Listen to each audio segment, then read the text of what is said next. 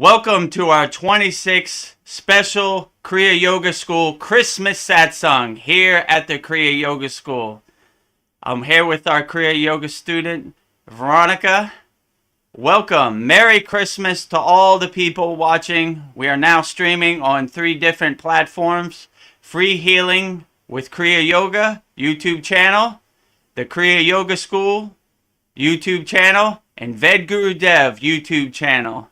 So all the people watching, Merry Christmas to all the people. Welcome to our Kriya Yoga School Christmas Satsang. If you have any questions, type it in YouTube chat, or whoever's backstage on StreamYard, you could type it in the private chat, or you could come up on stage. So welcome, Veronica. Thank you. Right now it's just me and you, so feel free to ask whatever Christmas questions you have or any questions in general. If you want to learn Kriya Yoga, we have a free 7-day trial. Try it out, no pressure. www.kriyayogamasterclass.com.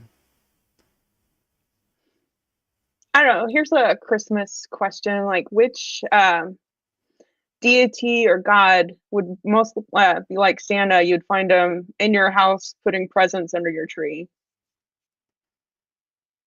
Well, in a woman sense, you would say Lakshmi, because she's like the goddess of abundance and prosperity and wealth.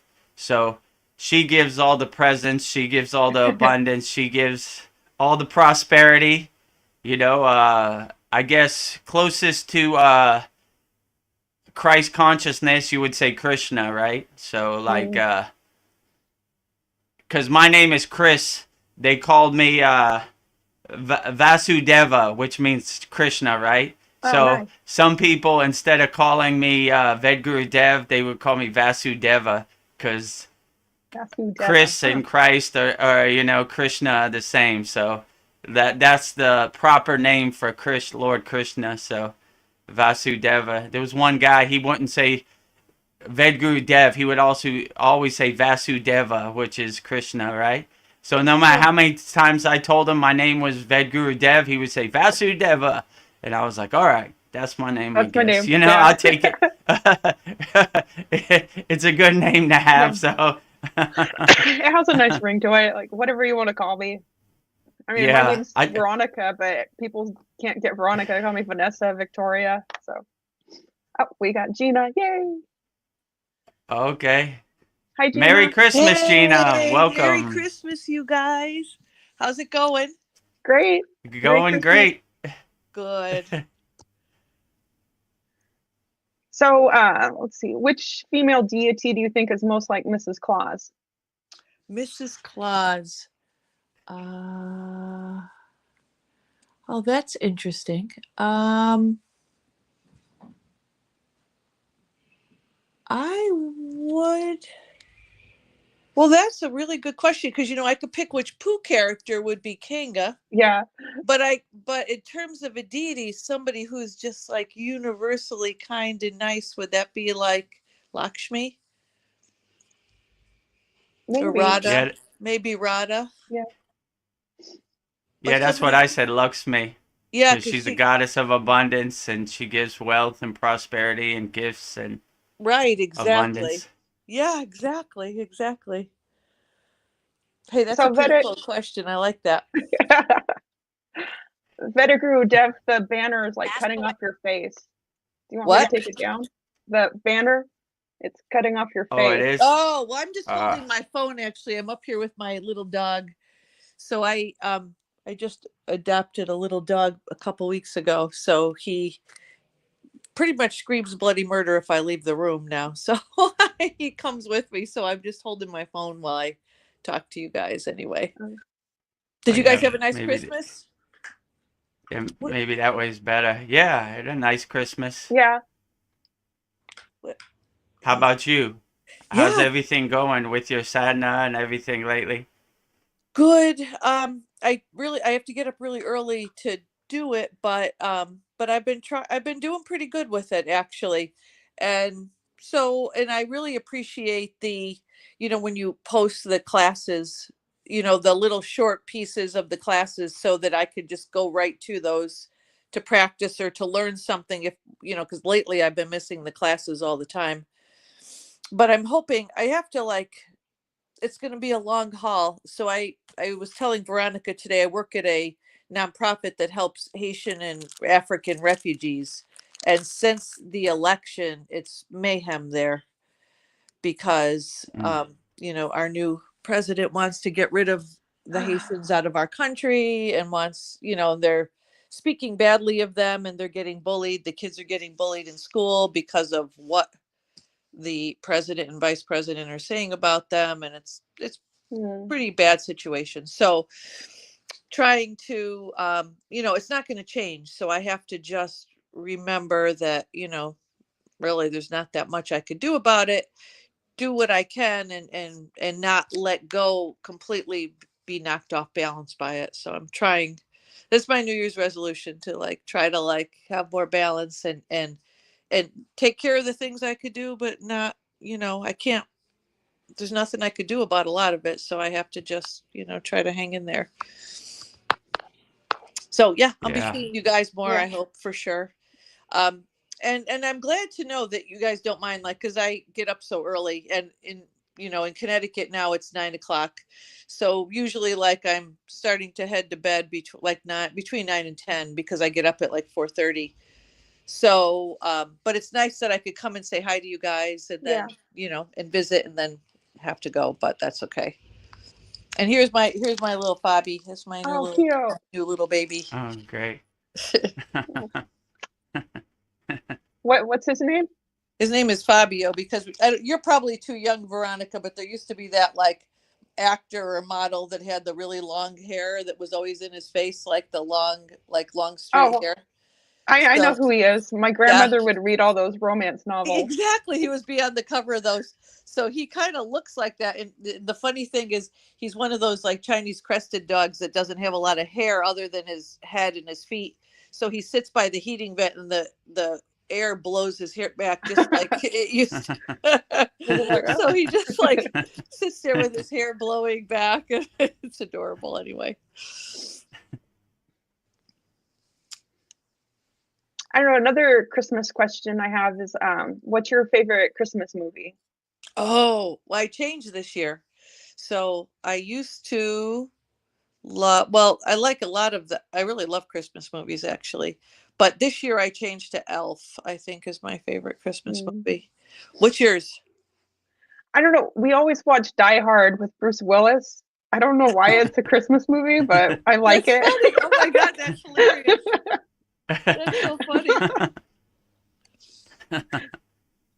I love the Christmas movies. What do you like, Rita Girl Deb? Do you have one?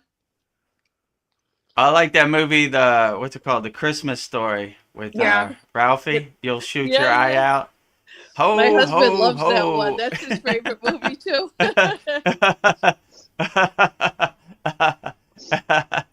Yeah. He gets the Red Ryder BB gun and he almost shoots his eye out. So I know it. And their tongue gets stuck to the pole. Oh yeah. Their tongue gets stuck to, so it's pretty funny. Yeah, that is a very cute movie. I like Christmas in Connecticut too. Did you ever see that one? It's that's an really old one. Old one. Yeah, I love that one though. It's a girl movie though, I think, don't you? Yeah. Because it's kind of like romantic a little bit too at the same time, but I do like that one. How long have you lived in Connecticut? I was born here and grew up here, and then I lived in New York for a while, and then I lived in Massachusetts for a while, and then when I was moving and a lot of changes happening, and I was looking for a house, and the prices were just way lower in Connecticut than they were in Massachusetts. So I still work in Massachusetts, but live in Connecticut now. So it's pretty, actually, I live in the same town that University of Connecticut's in, which is funny because I went to school there and I would come off the exit when I'd go back to school, and I would always, turn right to go to school, and I never turn left, but turning left is where I live now. And it's just so weird to live in the same town that I went to college. Yeah. But yeah, but there was this house, I just couldn't resist it, and it had a lot of acreage, and it's like in the woods. Like I don't have any neighbors or anything, so it's like it actually is. It's very peaceful and nice. It's a little disconcerting in a weird way because like there's just nobody around, so I feel kind of like a home invasion waiting to happen. Yeah. But at the same time, and my son, one of my kids, like just delights in tormenting me. So he always suggests there's this movie that he suggested we watch one night that was like, because this house is mostly all glass and it's like in the woods, and it was like this house like that, and there was people standing out there like watching them, but they couldn't tell because their lights were on. You know, it just looks dark. And I'm like, why would you suggest this movie for me? It's like terrifying to think that there could be like somebody like out there. But yeah, so hence the 4-dog thing. So it works out. It kind of works out good anyway. And you're in Cali then, right? Veronica? Yeah, I'm in California. Yeah. What city? Sacramento. Oh, nice. Very nice. So you're like on the way to Mount Shasta then, right? Out that way? Yes. Nice. Have you been there? A long time ago. Yeah. Wow, cool. That's very cool. Do you miss living here, Vita Guru Dev, or are you happy where you are? I used to miss it a little bit, but I've been in Thailand so long that it's like my home now. So I'm like Thai now. Yeah. How long have you been there? 20 years. Wow. Awesome. Yeah, so my life is pretty much in Thailand now. Yeah. When I go back to America, I don't recognize it no more, really. Yeah. It's like, what happened? And you used to be from Pennsylvania, right? No, I was born in Pittsburgh, Pennsylvania, but I'm from Miami, Florida. Oh, get out. Wow. Miami's cool. I love it.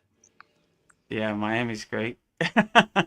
So that's why it was easy for me to come to Thailand, because Thailand has the same weather as Miami, like tropical. Yep. I call it Miami of Asia, so. That's great, though. How often do you visit the States to like see your brother and your mom? Once or twice a year. Oh, that's cool. Yeah. We should have a like Kriya yoga retreat when you come back next time. Yeah, that'd be great. That would be fun, actually. Yeah. Did your mom live in Miami? No, she lives in Georgia, like outside of Atlanta. Yep, nice. My brother lives in Santa Monica, California. Oh, by the pier. Wow. Yeah. Nice. So he lives like 1 mile from Lake Shrine, Yogananda's place. Oh, yeah. SRF. So I've been there like 1,000,000 times. Wow, that's very cool. Have you been there, Veronica? No. I'd like to try. I'll pause here. I think I'm going to remove this banner. Is that okay, Ved? Yeah, maybe, yeah. It seemed like a good idea for Christmas, but it's not quite working.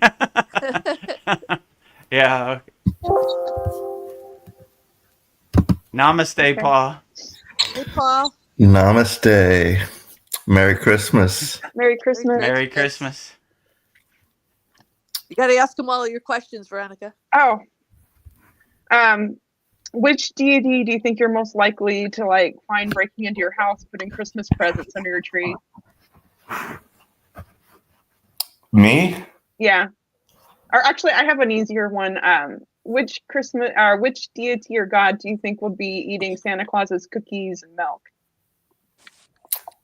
The food one. What is it? Annapurna? Oh, that's a good one. I was thinking the elephant, Ganesh. I don't know. What do you think, Vedaguru Dev?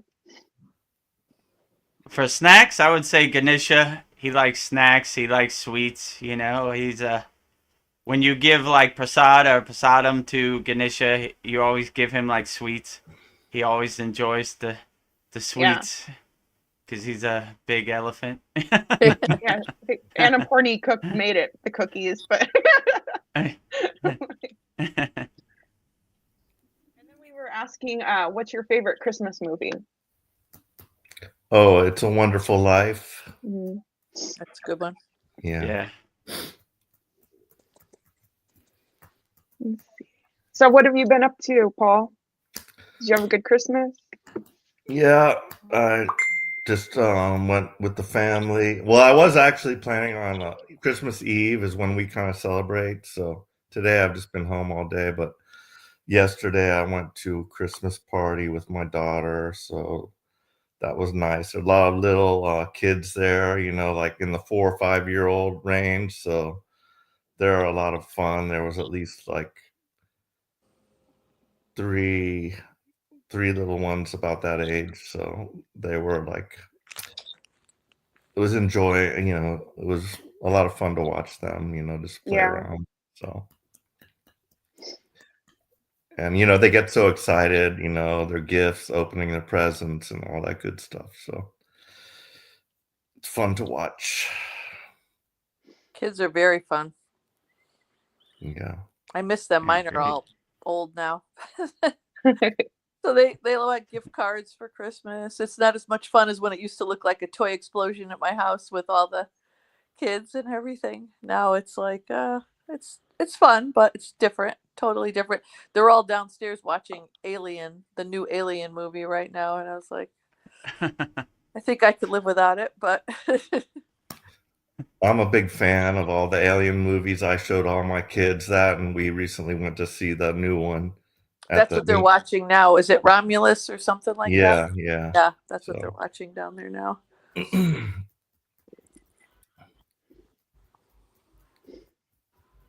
But yeah, when the original one came out, just like Star Wars, that was like one of my things. The original Alien, the original Star Wars. It just really, I really enjoyed it. And so, yeah, I watched that whole series. But so, they've been pretty good. Sometimes the sequels are sucky, but these are all pretty good. Not that bad. Yeah, they're all very engrossed down there. When I just went through to make tea, and I was like, they're just riveted to the television. It's funny. So I have kind of a heavy question. Like, Christmas is a hard time of year for people. So what advice would you have for like somebody dealing with a death in the family? Because it's hard to know what to say to somebody, or what would be the best way for a soul to deal with a death in their life? I would say, in my opinion, in 2020, my father passed away, but I saw it like he was taking the divine flight. So like, it was more of a celebration than a sad time. Like in yoga, all these yogis, they have songs about transcending their physical body. They kind of look at their physical body as like changing clothes. So they're not attached to the physical body. They always say like, not this body, not this mind, or neti neti, which means not this. So they don't even attach to their own physical body. So when they transcend a physical body, they call it like he or she is taking the divine flight.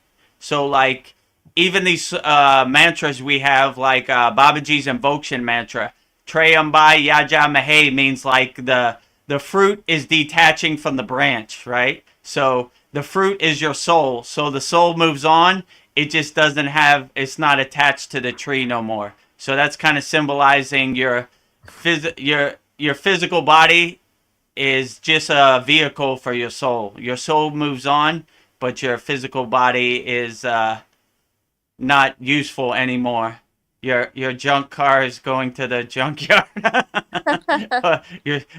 Your spacesuit is no longer necessary. So they always look for the opportunity, like Mahasamadhi, to transcend their physical body. So they always look at like death as like as a celebration. When a yogi passes away, they cremate his ashes and they like pour it over each other. They put it in the Ganges River and they swim in it. So they're like embracing the essence. It's like a true blessing to absorb the essence of a yogi who has achieved Mahasamadhi or has transcended their physical body.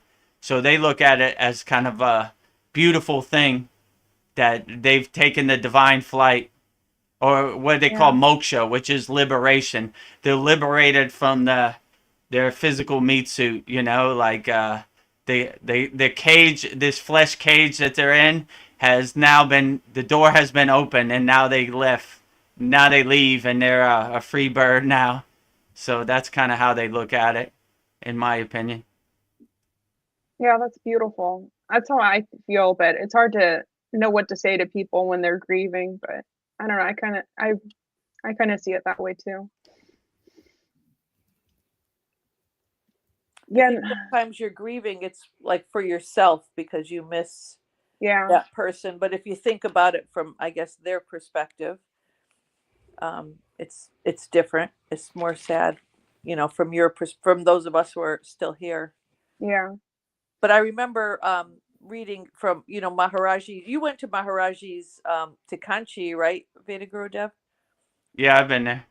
So, yeah. So in one of those books about him, they were saying that he was dancing around saying he's going to be released from central jail.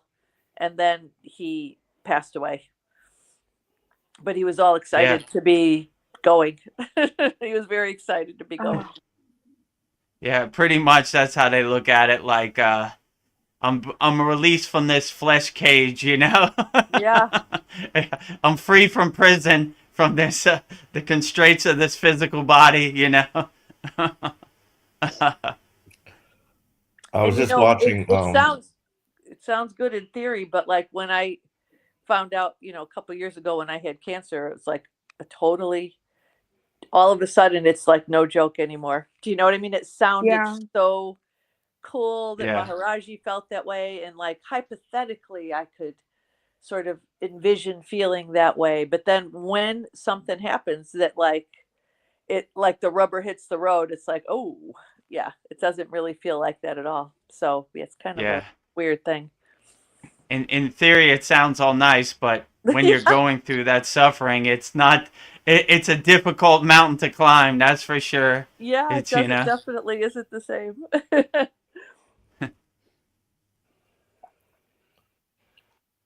Oh yeah, what were you going to say, Paul? I was watching Chad's video just now about remote viewing, and he went into like some more Soul Trap thing, Prison Planet, like this one remote viewer, Courtney Brown, like looked into that, like with remote viewing, and they said, yeah, we were like imprisoned here, like by extraterrestrials or something way back when. But yeah, so, but yeah, I mean, the body is kind of a prison in a sense, I suppose. Well, yeah, in a yogi perspective, they just say the progress you make in this life, you try to make as much progress as you can, because the Sitas, they were always trying to come up with ways and techniques to extend their life as far as they could, because they wanted to make as much progress as they can, because they believed in if they reincarnate, they're going to pick up where they left off. So if it's a prison planet or they're aliens or whatever, just do your inner work and be the best yogi you can, and wake up with a smile on your face, and, you know, be happy, enjoy nature, and just get your popcorn and watch the movie, you know. It's an interesting one out there. Yeah. That it is. I need that advice. I have to remember that for sure. That's really important to remember. Oh, Gina, you live close to New Jersey. Did you see any drones in the sky? I did not see any drones in the sky. Okay, yeah, all right. Well, I did not. Yeah, they said New York, New Jersey, all around here. I wonder what that is. Do you think it's aliens, or do you think it's... I've heard all sorts of theories, but I don't know what that is. I heard that it was... oh, go ahead. I heard it was our own drones, and like, you know, we have this new technology of drones, and they use it to detect, like, I heard that they were looking for some missing radioactive material, and they can use drones to fly around detecting radiation. So I Yep. heard it was actually our own drones that were doing this for that purpose. So who knows? Yeah. Yeah. Yeah, when I was in the Himalayan mountains, I saw some lights flying around, and they were like, and I asked my guru, what is that? He said the cheetahs are flying around tonight. You Wow. know, giant cheetahs. So maybe it's some cheetahs flying around. You know. I had a weird thing in India. We went to Ananda Mayima's place of Mahasamadhi, where I guess where her body is. Well, I guess it can't be her Cool. body, right? If they got cremated. Anyway, whatever her sort of place where her maybe her ashes are stored, I'm not sure. But it's sort of like where she is supposed to be is sort of like up a few stories up above like the ground. And somebody I was with was looking through a camera lens and could see all lights flying all around, like what do you call that when what's the word for that, like souls that are orbs. Yeah. And so you look through the camera, and I looked, and I literally, so many things in India that like you don't think, it just sounds crazy when you come back to America and talk about it. But I was looking through the camera, and you could just see them shooting all around. There was like a pointed roof to where she was, and they were just flying all around. You take the camera away and you don't see anything. You put the camera back and they're all zooming around up there. It was very cool. Yeah, great. It's amazing. Yeah, like a lot of these ascended masters, like when Ramayana Maharishi transcended his physical body, they saw like a pillar of light going up to the heavens. Oh, really? Like, wow. Yeah, so like people that were like a mile away, they could see it like a light. They were like, "What's that light?" And they Wow. realized that that was him transcending his physical body. Wow, that's amazing. So yeah, these definitely these ascended masters definitely carry that golden light, that divinity inside them. Yeah. Wow, that's amazing. I like your Christmas tree there, and I liked your hat on the Satsang missing. Yeah. I mean, Oh, you saw? the school, yeah. I forgot to bring it today. Yeah. So, how was your Christmas? What did your daughter get? Did she get what she wanted, or how did you guys celebrate that? Was it just the two of you, or did she go with her mom, or what? Yeah, it's just me and my daughter, and we opened presents. My mother sent presents from America, so what'd she get for Christmas? She's a 15-year-old girl, so these teenagers in this day and age, they're attached to their phone. So she wanted like earbuds and AirPods and like a phone case and like phone stuff, because her life revolves around her phone, talking to her friends. So that's the most important thing, the most necessary thing. And yeah, I bought her like clothes and different stuff she wanted. Makeup. She's into makeup now. She's a teenager, so.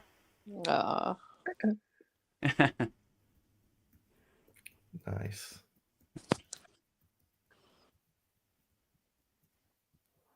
But yeah, for me, every day is Christmas and Thanksgiving. So every day with Babaji is Christmas for me. So I have the greatest presents of all. Yeah. Babaji inside me as me. That's awesome.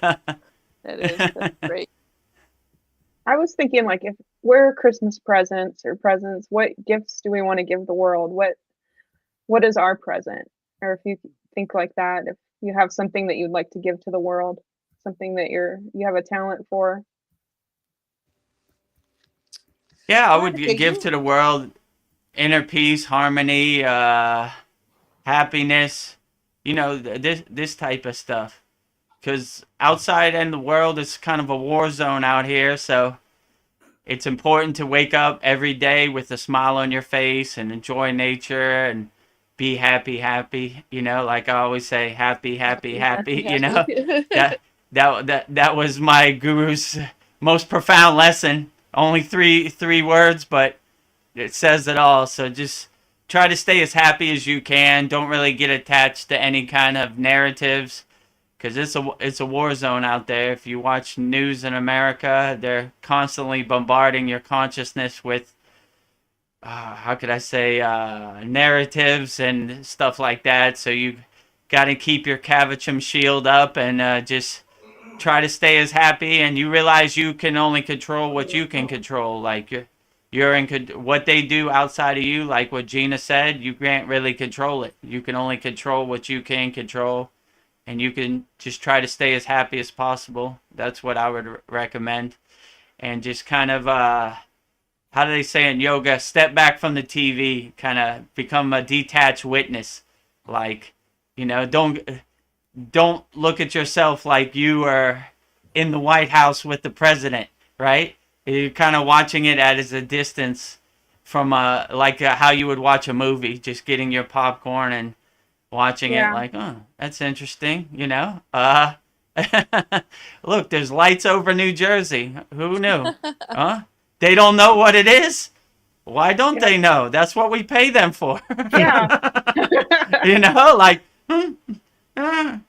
We could land on the moon in a washing machine 60 years ago, but we can't tell what lights are over New Jersey? Right. Who knew?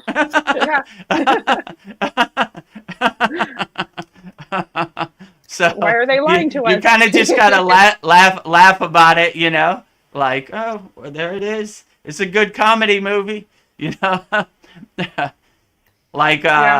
in Thailand, they have how could I put this lightly? They have a lot of corruption. Let's put it to you that way. So I went to in Thailand, when you go to the movie, they have a presentation for the king. You have to stand for the king. Like everybody gets up out of their seat and stands and salutes the king. So they had a commercial, and it was basically like, no more corruption in Thailand. And somebody passed a bag of money to the police, and they passed it back. And I just fell on the floor laughing. I was like, woo, that's a good one, I went to the nightclub that night, and I was like, we don't pay the police no more. I saw in the movies that there's no more corruption. They were like, come on. They just came and picked up their envelope like 20 minutes ago. Like, like, yeah, okay. Well, it is what it is. Enjoy the comedy show. Seinfeld's back. Here comes Kramer, like, through the door. That's funny. Yeah, it's like right there in your face, but people, I don't know, have blinders on. I didn't see that. Like, nothing to see here. I didn't know that. Yeah, go ahead. Oh, I didn't know they had like a king and queen in Thailand. Yeah, they have. All the money has the king's face on it. Oh, okay. Yeah. Interesting. Yeah. But yeah, it's weird, because I've just noticed, like, I don't watch TV anymore. Like, the last thing that finally died was I would watch in the morning, just like the weather and stuff. But, even that, there's too much stuff that comes in that I don't just want to see, and I just can't do it anymore, So the only time I ever watch it is just to tune into like a comedy show like Seinfeld that I know what time it comes on, but got to suffer through the commercials too, But I'll volume down on the commercials or switch the channel, I'll usually have two, like good channels on, and I'll flip back and forth when the commercials come on. But yeah, I don't watch that much TV anymore. And the only way I get news is like through my phone or social media or stuff like that. So I don't even know what's really going on out there that much. Yeah, me too. During COVID, when I really started to get on the path of Kriya Yoga, I just can't resonate with the news or TV anymore. Like I don't know anything. Like when my mother calls me from America, she'll tell me something, but I had no clue. Like it's almost like sticking my finger in a wall socket. Like I can't do it. I just can't do it no more. It's like watching kind of like a horror movie. Like it just doesn't resonate with me no more. I can't do it. Like I just can't do it no more. I don't know why. Yeah. Maybe I'm raising my frequency, but it just doesn't resonate with me the way it did pre-Kriya yoga. Yeah, I don't watch the news either. I feel like if it comes to me, then I'm supposed to know, but I don't really know what's going on out there. I don't watch TV either, just YouTube, or we'll stream movies, but yeah. I don't know. I was a kid, we'd watch TV all the time, but now it doesn't really resonate with me, I guess. So yeah. Yeah, So but about the corruption, I was in the Philippines, and you know how it is. It's probably the same in Thailand with the motorcycles. So we had a little scooter, Yeah. and I wasn't wearing a helmet, and they saw me like, white guy, let's get him, and they waved me over, like, I'm like, I really didn't know what they were like really saying. I was like, am I in the wrong lane? Like, I don't know what's going on here. And they waved me over, and yeah, they got me, and they were like, you're not wearing a helmet, you have to wear a helmet. And I did end up having to bribe my way out of it. oh wow. They were gonna Yeah. impound. I knew they would take a bribe. I'm just like, okay, well, how much is this gonna cost me to get out of this situation? And then we went behind like a little area, and I just paid them, like $60 or something. So, Wow. Yeah, that's Thailand exactly. So yeah. same thing. They see the foreigner without the helmet riding a motorbike. The ATM machine has arrived.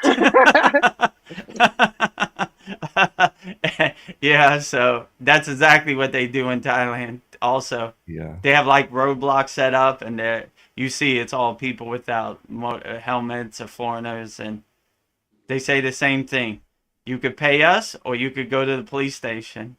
Most people pay them. I mean, they don't want you to go to the police station anyway. They want the money, but Right. yeah, it's part of doing business in Thailand. Like, my mother sent me a package from America for Christmas for me and my daughter, and they got me. They said import tax $50. I was like, Oh what do you wow. mean? She paid in America. They were like, nope, you pay $50 or you can't have your presents for Christmas. I was like, ah.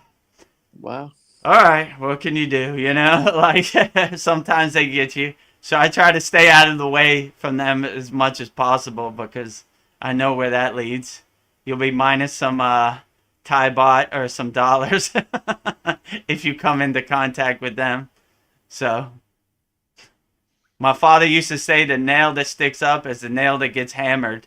So I try to stay low Yeah. on the wood, if you know what I'm saying. That's a good saying.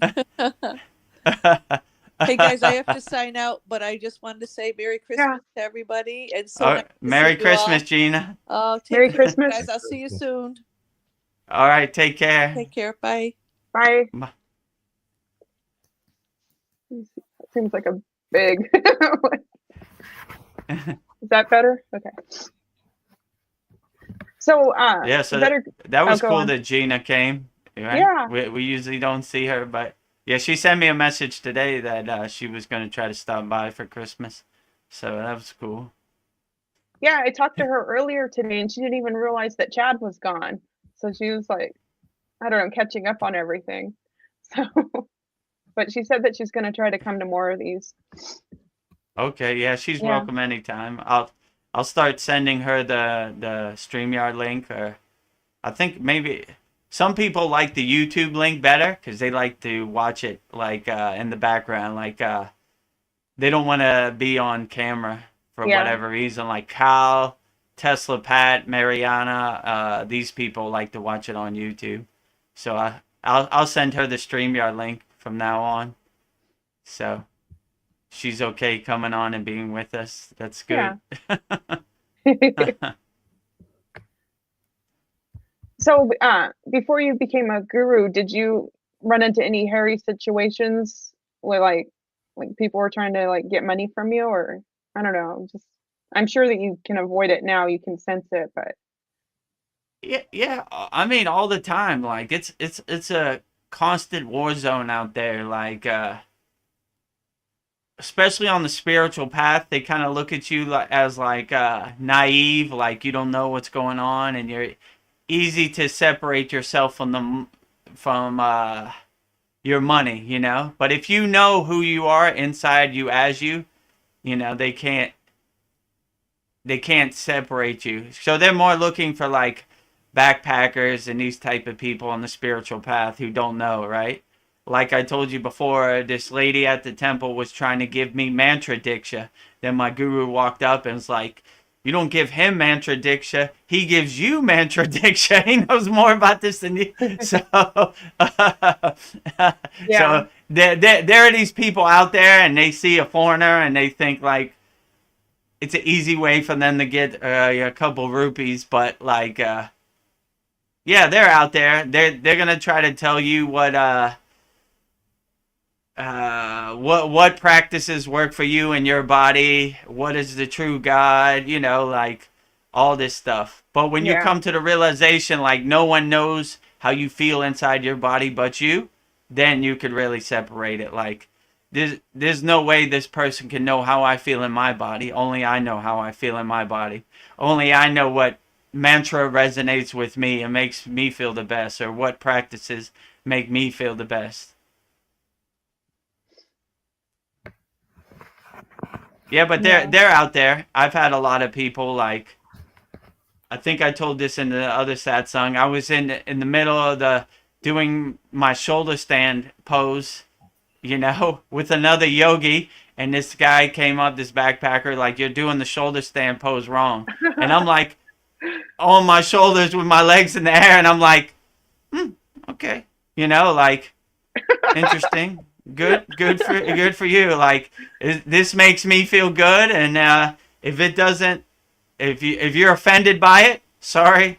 I'm just doing my sad, and I'm not trying to offend you. Do it however you want to do it. I'll do it however I want to do it. So, if you don't attach to anybody's projection onto you, then it really doesn't affect you. It's kind of like water off a duck's back. Like, yeah, okay, sure, right. You know, like, and you could really get into it. Like, okay, you know so much about hatha yoga. Who's your guru, and what's your lineage, and what's your parampara? But you don't even want to go that far. Like, like I'm saying, I'm upside down with my legs in the air. I'm like, okay, you know, like I don't want to get into a debate with you about, you know, which is better, apples or oranges. You know what I'm saying? Like, have a nice day. You know. Yeah. Stay happy. Yeah. Yeah, that's nice. I'm doing it this way. Yeah, that's good, you know. Like, it's kind of funny, like someone who's standing up trying to tell somebody who's doing it how to do it. That's even more funny, you know. Okay, show me. I want to see. But you know, it's kind of an ego play too, like my yoga is better than your yoga, and my God is better than your God, and, you know, on and on and on. If you get tied up in that, you'll go down that rabbit hole. But if you're detached from it and you don't really care, then it can't really affect you. Yeah, and there's more than one way to do something, and you can, practice whatever spiritual path you want, but people like, nope, it's my way. I don't know. Like you said, you don't want to get into it with them. It's just like, okay, thank you for sharing, moving on. But yeah, you're right. You don't want to get into that. It's not like one size fits all either. Like, like I said, like, it might resonate there. When I learned Kriya Yoga, I went through all the asanas, all the pranayama, all the techniques. I did thousands of them. And that's how I kind of developed my own personal sadhana, right? So there are a lot of asanas that people like that just aren't my particular taste. It doesn't mean they're wrong. They work for somebody, but they don't really work for me. So that's why I always say find the kriyas and the techniques that work for you and put them in your toolbox. Those are the best techniques. So no one can really say what the best technique for you is. Only you can decide for yourself which sadhana, which asanas, which pranayama, which meditation works best for you and uplifts you and makes you feel the best. So it's different for everybody. Yeah, I don't know. Here's a thought. I was thinking, like, you say that we're like all one, we're all connected, and like if somebody says they don't like you or they disagree with you, in a sense, are they saying that's something that they don't like about themselves? That I don't know. I was just thinking maybe they don't like themselves when they're saying they don't like you. I don't know if we Yeah, are a mirror. yeah, pretty much that's what they say in yoga. Try to be a mirror and kind of see yourself in them. Like when people tell me this, I kind of remember myself pre-yoga. Like, oh, I remember when I was like this. I would have said the exact same thing 10 years ago, whatever. So I kind of try to see that the oneness of God. God is in them. They're just in yoga. They say they're realized beings and they're unrealized beings. So I just kind of see like them as an unrealized kind of being that hopefully one day they become realized and wake up. Like you get nowhere with these lower emotions, anger, jealousy, guilt, all this stuff. So just try to uplift people and be happy and be the best person you could be. Yeah. Yeah, no, I think to hate somebody, that's so much energy. I don't want to have that. I don't know, to carry that much energy. I was like, I don't want to even, have any feelings for you. I mean, I don't want to have negative feelings for anybody, but that's just like so much energy to be carrying, to be like, I hate you. Right. And it's the same amount of energy to say I love you too. So like, why would you waste your energy on lower emotions when you could uplift people and with positive emotions? Yeah. You feel so much lighter.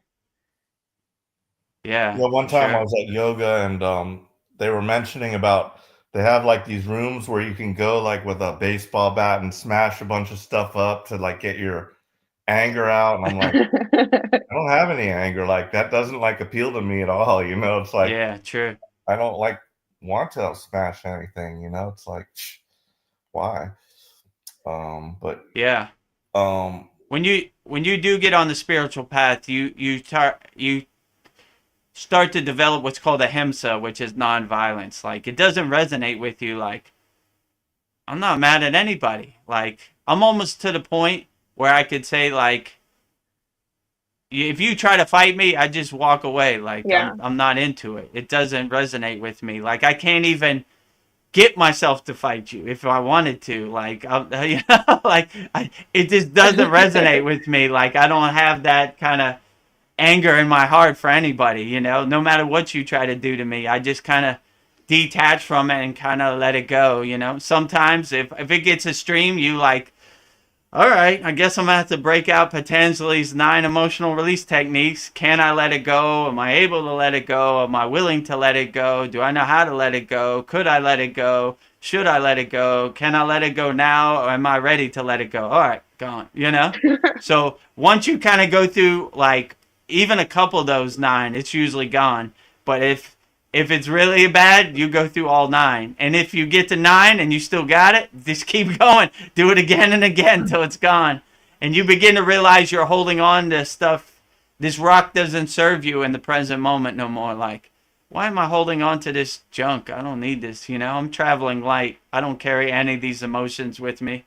So, and in there you say, can I let it go? And if you say no, then you keep asking yourself why not till you realize you can let it go. Like, why am I holding this on? Yeah, I realize that this doesn't serve me right in the present moment. So you just keep letting it go. Yeah. I don't know. It's funny. In the kitchens, like when people are getting pissed off or I don't know, it's like a heated moment, like we'll just go into the freezer and scream. But it's kind of, it does feel better just to scream and just let it all out. And nobody gets hurt. I don't know. Maybe you need a place to scream, or I don't know, in your car.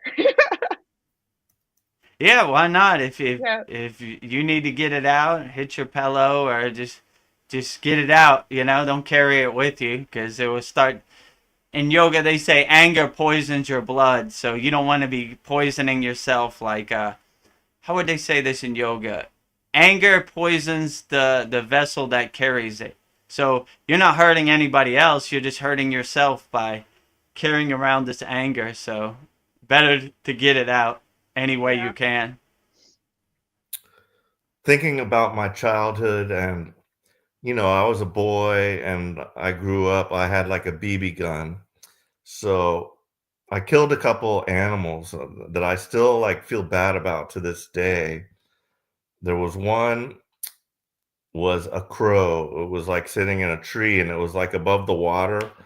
And like I remember, like you just want to see, like, can I do this? I don't know. It's just like things, that you do as a kid. I don't know if you ever did any hunting or anything, Veda Guru Dev, but I never really did any hunting, but I mean, just on my own, I wanted to see if I could or whatever. So I shot this crow and it fell into the water, and I can just like remember it like flapping in the water and just like kind of drowning.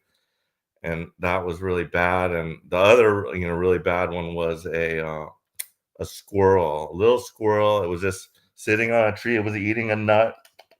I shot it like right in the head, and it like dropped the nut and it flipped upside down on the bottom of the thing, and then it just fell.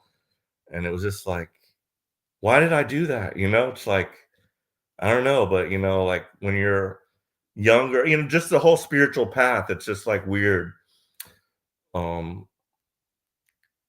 Just learning all this, like it's a process that we must go through. And like, I wish I could have like just grown up in like a spiritual family that could have taught me all this like from an earlier age. But these are the mistakes, that we made. And like, I like, say like little prayers to those animals and like say, I'm sorry I did that to you. Like, thank you for that lesson that you gave me. But it's sad, just something that happened like 40 or 50 years ago. Anything like that ever happened to you, Veda Guru Dev? Did you do any hunting, or did you like ever, as kids, mischievous stuff that we kind of do?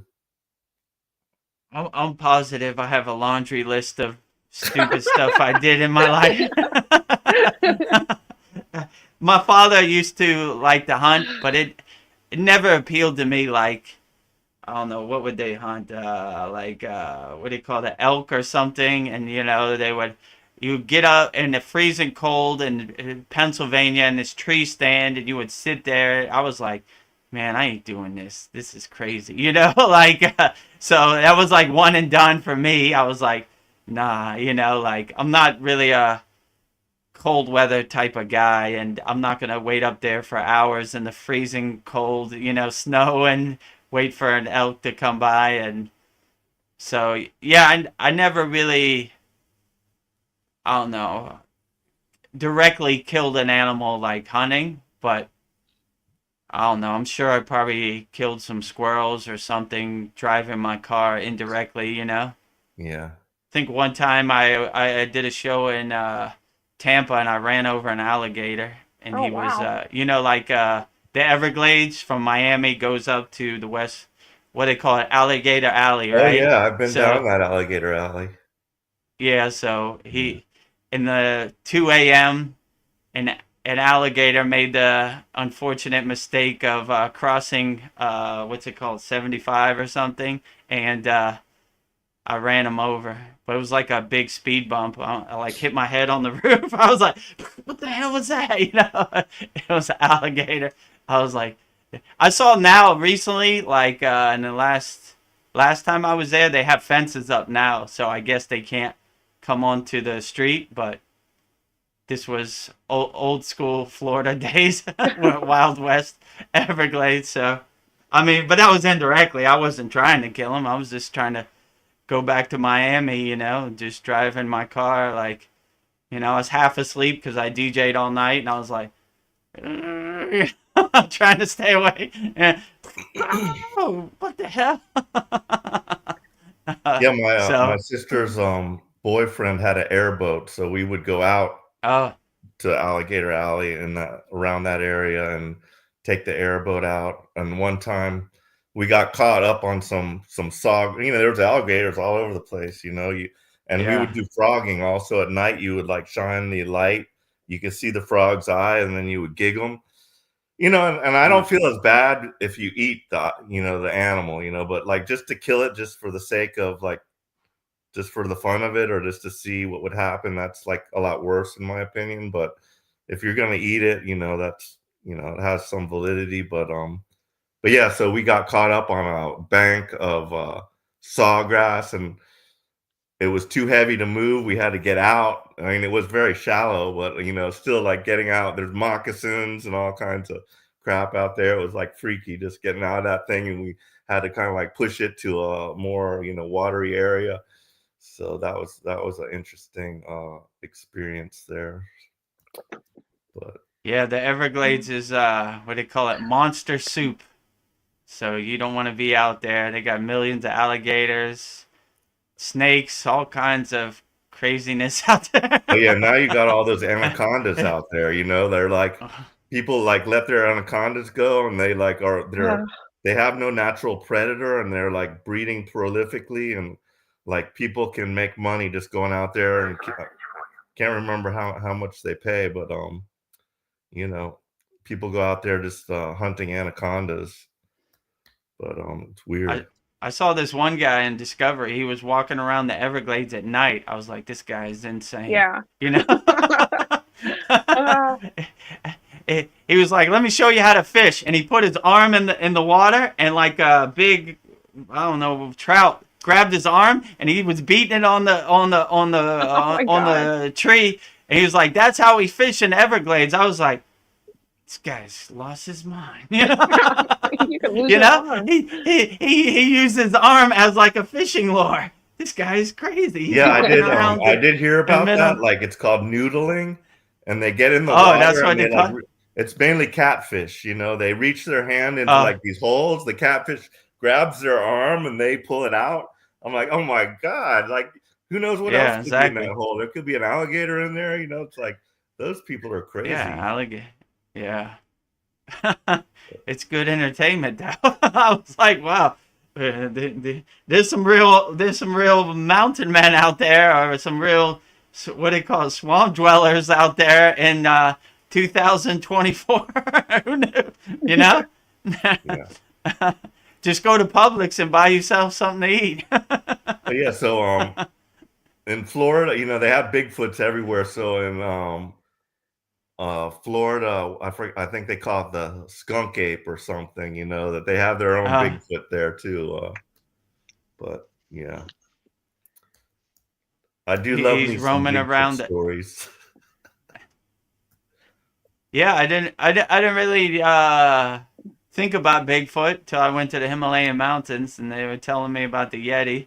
But like I said, they said, you see a big hairy Yeti and he's carrying around God divinity, he is our brother. So I thought that was funny to imagine a big abominable Himalayan snowman sitting next to me drinking tea around the campfire. I did see something where these Tibetan lamas had like a Yeti, like they said it was the skull of it or something, and they had like a hand. And somebody was like investigating it, and they wanted to get like some samples so they could analyze it. But it was like regular brown color. Like I heard the snowman one was like a white fur, but yeah, very interesting. Yeah, it could be. I mean, a lot of these yogis have stories about Yeti, like Sri M tells the Yeti story, and so like could be. I can't say I've ever seen it, but maybe I'm not supposed to see it. Yeah. But anybody that you like were in contact with personally that told you like a Yeti story, or just like through videos and stuff? Yeah, they all have these kind of Yeti stories, but they're more from the perception that as long as you have a kind heart and you have a pure soul, that these Yetis kind of stay away from you, or like they say if you're vibrating in a himsa, you don't attract problems. So even though we're in the thin tent, and if a tiger or yeti come up, that would be the last day on earth, but we don't really worry about that because we're not projecting that kind of harm, kind of violence out there. So they don't really worry about it too much. And they kind of say like, if you're a pure soul, then the yeti is your friend. So I mean, I can't confirm it, but I've never had that experience, but I'm glad I've never had that experience, because they always say in yoga, stay fearless. So that would really put your fear to the test if you see a 9-foot big hairy abominable snowman standing in front of you. Go, stay fearless, stay fearless, stay fearless. So we'll see. We'll see. Yeah. But yeah, I've never had the personal experience of laying my eyes on a yeti, but could be. Maybe I didn't spend enough time in the Himalayan mountains. Maybe if you spend years up there, you could have that experience. I don't know. Paul made me remember something when I was a little kid. I don't know, and I didn't mean to hurt an animal. I don't know. It was when you're a kid, you have show and tell, and our big cat had just had kittens, and I put it in my coat, and I got on the bus, and I was going to take it for show and tell, and the bus driver was like, you're not taking that on the bus. So I took the kitten outside of the bus, and our house was right there. I'm like, just go over there, little kitten, your home's right there. And then when I got home, the mama cat was screaming for her baby, and it's just like, after that, I feel like something was ingrained with me. I'll never hurt a cat. So I think that's why I'm like so into cats. But when you're a little kid, you don't think about like the things that you do, the repercussions of your actions. So like, Paul, I think like you weren't thinking about when you hurt those animals, you're just a kid. But when you're a kid, you don't think about, your actions, like what the repercussions will be. But you felt bad about it. And I felt bad about that little kitten because that mama cat was screaming. I'd never heard a cat scream so bad for its baby. And it was like, I'm never going to hurt a cat after that. And I just wanted to share the little kitten with my friends at school. So I don't know. I haven't thought about that in years, but you just made me remember that. What happened to the kitten? So the bus driver said, you can't bring this on the bus. So I took the kitten and put it on the ground, and I pointed at the house. It's like, our house is right there. And I don't know if like a bird got it, an animal, or ran over. But when I got home from school, the mom cat was screaming for her baby, and we never found it. Oh. So I've held that on for years. I'm sorry. I didn't mean to hurt the kitten. Yeah. Well, maybe I'll burn that in the next Satsang fire. I've been holding that on for years. So I don't know. We do stupid stuff when we're kids. So I don't know. You never did that again, Paul. I think we just have to do that stuff. So yeah. Yeah, sometimes you just have to go through it and you learn from it. Like, well, that was stupid. I'm never gonna do that again. Yeah. But instead of living in a dream world, it's better to have the experience to remember back. Like, yeah, okay, yeah, that didn't work out the way I wanted it to. Yeah. My father always used to say like, there are people in prison that made 10-second stupid mistakes, and prisons are full of those people. So just take a minute, breathe, and think this through. Yeah. Because you don't want to make a mistake, or like all these people in prison, or all these people who have transcended. Well, like, man, I shouldn't have did that. That was stupid. I should have just walked away, or I should have. Like, who am I proving that I'm a tough guy to? No, nobody. now you're in like gladiator school in prison. They're all tough guys, and so you went from one situation that didn't have no meaning to a throwing your Really life bad. away for something, like, so it's good to learn from those mistakes. I worked in a federal prison actually, so Oh wow. it was a interesting experience because when I got out of the Navy, like I didn't feel like I could keep going back out to sea. I still had like like I was only like 7 years in, and like if you just transfer over to federal service, you can still get your retirement. So it would like add like whatever time you did in the Navy plus your federal.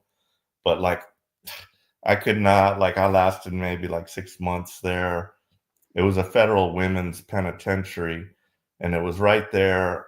It was a federal medical center actually, all female prisoners. So that was another whole unique experience. And it was right there on the Joint Reserve Base, Carswell. That's also where that air base is where they took the wreckage from Roswell. They sent it to Carswell. That's where it's called Carswell, but now it's called NAS Joint Reserve Base Carswell, I guess, or something like that. But it's a reserve training place now. But the prison was located right on there, so I was drilling there as a reservist. I got out and I got into the reserves, and then I got my job there. But it was just hearing all those women. A lot of them were convinced to carry drugs for their boyfriends, so that was a lot of their issues. But of course there were ones that killed people and all kinds of stuff. And it was weird, but I didn't last long. So that plan did not work out for me, and so started my own business. I was in food service, by the way, so I was a supervisor in the food service area. We had to check the knives out to these inmates, and if a knife went missing, oh my God, it's like you're not gonna shut anything down until that's been resolved. But they have to like give you something, and then you give the knife, and then they give it back. It's like a little chit or something, so you know exactly who has that knife. But it was a unique experience, and I trained out there. I trained in Glencoe, Georgia, where they train all the federal law enforcement. So that was kind of I enjoyed that, but yeah, it was weird. Yeah. Would you say those women you saw in prison, if they had to do it again, they would, right? They just made a split-second decision and ended them up in a cage. Exactly. So you would say if they had to do it again, they would just walk away or do something different. And plus, like my personality, I'm too sympathetic with those women. So like a thing they would do is they will get like fruit and they will like ferment it and like make some hooch. And like I'm supposed to like check them before they leave, and like I would know that they had some, but I would just like, it's okay, just I wouldn't really. I wasn't too hardcore about that. So I probably would have gotten fired if I, But yeah. Not my personality. Wasn't a good job for my personality type. Too sympathetic. Yeah. Did they ever try to take advantage of you, or was there like any? I don't know. Do you have any stories or? Oh, I got tons of stories, but they're like not mentionable on. Okay. Never mind.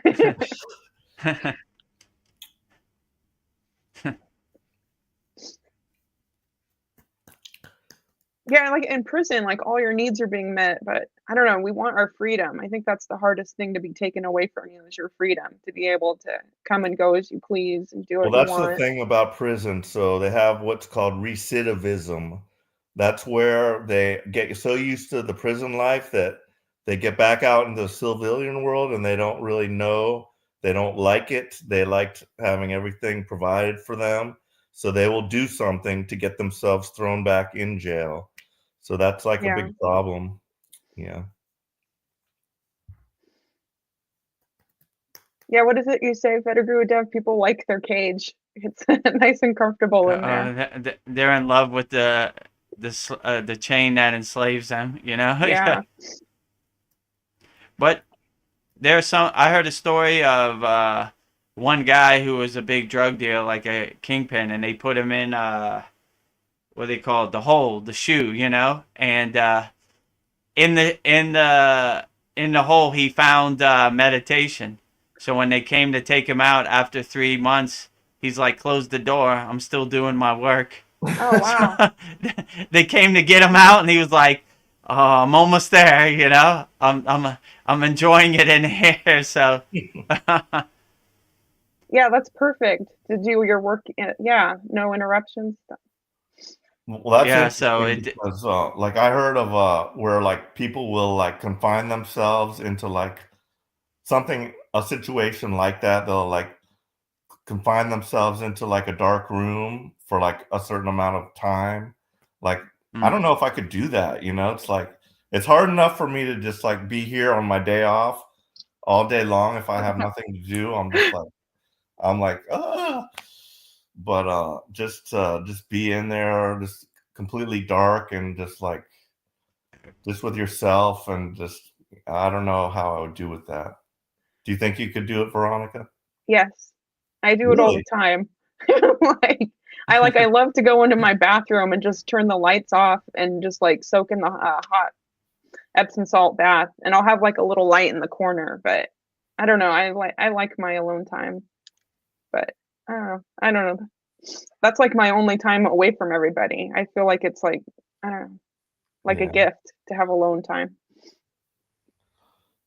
Yeah, for me, I'm always kind of alone. Well, yeah, I can identify with Chad and stuff, but coming from a family, then getting divorced, and then just kind of being forced to be on your own, it's kind of a different experience for me. But when I was married, maybe, you know, I did enjoy just like, you know, some alone time by myself, but I would know they're there, you know, if I wish to have company or whatever. So it was kind of different.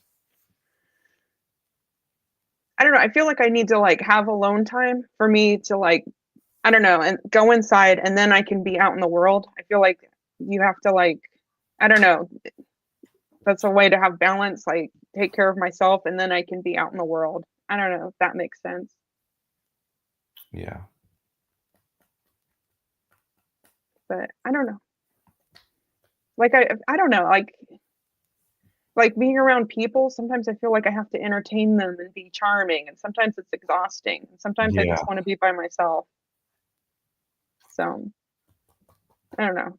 But then it's like there's certain people I love to be around, and it's enjoyable. So I guess you just have to find a balance.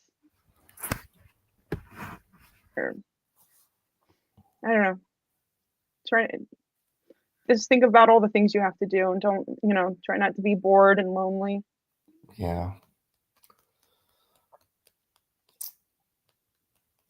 I used to have so many hobbies, and they just kind of fell off, you know, and I don't know what's gotten into me, but I need to get back into my hobbies and just I used to read a lot. I still read somewhat, but maybe I need to read some like just some fun fantasy stuff like I used to do when I was a kid. You know, I read all these science fiction and fantasy stories, and I really enjoyed that. But I don't know, it's just hard to find something. But when I do, like I have found a few like really good books that like hooked me, and then I read the whole thing. But hard to find something really good that will capture my imagination. Yeah, and when I'm reading a good book, and then when I'm done, I'm like, now what am I gonna read? Like, so. Are any of you reading anything? Um, I'm finishing up Autobiography of a Yogi and then The Voice of Babaji. So I have 2 books that I'm working on. I'll read like a couple pages every night. Yeah. But those are pretty heavy books. It's hard to like, it's not like a book that you're just like turning the pages over, getting to the end. So I'm reading the Holy Science again. Like I've read it already once, but it's such a good book that I like to read it over and over again. Yeah. So I do put some quotes, from that book occasionally. But yeah, that's part of my morning ritual. Just read like one sutra of the Holy Science and some other little, spiritual stuff that gets me, in the right frame of mind in the morning before I do my sadhana. Do I you don't do like. do you do sadhana every morning, or do you do any type of thing before you start your day? Oh, me? Yeah. Like, well, I try to do it like where it's convenient, like in the bathroom. I'll do the pranayama, do like the breathing stuff because I can do that really quick. And then the trataka, I'll just stare at my eyes and then close them. Like, I like to do the 7 bija mantras. And then I try to find an asana that I can do. So, but I'm not good at the asanas. And then pick a different mantra, meditation to do every day. Nice. But I don't know if right now I'm off, so I can do a lot more. But when I'm working, it's like, I don't know, having the time I'm lucky if I can do a couple things. Right. So I don't know. And I like to kind of, before I go to bed, just kind of meditate before I go to bed, or just do the breathing exercise we do at the beginning of the classroom, like we do on Saturdays. Right. So I don't know. Now that I have my Babaji painting, I'll talk to him in the morning and then before I go to bed. So I don't know. It just keeps evolving. It keeps changing. So I don't know. Like Vedaguru Dev, does your like practice change all the time? Do you like do different things? Just go through like a. Yeah, so I have my daily sadhana practice that I do, but yeah, sometimes it changes. Like sometimes in the school, I'll be like, "Oh, I need to add that.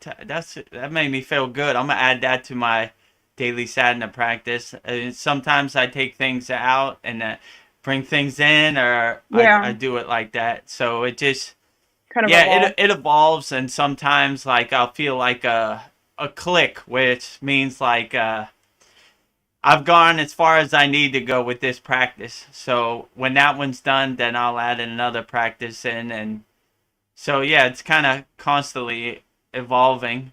But I have pretty much my staples that I have in every sadhana. I try to do some asanas, some pranayama, some meditation, mantra japa. So I try to cover all the 5 folds of Kriya Yoga if I can. I was curious, is there like a meditation that would help somebody with an addiction or to help let go of something that's harming them? I don't know. Yeah, to detach, like, Patanjali's 9 emotional release techniques is powerful. Like, you could use that with anything. Like, okay. I'm addicted to cigarettes. Can I let the cigarettes go? No, I can't. Why not? Am I ready to let it go? Oh, no, I can't. Why not? So you kind of go down those questions and you kind of begin to realize and program your subconscious that this doesn't serve me no more. So you kind of do it that kind of way. Can I let this go? Am I ready to let this go? Am I willing to let this go? Do I know how to let this go? Could I let this go? Should I let this go? Am I ready to let this go? Can I let it go now? So that would probably help you going down those questions. Yeah. And you kind of begin to realize and program your subconscious that this doesn't serve you no more. Like, I don't need this no more. But it's tough out there, once addiction has its hold on you, it's tough to let it. It's a hard chain to break, if you know. Yeah. you just get comfortable in the ways, like you trick your mind into thinking this is a part of your life, so you need it every day. So yeah, I need to put that all over my house just to remind myself. Yeah, I used to have it like laminated, and I used to have it next to my bed, so when something would come up, I would look at it as an opportunity to break out my Patanjali's 9 emotional release techniques. Yeah. Can I let this go? You know, it's a war zone out here. Yeah. Every day is a test as a yogi. So, you know, it's good to have that, like, Yeah. to remind yourself. Yeah. I know. I guess we're always a house under construction. Like always. Yeah, true. I'm no exception either. Like, people look at me like I go through the same stuff as everybody, you know. That's Yeah, why Class 40 was I think it was Class 40, a good reminder when my daughter kept calling me in the middle of the class. I go through it too, you know? Yeah, I So, guess people probably think you've got everything simple, but you have problems too. it's a war zone out there too for me, believe me. When I go out in the world, I put up my Kavachum Shield mantra, you know, I'm like, whew, all right, they're out there. And like Paul said, Philippines is like Thailand. The motorcycles are all driving the wrong way. It's madness. Yeah. So I literally probably in a 5-minute span, they almost hit my car 5 times, you know. So they're going.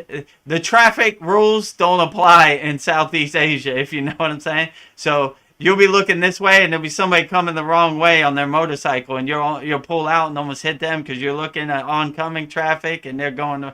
So it's crazy out there. You gotta put your shield up, your Kavachum Shield mantra when you got there. So every day I go out in the world, I'm like, they're coming. Yeah. Get my mind right, you know.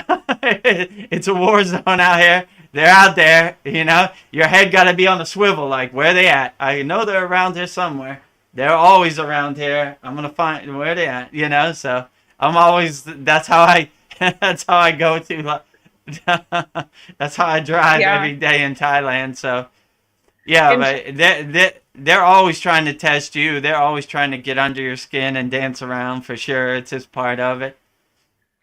Yeah, in the States, people will try to like create accidents to collect the insurance money. I'm just wondering, in Thailand, do people try to like create car accidents to collect insurance money here too, or No, like, I mean, if you have an accident, you would only call the police unless your car is totaled or you're hurt. Yeah. So like, if someone hits your car, you would just kind of get out and look at it like, all right, whatever. You know what I'm saying? So it's hard to have a nice clean car in Thailand because when you're in traffic, like especially Bangkok, the motorcycles go in between your car. So they kind of rub their handlebars on the side of your car, and you know, like, so you know, it's can't have a nice car. If you have a Lamborghini in Thailand, I wouldn't recommend it because the roads are uneven, and you know, it's just you're just gonna better to burn your money. You get satisfaction out of burning it, watching it go up in smoke. You know, so yeah, so I mean, it's part of it. There's pros and cons. There's good and bad, you know, like I said, like the corruption, wrong way motorcycles. It's part of it. I look at the glass half full, not half empty. Like, well, yeah, no place is perfect, you know. Right now in Miami, they're going through something too, you know. Like, I wouldn't recommend driving through Liberty City in Miami either, you know. You're gonna find your own challenges, you know. So have you ever driven a motorcycle? Oh, sorry. No, not in Thailand. I've always had a car. I mean, they have motorcycle taxis. So sometimes, like especially in Bangkok, it's faster because of like gridlock traffic to go on a motorcycle, and they go in between the cars, and you know, it's it's funny because the Thai women sit like off the side of the motorcycle the proper way, like with their knees facing out, and they like rub their knees on the side of your car. You can hear it, like, you know. So I've taken a motorcycle, but I've never owned a motorcycle because it's an accident waiting to happen, you know. Like I see them laid out almost every day on the street, and you know, so I'm like safe in my little driving temple sanctuary. And in my car I have all my deity statues. So they say I drive a temple around. So I have a statue of Shiva, Brahma, Lakshmi, Ganesha. Who else? I'm missing somebody. So yeah, and I have like a dancing Shiva. So I drive all my deities around, and they're all facing forward, so they're kind of clearing the path. You know, clearing the path. Like, okay, get out the way. You know. So I haven't really had any problems. So I give all the credit to my driving temple, all my deities. They're clearing the path. You know. Yeah, you've got your shield around you. Yeah, but they're out there for sure. Like every day, I'm like, look at that, you know. Like, they're texting on their phone. They're driving into the wrong lane, and you know, like crazy. It's a war zone out there for sure. In Thailand, definitely for sure. But where I live, not so much. But when you get in the city, it's a madhouse, you know. Like Bangkok, whew.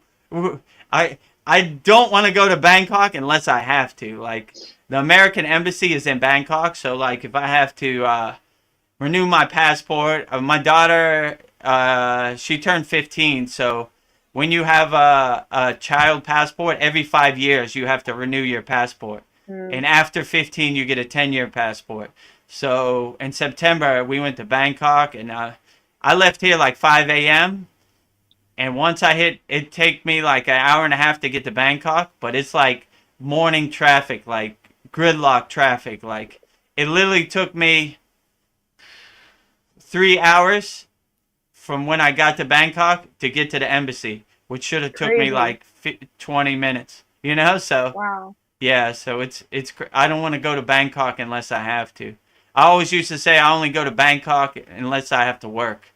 Like, you know, I'm cool in my house, so but I was lucky when I DJ'd. I would get there, like, I would leave like 11 p.m., get there like, I don't know, 12:30, start to DJ 1 a.m., 4 a.m., be finished, drive home. So I kind of missed the all the traffic. But like around 6 or 7, that's when it starts filling up. So I was usually out of the city. I had it pretty much down to a science, but you know, now I have no reason to go to Bangkok. So I definitely don't want to go unless I have to. It's like, you know, it's like going to downtown LA or something. You're like, oh my God, what is it called? The 10, the 405, you know, you're like, oh my God, this is gridlock traffic. You know, it's like a parking lot. So you're like, unless I have to, and there's no way around it, then I won't, you know? Yeah. So. Yeah, I remember Chad, he just lived in Thailand for 2 years, but he said he was in like 6 motorcycle accidents. And that's not very long to be there and have that many accidents. Yeah, I mean, it happens every day. Like, I see somebody laid out and the police around them, you know, so like, I'm lucky I have a car, so I'm kind of shielded from that. Like, car beats motorcycle, if you know what I'm saying. And so... So is there an airport in Bangkok that you could take to, like, where you live? Is there, like, a faster way? Yeah, so the airport in Bangkok is called Suvarnabhumi, and it's kind of outside of Bangkok on the motorway. So it's good. Like, to get where I'm at, you just get out the airport, and you, instead of going into Bangkok, to go into Bangkok, you would make a left. To go where I'm at, you would make a right. So you kind of, it's on the outskirts of the city. So you kind of avoid the traffic as much as you can. And when you go to Bangkok, that's kind of where the traffic starts after the airport. So you would kind of avoid it. And it's once you go towards my way, it's more traffic is flowing. Traffic kind of stops towards Bangkok. So yeah, it's about an hour and a half away from where I'm at, and they have like a motorway, like a highway, so it's pretty smooth sailing. Okay. Well, it's better than 5 hours. Like, yeah, it wouldn't. I mean, if you're going into Bangkok, depending what time, that's different. But yeah, towards my way, there's not much traffic. Yeah, I've been on those those little motorcycle with a sidecar. I was on those, and yeah, I was on a big bus, and that's when I was telling you last that song about the pigs I saw, but I was terrified on that bus because like it was an older one. You know, sometimes you get a good bus and they're, you know, in good shape, but this one was old and like it was already full, and like I had to sit like right in front, and like there's just this big plate glass window, and I'm like, this guy's driving like, you know, crazy on these roads, and I'm like, oh my God. I don't think my seatbelt worked either, and I was like terrified the whole time. And then I saw the pigs, and I was like, "Gosh!" I was feeling sorry for those pigs, and I had just seen this movie. It was like an animated movie about how they grew like these genetically huge pigs, to be eaten, you know, and it was about this one pig. So I was like, I can't remember the name of it, but it was a touching movie, and saw that movie, and then I saw the pigs, and I was like, oh my God, yeah, it's true. You know, it's like, my God. It was just horrible. But in Thailand, they have what's called a baht bus, which is like 10 baht, which is 10 baht is probably like a quarter, maybe like 30 cents. And yeah, so these school children all take the bus. So when school finishes, you could see it, and there's so many school children like in the back of it's like a truck with like a roof over it, and it's like doing a wheelie because it's like there's too many people. It's weighted down. So sometimes you see it like that. like Yeah, and sometimes jeepney, is that what they call it? A jeepney in the Philippines. But yeah, yeah, they call it it looks like a jeep in the jeepney. front, and then it's like a big long thing, and it has an Yeah, opening in it's the back, and exactly like there's that. two big bench seats, and Right, that's exactly what it is. Yeah, yeah. yeah. In Thailand, they call it a baht bus. It's funny Okay. because when I lived in Miami, they had a jitney too. It was like the cheap way black taxi took, you know, jitney, like a Haitian way. Yeah, it's the same thing. Jeepney, they call it because it's like a jeep with like a bench in the back. Yeah, exactly. That's what it is. Fun times. Yeah. Yeah, I've seen all kinds of stuff. I saw one guy, he bought a refrigerator and he put it on his motorcycle, so he was doing like a wheelie, taking it off. I was like, all right, well, hey, there it is, you know. Try to stay away from that guy because who knows, you know. And then you sometimes see like 5 Thai people squeezed on the one motorcycle, so you see all kinds of craziness out here in these streets. I've had at least 4 on mine. We have like a little kid, and he sits in front of me, and like he's like standing on the floorboards, and then like I can have like 2 people behind me, and this is just like a small scooter, you know. But Yeah. it was crazy. I really was like afraid to drive over there, but it's all right in the little neighborhood where we were, but like when you try to go to like the supermarket, then you have to like get out there in the big traffic, and that's where I got in trouble. But yeah, it's Yeah. crazy. So I had a question, like, where do like our downloads come from? All these ideas, because Paul was talking about being bored, but like all these ideas for paintings are coming to me. I don't know, like where the ideas come from. Is that source, God? And I don't know. And I've heard that like people will get the same idea at the same time too. I don't know. Do you think about that? I mean, that's a good question. I'm not really sure where they come from. Like all these things I say and these things I do, I don't know where they come from. Like, where did that come from? Like, Yeah. I'll watch this satsang back, and I was like, why did I say that like that, or where did that come from? So I almost stopped trying to make sense of it at this point. I'm just like, well, that's the way it happened. That's the way it happened, you know. So I mean, it's hard to say. Like in yoga, they would say if you have you're constantly going to your basement and clearing out all the boxes and all the junk and opening the windows. So like all the things that are in front of your connection to divinity, you're always trying to dissolve it, you know, kind of burn it away. So like you're always trying to bring, they say the connection of divinity is like a pillar of light that hits the top of your head. So you're trying to clear out all that junk and all those blockages to let the divinity flow. And in my case, I would say that's probably the best way that I've been able to get these insights, like have alignment or center myself through my Sushumna Nadi with like a direct connection. So once I did that, it started to flow a lot smoother, right? Yeah. You clearing out all the blockages. You do the chakra bija mantras. You know, you're always like the pranayama, root to the crown, crown to the root. You know, you're always clearing out that middle track. You know, that Sushumna Nadi. So like, I would say like it's always been there.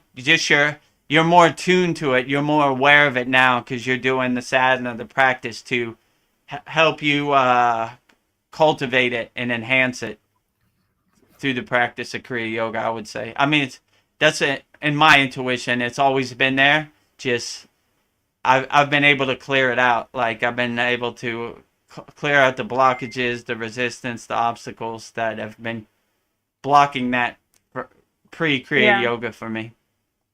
I don't know, you just made me think of a couple questions. Yeah, like when I get these inspirations, I feel like I need to act on them. So it's like a gift. And then I don't know, actually I'm curious, like how many times have you like had a Kundalini experience that you've had to that you've cleared out all your boxes? I mean, it's hard to say. Like there's different levels of Kundalini experience. I would like to think I'm always having a Kundalini experience because the inner work I've done. So it's always kind of open already. It's more subtle because I take it for granted, right? Like when you don't know about the Kundalini, it kind of shocks you.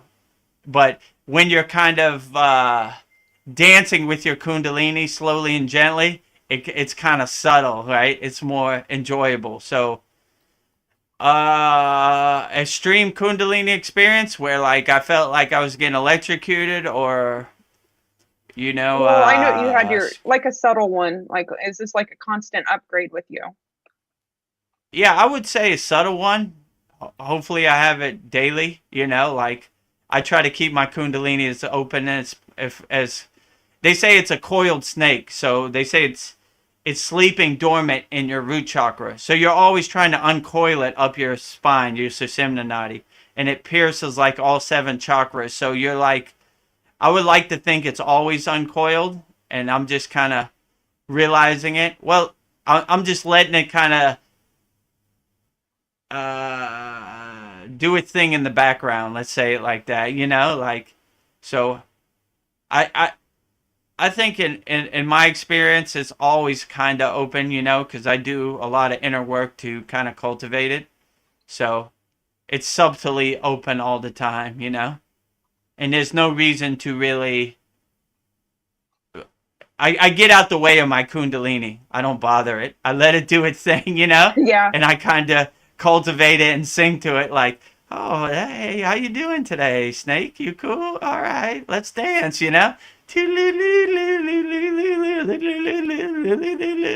know? So I'm snake charming my Kundalini every day with like the bija mantras and like the pranayama practice. So it all kinds of stacks on top of each other. Yeah. So I would like to think it's always there. Yeah, and as you progress through your spiritual path, like every time that happens, do things like become clearer? Like does like something like click in you? Oh, maybe now like some you get it. It's like things become more clear to you. Is that something that happens too? Yeah, I would say like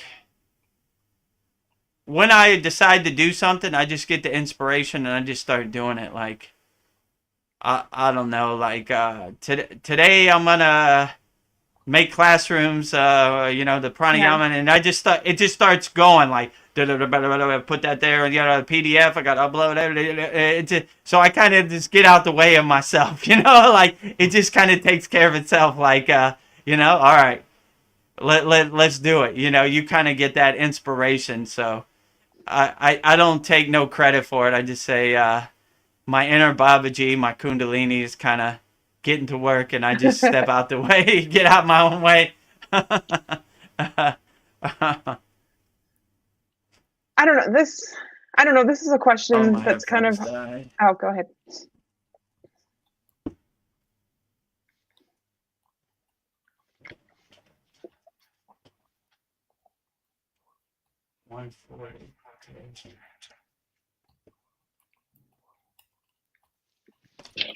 Oh.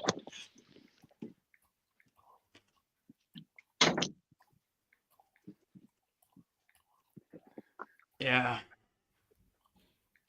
Okay, sorry, my headphones died. It's okay. So I don't know. I'm just gonna ask this because probably somebody else is thinking it, and I'll just be brave enough to ask it. Like, if you're like with your soulmate, could you have a Kundalini experience with somebody else at the same time? Like if like all of your chakras are lined up with somebody, is that something that could happen? True. So they have these practices in Kriya Yoga when they look at having, let's say, a sexual experience or having a baby as a spiritual experience. Like they say the highest blessing is bringing another soul into a yogic family. Like there are souls waiting, so-called, to be born into a yogic family. So it's a true blessing if you could do that. So they have these techniques where, how could I explain it? Yeah. Without getting into detail. Raising, it's like Brahma Acharya Ojas Maitreka Pranayama. Taking your sexual juice, converting it into spiritual juice, converting Bindu into Ojas, like, So they would say that kind of way is how you do it. So if you do that and other person is on the same spiritual level, that could be a very profound spiritual ritual. Let's say it like that. Yeah, I've asked you this question before, but in a different way. But yeah, I guess if you're two spiritual people and you plan to have a baby, it would be better if you plan it together. It wasn't just an accident. It sounds like if it's something, a soul that you decided to bring in together, that would be better, correct? Yeah, I don't know if you could plan it. It just kind of happens the way it happens, like you accept it as a blessing, not as like an unplanned thing. So okay. In my case, I accepted it as a blessing. It wasn't too planned, but this was pre-Kriya Yoga also, so I was like, oh, cool, blessing, So when you try to plan everything, it kind of never happens the way you want it to happen. So you just kind of go with the flow and like, all right, that's what we're doing today. Cool, I accept it. Let's get to work, I'm going to try to be the best father or mother I can because that's what happened this time. Yeah, and I remember you saying it's like it's very like a high blessing if you're born into a yogic family. So like like you said, I don't know if you could say it again, like what things would you do to like prepare the soul to like help them if you were to find out that you were having a child? Just create an environment that's happy, peaceful, calm, and harmonious as possible. Like cultivate it, kind of how can I say, the newborn soul, kind of guide it as best as you can, because from what I saw, when you're a newborn soul, you're like, what? How'd I get here? So it takes some positive reinforcement or vibration. They say when you're doing your sadhana, you're creating like an energy kind of field that automatically helps everybody in your atmosphere, like around you. So indirectly, by doing your sadhana and your yogic practice, you would help this person even if they didn't kind of know. You're creating like an aura or like an energy field that everybody could feel. They don't know why they feel it, but they kind of feel it. So yeah, and just create the best atmosphere you can for a new soul to find its way, you know. So you do the same thing, like when you're like the mom is pregnant, like the mom and father are like just creating a good atmosphere before the baby's born. Do you do that too? Yeah, I tried to, but this was pre Kriya yoga, so I would do it a little more if it happened again. Yeah. Which I doubt, but we'll see. Well, you never know. I never know, right? Never say never, but like you know. So yeah, just talk to the baby. Just create a loving, friendly kind of atmosphere, like a non-shocking atmosphere, because being born into a new body, trying to find your way back on the path is tall mountain to climb. In my case, it was the tallest mountain to climb. I need Babaji to hit me with the lightning, right? This guy's having too much fun. He's almost gone. We got to go get him, you know? Yeah, I wish I was born into a yogic family. Maybe it'd save me a lot of time and remember who I was. I don't know. That would be very helpful. Man, you ain't kidding. You know, me too. Like, I was like, you know, my intuition, this could be right or wrong. Who knows? I think I was like, all right, if I only have a couple more, let's say if what Liz Cross says is true, if I only have a couple more incarnations, then I was like, I'm going to go be a yogic superhero, and I'm going to go as far off the yogic path as I can. I don't want to be born into a yogic family. That's way too easy for me. I've already done that. I'm going all the way off, right? I'm going to Antarctica off the spiritual path and see if I could find my way. And man, it took me a long time, 40 years. I was almost lost in the sauce. So, well, maybe that's a gift. You appreciate it more doing it that way. I do appreciate it more. Like, if I was born into a yogi family, maybe I would take it for granted. Like, now I look at it as like a winning the lottery, you know, like, oh man, thank God I found my way back on the path. All right, let's get to work. I'm gonna go. Man, I ain't got much time. I wasted too many years of my life on stupidness. Now let's go. I'm gonna. What I gotta learn? I gotta go there. I gotta go there. You know. So that, you know,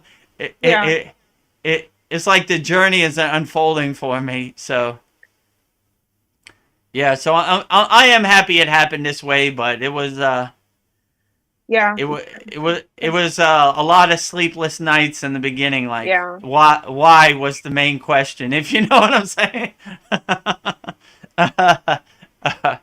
But yeah, here I am. So I'm going as far as I can, and see where it takes me. I don't know. Your journey will help a lot of people. So I don't know. And something I noticed about Hinduism, it's like you're either born into it or you decide to convert. It doesn't seem like Hinduism tries to like shove it down your throats. It's just you have to decide if you're ready for it. Does that sound right? It doesn't really seem like a religion. Yeah, true. I mean, most people are Hindu in India because they are born into it. Same like America. Like, my mother's Christian, so I automatically become Christian, you know? Yeah. There's no question. Or my father's Catholic, so I'm automatically Catholic, you know? Like, just from birth. It doesn't mean it's what resonates with me, just that's what the system I was born into. So, and then you start finding like breadcrumbs on the path or road signs like, wait a minute, I like what this guy is saying over here, or this resonates with me more, and I'm more aligned with this deity or something like that. Yeah. So that's what I would say. Yeah, I like it. It doesn't seem like there's as much judgment, and it's not being shoved down my throat. I don't know. It feels more gentle. I don't know what the right word is. Yeah.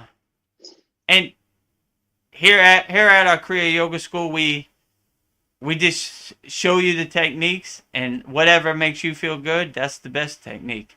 So we're not trying to shove anything down your throat, if you know what I'm saying. Like, this is the classroom. Oh, speaking of the classroom, we have a new. I grouped all the different techniques into classes. So we have an asana classroom. It has 15 asanas. We have a meditation classroom, which has all the meditations. I think it's 10.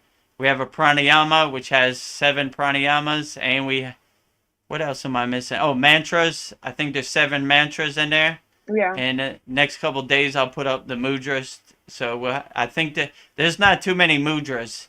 We have, one class is 5 mudras, so I guess that counts.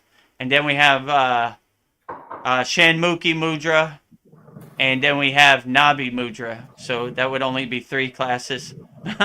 So that would be the shortest class, but it's effective if you want to go through the mudras in one take.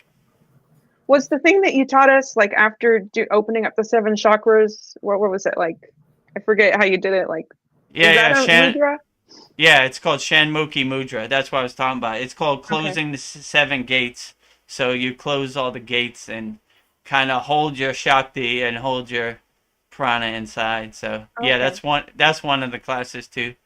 Shanmukhi mudra, which is a good one. It looks kind of awkward, but it's cool. I mean, if you do out in public, cool.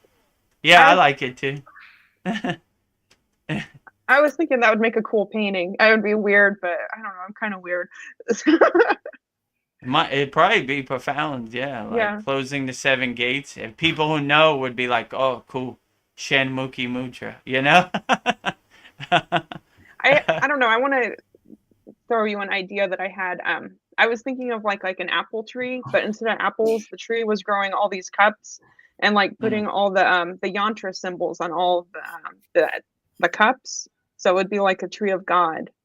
I don't know. Do you think that's a good idea? I don't know. I mean, they're all good ideas. I would just say let it flow and do whatever resonates with you. And I don't like to stop creativity. Whatever it is, let it out. Okay. Yeah, I don't know. All these ideas are flowing. I'm just like, okay, I better do this before somebody else does it. So yeah, like I have no reason to be bored. It's like all these ideas are coming to me. So I just need to write them down. Make it real. That next to my bed I have a notepad, so like if I get inspired at like 3 a.m. I get up and get to work. I'm good because I have all my equipment and everything in the other room, so I could, once I get inspired, I could just hit it. Yeah. So that was the most frustrating thing in music for me. Like, I gotta call the engineer to come to the studio, and he's not picking up my phone, and it's like holding water. You're like, pick up the phone, So counting on other people. I realized I didn't want to count on anybody, so I wanted to do everything myself. And they don't really see my vision anyway, so it wouldn't be 100% anyway if they did my vision. So I have to do it myself. So that's why I'm like. But now that I did that, I want to do that all the time. Like, you could make overlays on StreamYard. Let me put this here, and all right. That cut my head off a little bit. Let me move it up, So you kind of it's all learning. you kind of figure it out. Like, so maybe it's better to put it down at the bottom, So you kind of figure it out, Yeah, maybe speaking of that, put the other overlay up. Let me see it. Okay. Not the Christmas one, the other one. Let me see how it looks. Yeah, it cuts your face off. All right. Well, I'm gonna have to move that down to the bottom. Yeah. Yeah, the bottom you have plenty of room. So maybe move it to the bottom. Yeah. It's all a Okay. work Yeah. in progress. Yeah. It's all a learning experience. Like okay. Yeah. And there's only one way to find out, because you can only tell if people are on StreamYard, right? So Yeah. it looks good with me alone, but when 4 or 5 people come on, you start to see like, oh, my head's too high. It pushes me up. So, all right, working house under construction, always. So, but it's good to know. Well, I'm glad our free healing with Kriya Yoga is streaming good. Yeah, me too. I checked it. It was on the YouTube, like in the studio. It has a live button, so when you could see it, it says like upcoming live stream. So that means it's working. So that's good. 1 mountain done, 10 million more to climb. Like I told you that story. I went up the Himalayan mountains, and we went over this like big steep hill, and I was like, "Whew, we're here." And they looked at each other, and they looked at me, and they looked back, and they said, 20 kilometers that way. And I was like, whoo, all right, let's get to it. Like, yeah, it's not life. Like, this guy thought he got here. He has not got here. We're just getting started, like, all right, well, never mind. Forget I said that. Let's keep rolling. Yeah. I guess that's life. It's like you're always climbing a mountain. There's, once you get to the top of one, you're at the bottom of another one. You're always climbing. For sure. Every day is a test as a yogi. That's what they always say. Like, there's something coming, just get your mind right. It's coming. Some surprises out there, good or bad. Who knows? Huh? My test right now was the cat got into a bag of lentils and had it spread out all over the counter. I just Damn cat. Oh God. I saw your cat like climbing on your back or something. Yeah, they both do that. I don't know. They can't stand to be away from me. Yesterday, I saw on my Instagram timeline, it was a compilation of cat destroying the Christmas tree videos, and I was watching it like jump up on it, the Christmas tree fall, and like, so I was like, oh, that's cool. I enjoy this cat destroying the Christmas tree compilation. They're wild animals. For something about the Christmas tree, they love to attack the Christmas tree. One guy put up like a plexiglass shield, and the cat jumped over it because it kept destroying the Christmas tree. So yeah, they destroyed Christmas. Nothing is cat proof with the Christmas tree. The cat hates the Christmas tree. It's gonna kill it if it can. So is that a real Christmas tree behind you or an artificial one? No, it's an artificial one. Yeah, that's what I do. I don't know. It's so much easier.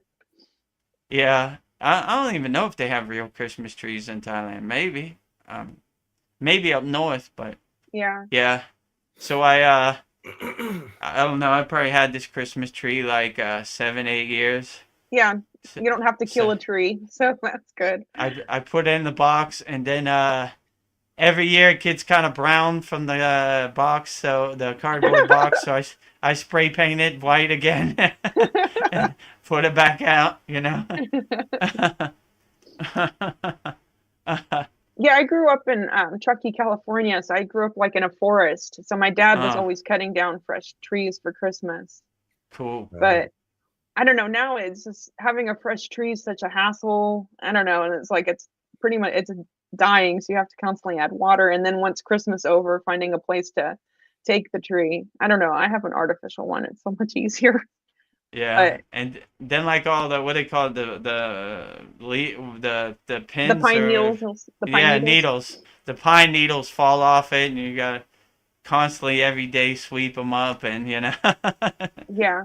I mean, it smells good, I guess, too, Yeah. Gives you that Christmas spirit. But yeah, I guess that was a old school tradition, go with your family to the Christmas tree farm or whatever they call it. They have these little lots where they have the Christmas tree and pick out your Christmas tree, take it home and put the ornaments on. It was like a family tradition, but in 2024, people are more concerned with TikTok and Instagram than the old school traditions, Yeah, my dad would just bring a chainsaw and just cut it himself. But I don't know. Oh, he would just go to the forest? That's cool. Old school, yeah. He didn't even go to one of these lots on the side of the highway or whatever. He just did it himself. Oh, that's cool. I don't know. I grew up in the forest, so it was like we had plenty of trees. So yeah, this looks like a good Christmas tree. Measure it. Tall enough, good enough. 6 foot, ready to go. Yeah. I went like lots, just like you. We would go get a fresh tree, pick it out. It was a fun, tradition as a kid. Yeah. So, but then, I eventually moved, to artificial trees as well. And the lights are a pain, so it's nice to have a lighted tree. The lights incorporated into it also. Can't go wrong there. Yeah. I know, we love convenience. Oh, they have trees with the lights already built in? You just plug it in? Yeah. Oh, that's interesting. I didn't know. Yeah, I had to buy the lights separate and put it on. Oh, that's good. Yeah. These geniuses at Walmart come up with the greatest things. So do you and your... Oh, go on. I was just going to say all the decorations. I remember we had all these special decorations, and like the one I loved was like, it was like this little house and you would like put a light in the back of it and it would like light up. So that was cool. That was my favorite piece right there. I was just curious if you and your daughter decorated the tree together. That's like a tradition you guys do. Yeah, well, that's always the plan, but Instagram is calling, if you know what I'm saying. So like I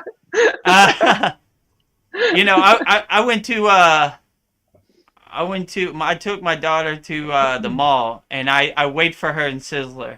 That's where I met Brian. Like they have the salad bar, and I just sit there and read my yogic book, and I don't know, mantra japa, look at my phone, whatever. Yeah. And I was looking at everybody, every table, they were all looking at their phones, so there was no like in-person communication or transmission anymore. Like, I took this woman on a date and she looks at her phone the whole time, or he's looking at his phone. And sometimes I get mad at my daughter, like she'll text me and she's in the other room. I was just like, come in the other room. You don't text me for what? Yeah, I don't know, Yeah. I look for the technology is kind of taking away the in-person kind of communication, and I see videos all the time, like people on the subway, they're looking at their phone and they'll just sit on somebody, they're not even paying attention, they bump into you, like if you're in New York City, you probably get bumped like 1 million times a day, just people looking at their phone, like elbow you, sit on you in the subway, they're not paying attention, to just step on your toes, whatever. So yeah, I know it's dangerous. Like I work at a university, and this girl, she was just looking at her phone and she got hit by a truck. People aren't even paying attention to their surroundings. Damn. Yeah, like I see, like I get like Patty News, like I don't know, it's like 5 minutes a day, and they always have a news story where some girl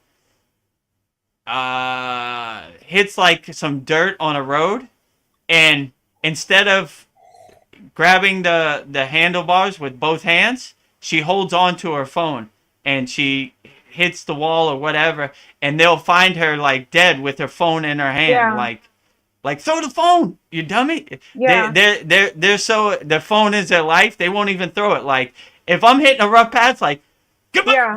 Yeah. Like I gotta make it, but they're like You know, I'm like, it's so crazy. Man, I'm definitely throwing that phone. Same thing. Like, you see a truck coming and it's the phone or you, goodbye, phone. You know, see you later. I have this backed up on my MacBook anyway, so I'll just buy a new phone tomorrow. You know? Yeah, people are so attached to their phone. It's like an appendage on their body. It's like where's my phone? Like, yeah, it's part of them. It's part. Yeah. Yeah. So, yeah, they always have it. Like when someone's dead, they'll blur it out, but you can see like the phone in their hand. Like, phone is still good, but I'm dead. You know, like what? That's backwards. Phone is gone, but I'm alive. That's what I want to say. Like, phone can be replaced. This physical meat suit is very tender. It's like a water balloon walking around the earth. It's sensitive.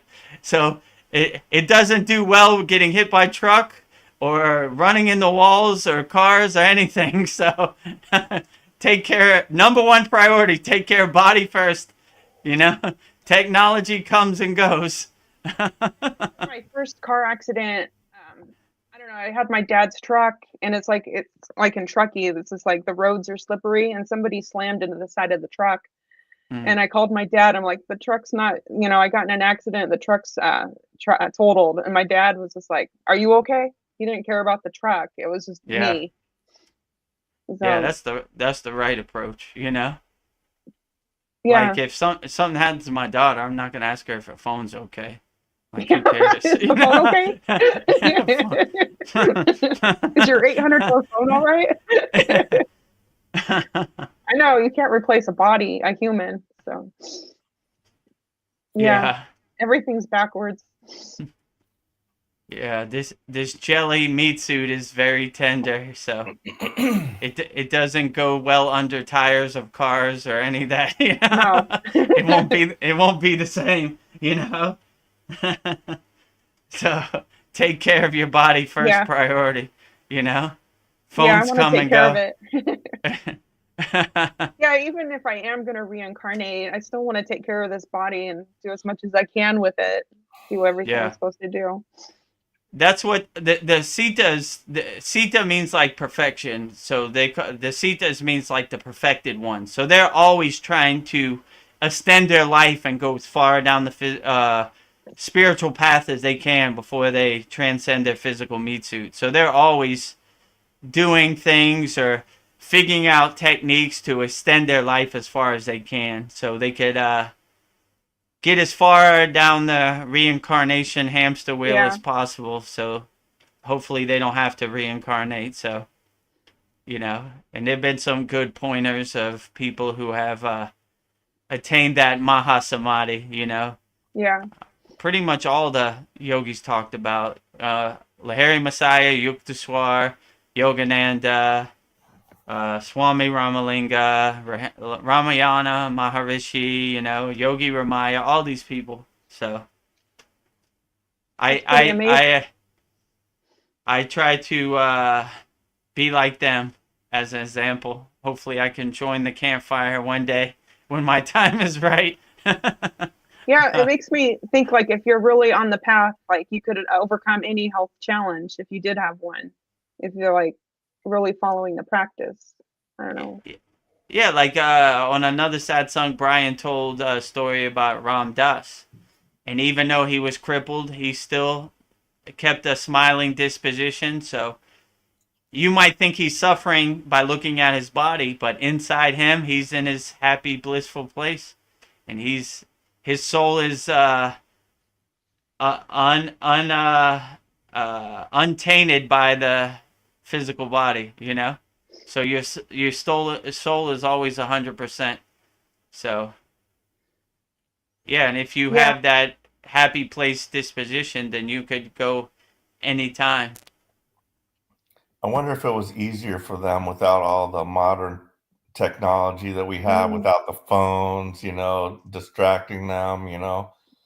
It's definitely a different time now, you know. I mean, as you can see by how we're doing our, you know. Yeah, we wouldn't be possible without all this technology talking to each other. So yeah, true. But yeah, so I mean, I don't know. I guess whatever obstacles that was put in front of them, they would try to adjust to it and deal with it. Like yeah, they only did it that way because that's what it was in 1920. Now it's 2024, 25 almost. They would probably figure out a way to adjust accordingly and still keep their peaceful, calm disposition no matter what technology was out here or what's going on. So, Yeah. I don't know. That's one. I do like these sat songs because it's like we're not on the phone and we're having really good conversations. Because yeah, I don't know. We yeah. do miss. We do like. I don't know. I feel like the world doesn't have enough like one-on-one conversations. Yeah, definitely. Yeah. Yeah, I think the biggest thing I've learned from this Kriya Yoga school is like everything's internal. It's like everything I need, like all the answers are within me. I feel like that's like the biggest takeaway. Yeah, So true. yeah, I don't know. Everybody's like searching outside of themselves, and it's like it's always inside me. Like Yeah, that's what you yeah, like realize. Happiness is inside you as you. So yeah, people are trying to buy happiness outside them, but it's only a temporary band-aid. Once you realize happiness inside you, then you always carry that with you, right? yeah, Like this is just a temporary kind of like it's like going to the movies. You watch the movie for 2 hours and the movie's over. So you're happy when the movie's there, but when it's over, you go back to your normal life. But if you're always happy, then you carry that happiness with you no yeah, matter where you go. So it's not a temporary holding water in your hand. I always like that image. Yeah. yeah, Happiness is holding water in your hand. Like so yeah, so once you realize happiness inside you and you can go to your happy place by just closing your eyes, then it's always great. oh, what a sense of freedom once you get to that place. That Oh you're all, yeah, yeah, definitely. wow, Liberation, moksha, right? Like yeah, I don't have to go anywhere. I don't have to do anything. I don't have to buy anything. I just close my eyes and I'll be as happy, go to my happy place as possible. Like yeah, even last night before I went to bed, I traveled to my past favorite Christmas memories, like my grandmother's house in Pittsburgh, and going to the football game with my yeah, father and uncle. Like these type of things, the snow. So without the coldness or the jacket of snow, the snow plow. Like I mean that my one of my cousins lives in Erie, and Erie's up there by Buffalo in Pennsylvania, like on the river. Oh hmm God, they get like 8 feet of snow. Like it'd be over there. yeah, If you lived in a one-story house, you were like snowed in. It was finished. So like yeah, so I was like, ooh man, those were good times, but they only look good on TV. My daughter, she used to like this movie Frozen, right? I don't know if you yeah, ever seen it, like yeah, Elsa, right? Frozen. yeah, So when I used to DJ in Singapore, they had this called Snow Chamber, right? I think it was called Snow City, where you uh, could experience snow. I was like, oh, you like snow? Let's go. And they had the jackets, gloves, they had like the inner tube, and you go down the snow hill. It's funny because Singapore is 90 degrees, but in this place they have like a snow chamber, right? So like she went in there for like 5 minutes. She's like, I'm gonna die. I'm frozen. Like I can't do this. I was like, I told you. It looks good on TV, but in real yeah, life, no. yeah. This is Take it from uncomfortable. me. I lived that, and I was like, when my father moved to Miami, I was like, wow, they have a place like this? Woo! I love Miami. It's the greatest. Like, when's the snow come? Never? Never? Oh my God, God is great. Yeah. I think the only thing I liked about the snow growing up was all the snow days. Like, I didn't have to go to school because it's like class was canceled. Yeah. In Sacramento, where you live, did they have snow? Yeah, but I grew up Uh, in Truckee, California, so it's like that place. It gets hit hard with snow. oh, yeah. But I don't know. It mostly rains in Sacramento, but there's a little bit of snow here and there.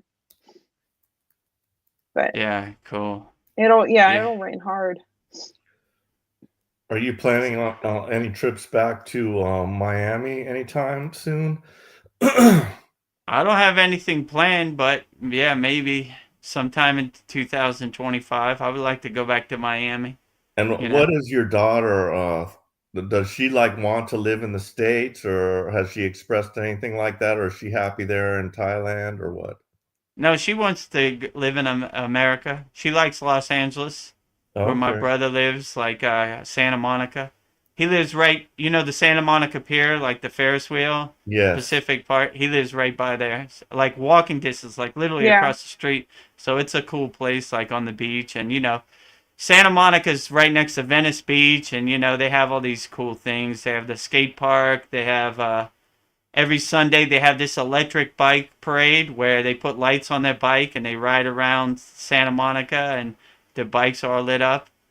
I think on my DJ profile I have a picture of that, like the bike parade getting ready to go. I've seen it. Yeah, you do. Oh, you seen it? Yeah. So yeah, they ride the bikes and they have all the lights, so it's kind of cool. Yeah, it's a cool area, but it has its problems too. There's a lot of homelessness and Venice Beach and Santa Monica, so yeah, but yeah, it's a cool place. So she likes that area. When I first, I joined the Navy, and then, that was my first big, experience with the world, and I got shipped out to Long Beach. So I landed in LAX, and I remember in the airport I was Christian Scientist or Scientology person came, and they gave me L. Ron Hubbard's book. Have you guys heard of the Scientologists? Yes. Yeah. Yeah, so that's a really weird, I would say it's almost like a cult, but I met this one girl who was a Reiki master, and she had some experiences with the Scientologists, and it was really weird. And some bad stuff happened to her when she started to like say stuff that she shouldn't be saying, so. And Scientology? Yes. Oh, okay. And, like Tom Cruise supposedly is in it. And some of these stars and stuff are in it, but it's really weird. But yeah. But yeah, that was like a big adventure for me. When you were in the what was it, Navy? Where were you stationed at? Well, I originally, my ship was in the shipyard, so I went first to Long Beach because that's where they have a big shipyard, and then I had to stay there. I had just gotten married, and yeah, it was really hard, because I couldn't bring her, there for a while till but we were in San Diego at the 132nd Street Naval Base there. So yeah, eventually I got there, and then we got like a housing, which was like right up the street from this big stadium. There was like can't remember, where whoever the football team is that is in San Diego. It was like right up the street. You went up this big mountain and got up there, and there was all these, little canyons like around the apartment complexes. You could go out and back, and there's like a canyon you could walk down in there. It was pretty cool. But yeah, I'd like to go back there sometime and reminisce about the old days, Yeah. Yeah, I like San Diego. My friend, he was a Navy SEAL, and he was a club promoter, and he used to bring me out to San Diego all the time. Like every 2 months, I used to DJ. What they call it, the Gas Lamp District, Gaslight, something, where all the clubs are. So, yeah, he was a Navy SEAL, so he showed me all the stuff. Hell Week. What was it called? Buds, like all this stuff he had to go through, like, so I was like, damn, you went through all this, Yeah, I've watched some of those, like, I really don't know how those SEALs, I don't know. There's a very small percentage that, make it through. True. But if you don't want to, you have to go, and then you ring this bell or something. Ring the bell, yeah. That's what he said. He said he's like, even if I had to die, I wasn't gonna ring that bell. So he was like, he told me like we're rowing the boat and carrying the boat, and they have a log. It says misery enjoys company, right? They had to lift the log, carry the log, lift the log, head push up, like all this stuff. So he was like, I wasn't gonna ring that bell if it killed me. They would have to cart me off there. But yeah, put your helmet down, ring the bell. He said the same thing. He showed me the helmet too. Like, yeah. So, oh yeah, they show me pictures. They tie you up on like a telephone pole and throw you into the pool, and you got to untie yourself. Oh wow! I was like, crazy, But yeah, those are tough dudes, like. So yeah, but he enjoyed it. He thought it was a cool experience. But yeah, it was funny. He's a club promoter and doing club nights, promoting club nights in San Diego. So when he told me, I was like, yeah, come on, you ain't one of those guys. He was like, oh yeah. He showed me his boots, everything, So I was like, damn. Did he tell you any war stories or anything any missions he had to go on? Yeah, he did. He said that let me say they had a problem in Panama where they had bad intelligence, and a couple of his brothers died in Panama. I don't know what they were trying to do. I think they were trying to get somebody out, So he's not happy about he always complained about the bureaucrats, like in the Navy SEALs, you don't leave your brothers behind, right? Right. So he had to leave his brothers behind, and he never got over that, and so I don't know. He wasn't happy about the bureaucrats, right?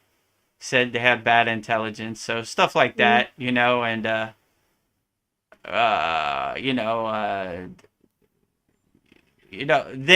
they're like first on the ground. Let's say it like that. So like before we go into Kuwait, Iraq, they go in and they do the reconnaissance work, or they lay the explosives or whatever. Like the boots on the ground type of stuff. So yeah, he was familiar with I don't know these famous guys. What's that? One guy, Sniper. They made a movie about. Oh yeah, American Sniper. Yeah, something like that. So he knew these guys, and so.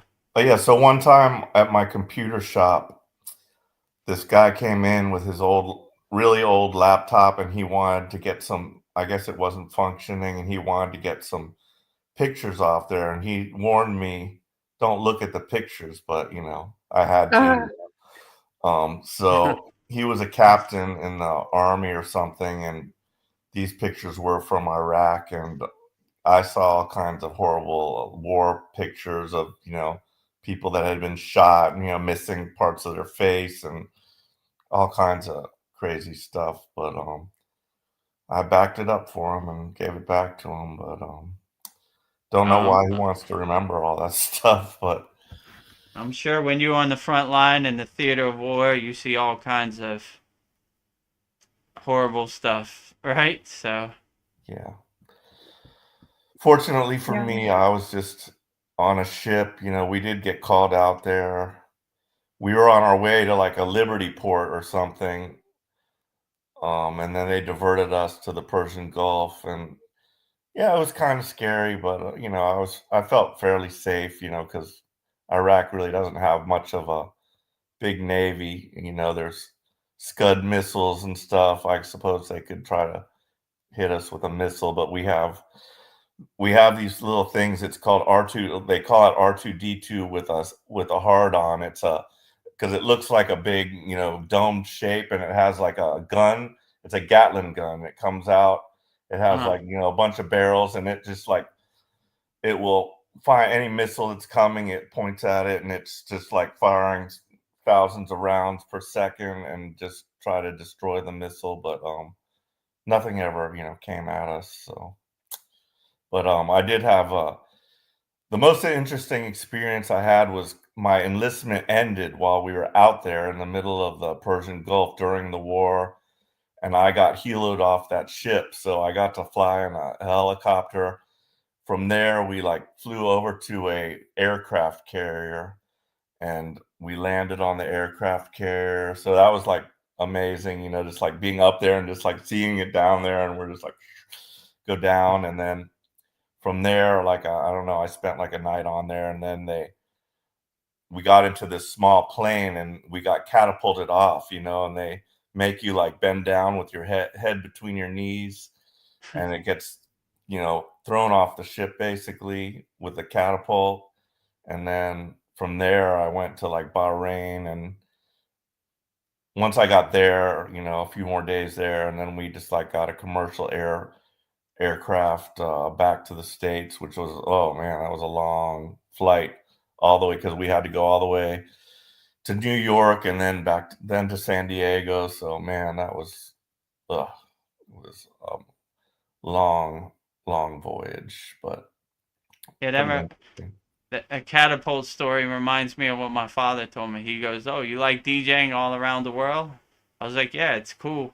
He was like, "Well, I'll tell you what to do if the plane goes down. Put your head between your legs and kiss your ass goodbye, because it's over." And I was like, "What kind of thing is that to say?" You know? Yeah. he thought it was a funny thing, right?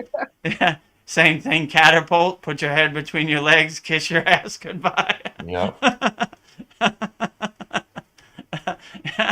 Shoot. Pull the rubber band back. Shoot you out. Pew!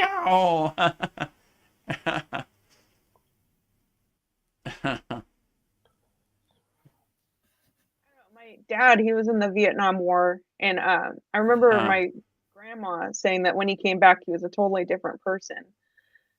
I guess he killed a lot of people, but I always wondered, like, how can killing people bring peace? I just think war is like the stupidest thing. I don't know. Yeah. Yeah, that's a tough question, because you already know the answer, like. Yeah. But yeah, I don't know. My father was in Vietnam too, and he said he was a captain in Vietnam, and he says playing poker every night, guy would be there, next night he was gone. So yeah, he was kind of he It didn't trust the American government no more after that, you know? Like he kind of saw the Wizard of Oz behind the curtain, if you know what I'm saying. So he was Yeah. he like when it was like Memorial Day or something, I was like, "Thank you for your service." He was like, "No need." Like he didn't. He was like, "I'm glad." I don't know, you know. Yeah. He was different, you know. He was Yeah. gung ho before he went. When he came back, he wasn't gung ho no more. He wasn't into it, you know. So I Yeah, I don't know. remember. He didn't want to talk about it too much Yeah. either. So he would kind of sweep it under the rug, like, "Yeah, okay, good," you know. What time did the Steelers play tonight? You know, something like that. Yeah. You know, like, "Thank you for your service. I appreciate you're making the sacrifice." Yeah, okay. Yeah. What's for dinner? You know, Yeah. like it's something like that. Yeah. I never could kind of figure out why he was like that, but you know, Yeah. I guess it was, you know.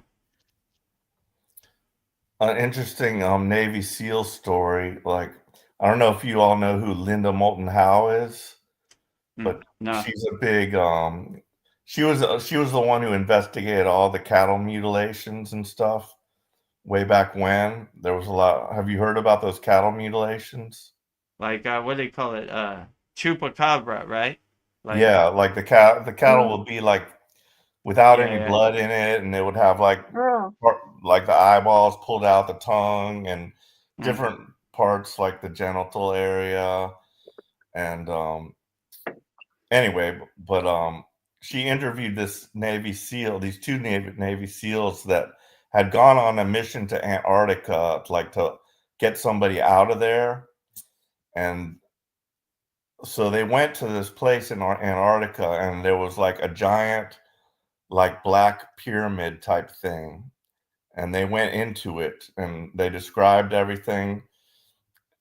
it was, you know, it covered like acres of land, and there was like this door. It was like super thick, but they just pushed on it and it just like opened like very easily. And they went in and it had like some kind of lighting that they couldn't determine where the light was coming from, but it was like it was lighted inside there, and inside there it was like a nice comfortable temperature, like 72 degrees or something, whereas outside it was freezing, but it was like an obsidian black. And it was just an interesting story. And then the when Buzz Aldrin and a lot of people got brought out there, you know, a lot of politicians and stuff mysteriously took some trips to Antarctica for some reason, but they're showing them all this stuff. And Buzz said that because he had, there's a, you know, a story about him when he went on the moon, they were not alone, and they looked up, and like they were in this little like crater area, and above it he said there was like all these ships, and there was like reptilian people all just like standing up there, and like they were told never to come back to the moon again, you know. So I don't know if that's true, but he said he had that heart attack or something while he was out there because he felt there was something evil about that pyramid. And like I heard a story where like that's where Satan lives. Satan actually is incarnate, and he's in that pyramid or something like that in Antarctica. And it like just totally freaked Buzz out. And he was like, there's just something really evil here. And that's why he had that little heart attack incident over there. So I thought that was very interesting. When this girl went to that pyramid, what did she see? Did she see Satan? Like in the No, flesh? they didn't see anything in it. It was just empty. Oh, it was empty. I think there was like a lower level that I don't know if I don't think they went down into it, but yeah, they just mainly stayed up in the top level of it because it was kind of just like poking up out through the ice. But yeah, I believe it. I believe, I don't know about the Satan part, but it doesn't surprise me that there's like stuff buried there under the ice. Because they say there was like a pole shift also, like that the earth was, it's tilted a little bit, and then at one point in time there was a sudden shift in the earth, and that's when giant tidal wave, the continents were moved to like from a tropical location to a more cold location, and then there was like giant tidal waves that just came over the top, and it was just like flash frozen. So whatever was there was just like frozen underneath like 2 miles of ice. And now all that stuff is melting, so it's coming to the surface. And there's supposedly 3 UFOs that they found out there, and they call them the same thing like the Columbus ships, the Nina, the Pinta, and the Santa Maria. And they're supposedly ancient craft that from like a destroyed planet, and they came to Earth and crash landed there. So a lot of interesting stories about Antarctica that really intrigue me. This planet is it's just so weird. The more I learn, the more I just like, wow, mind blown. Yeah, well, it's a crazy world out there. Get your popcorn and enjoy the show. I mean, Veronica asked me one time in one of Chad's interviews, like, what surprises me? I was like, nothing at this point. Like, I've seen a lot of crazy stuff, and nothing really surprises me. Like, if I woke up tomorrow and these drones were aliens and they came down and knocked on my door and rang the bell, I'd be like, I guess they're here now. Yeah. I guess the stories are true, You want some tea? What kind of energy you carrying? Let me scan you first. Okay, you got good energy. All right. Yeah. How'd your skin get green? You know, I don't know. Let's have some tea and talk. You know. Yeah. What do you panic. know? Show me what Kriyas you have. I'll show you what I have. You know. Let's talk. You know. Yeah. You know, when I used to work at the nightclub, they used to have a funny sign the security had. It said, before you came in the nightclub, it said, come in peace or leave in pieces. You know? Pieces? So, yeah, pieces. So that's the way I look at it. Like, come in peace. Are you in peace? Yes. Come on in. Are you not in peace? I'm evil. Fight. You know, dance. You know, let's dance. My house is the house of God, not a house of evil, so you're not welcome here. You know, if you carry the light, come in. If you carry darkness, go away. You know, so come in peace or leave in pieces. Stay outside. Stay outside. Yeah. They also say that in yoga. They say if God comes to your door, don't leave him outside in the cold and rain. Always open your door to God. Yeah. But if the ego comes, leave him out in the cold and rain, you know? Ego, stay outside, God, come in. So when I meditate, I leave my door open, like right here. I have a sliding glass door, so I leave it open. God is always welcome. Evil is not welcome. Yeah. You may not come in. Let's see.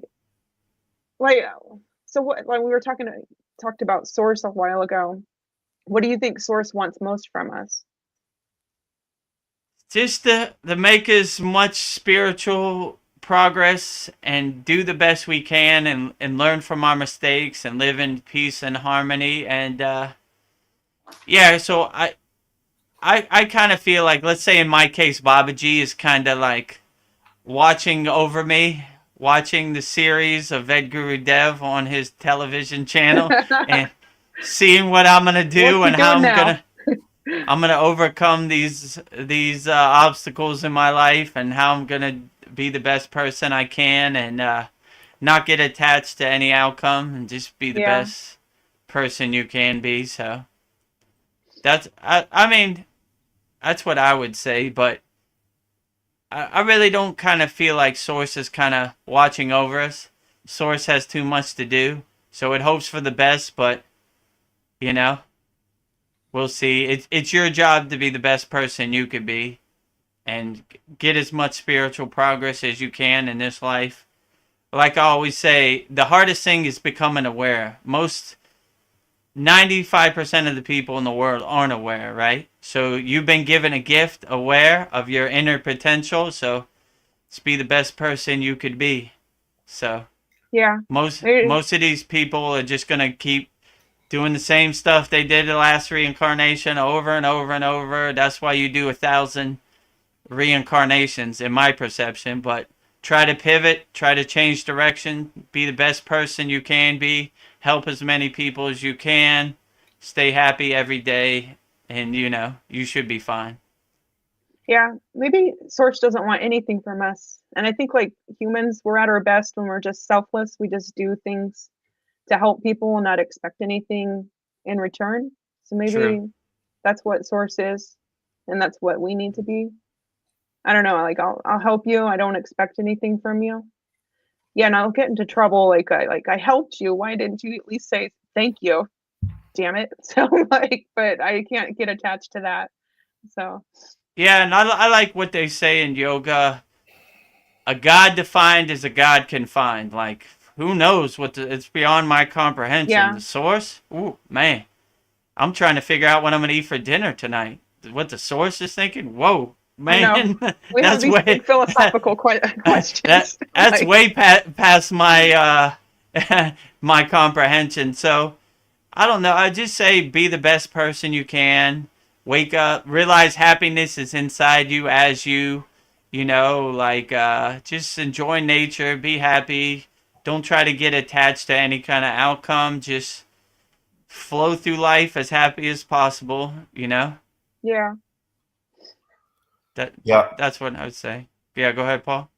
I was at the Christmas party, one of my nephews was there, so I was asking them some questions like about UFOs and stuff and about God and all that kind of stuff, and like he's totally in denial, like that there's anything about UFOs. He like, no, there's no evidence. I'm like, what about the Tic Tac? What's that? You know, it's like, oh, I don't know. It's probably some optical illusion or something. And he's also an atheist, or yeah, he doesn't really believe in God. And I'm like, you know, that's like, as you said, like the awareness. They're either not aware for whatever reason.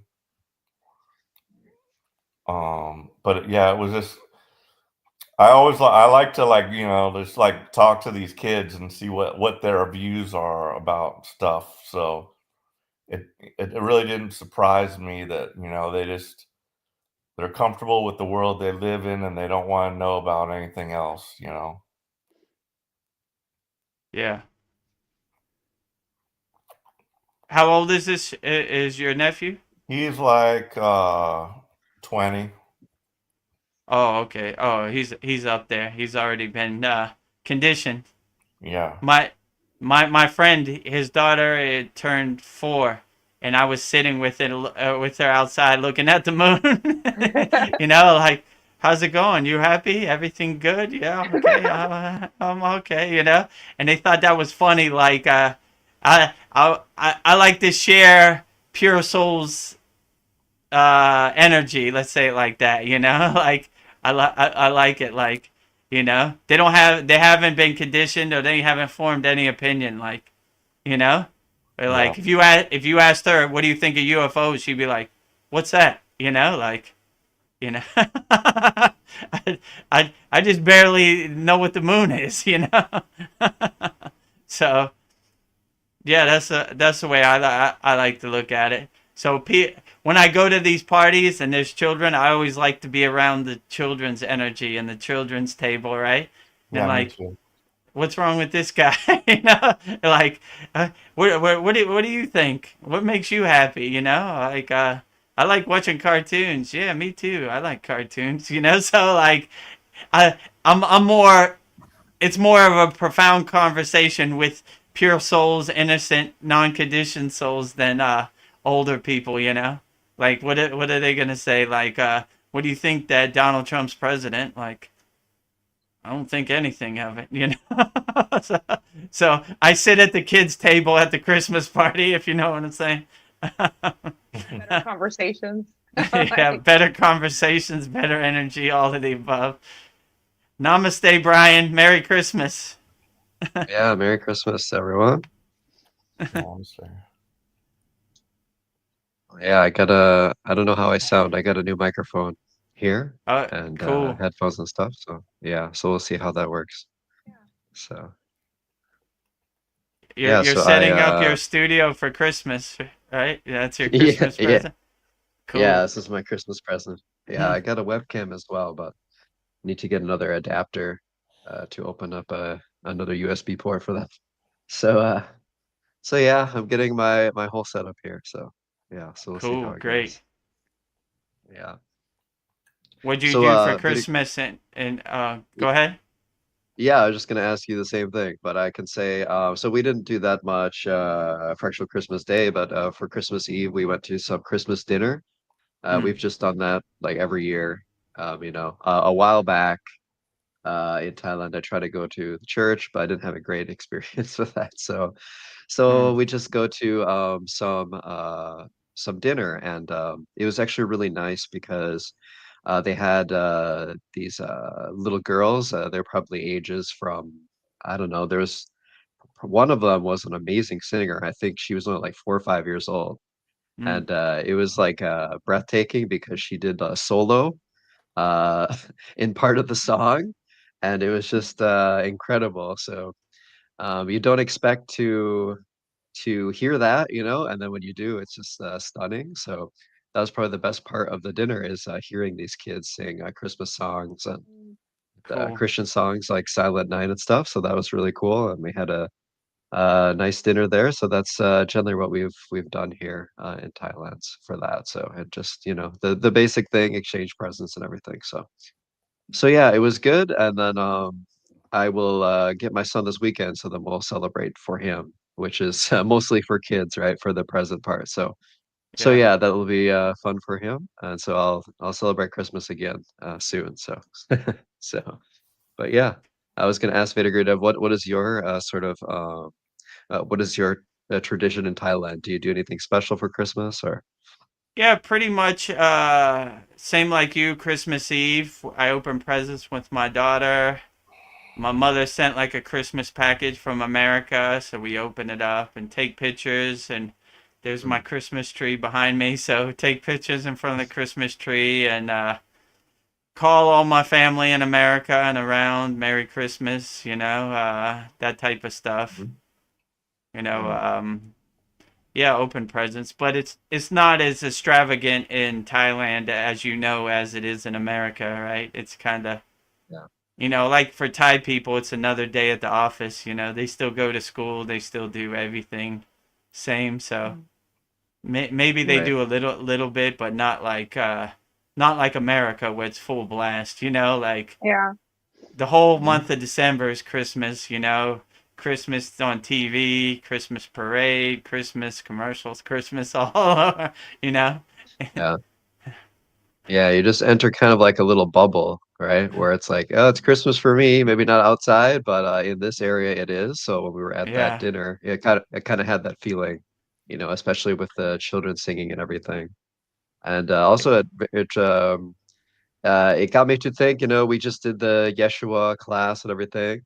And I'm doing one of those mantras a little bit, but just got me to think about like Jesus was the main figure that I connected with spiritually when I was younger, even I didn't really understand it. And so that Yeah. gave me kind of some appreciation and like hearing the children sing kind of like remember help me recall and remember about that energy, Yeah. of Jesus and loving everyone, turning the other cheek. What you talked about recently about that. So that was good. Yeah, like almost like gave me a tear, even though those children, they're so beautiful. I feel like they're my own children, like, Yeah. oh, I'm so proud. Oh, but Yeah.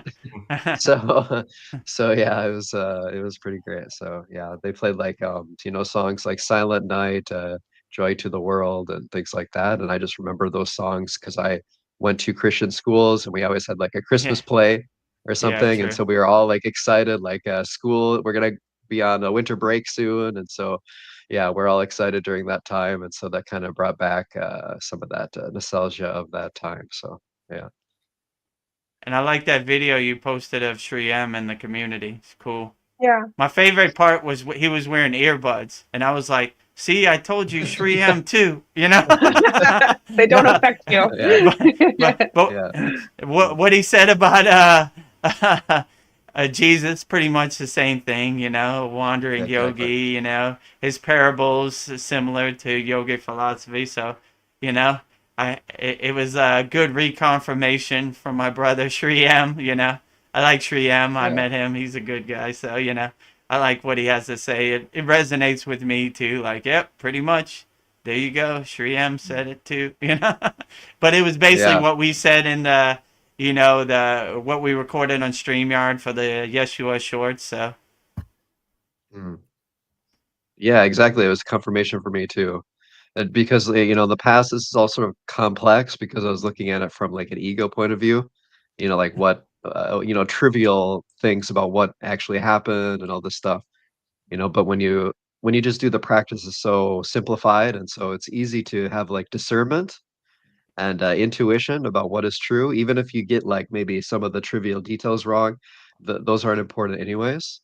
yeah, So you get like the major like overarching point that you need to get out of it. I don't need to know like the whole story of Jesus and right, absolutely everything that happened, but just to get like a good general view of that. And I feel like yeah, everything is kind of coming full circle with me with that as well.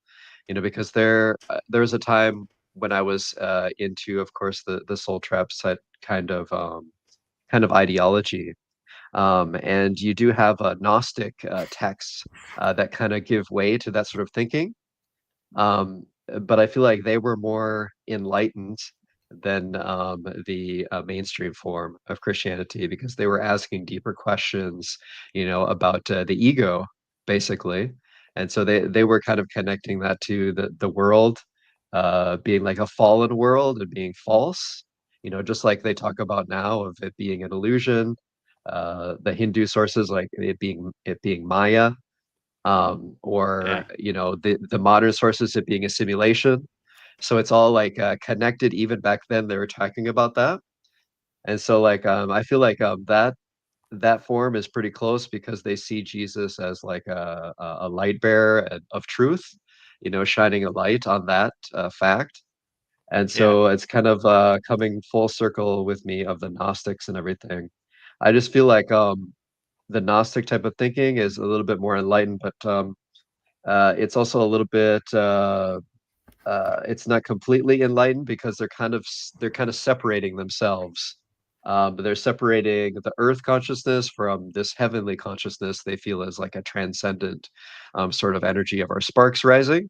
And so they're still in duality, I feel like, in that focus, right? Because they're still like the demiurge, the earth is evil, and we want to rise above the illusion. But if you like come into a consciousness of oneness, everything is God. You don't see it as like this is a demiurge, this is evil, this is good. It's like everything is good.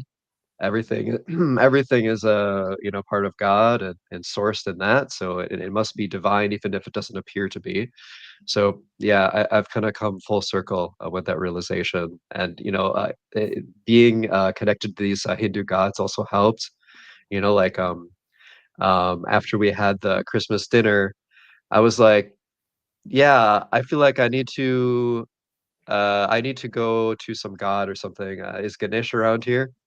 And for some reason, I think like I'm really bad with directions, but I have a sense about if there's a if there is a Ganesha statue or a sanctuary in the Yeah. area. I don't know. I just feel the energy. It's weird. And my wife is like, "Oh yeah, this is destiny. Yeah, there actually is one around here." And Mm. so we went to one that we went to before and went to see Ganesh. And yeah, they also have Durga there, and they have like statues of Cool. Kali. Uh, And and nice. and yeah, once you can appreciate Kali, you can kind of appreciate everything because Yeah. she's Yeah. got the head in her hands and everything. And Yeah. I was telling my wife like, yeah, it looks like very fierce, but if you just imagine she's protecting you, like Right. she's fighting for you, and she's cutting all illusions, and that's the divine part of that part of the energy. So I think like And everything is like great. Yeah.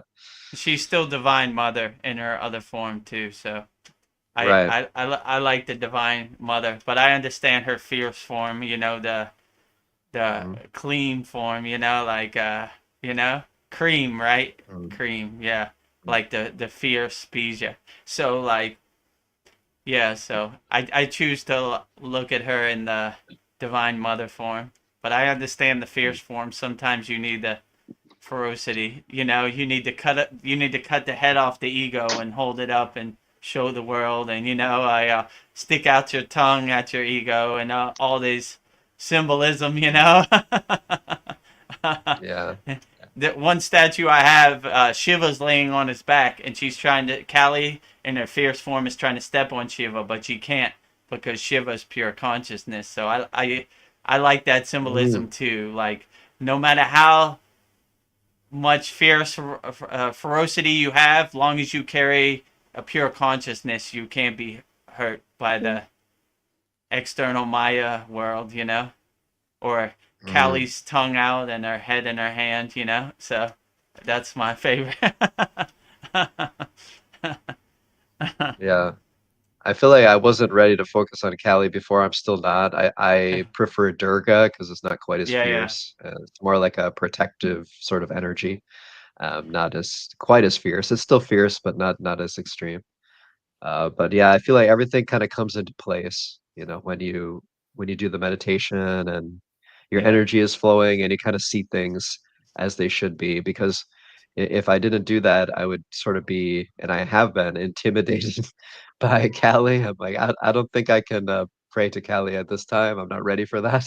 yeah. So, But now I'm not quite. I don't think I'm ready, but I can have an appreciation, yeah, of that energy. Anyway, so Yeah, yeah. when I do my puja, I still do the Kali mantra 3 times, but as more symbolism, like thank you for Mhm. everything you do, Kali. I ain't forgot you either, but I'm more of a Lakshmi, Saraswati, Gayatri kind of guy, you know? Like, I'm the same way. Like, Kali's probably the least on my list, but I still give her the praise, you know? Like,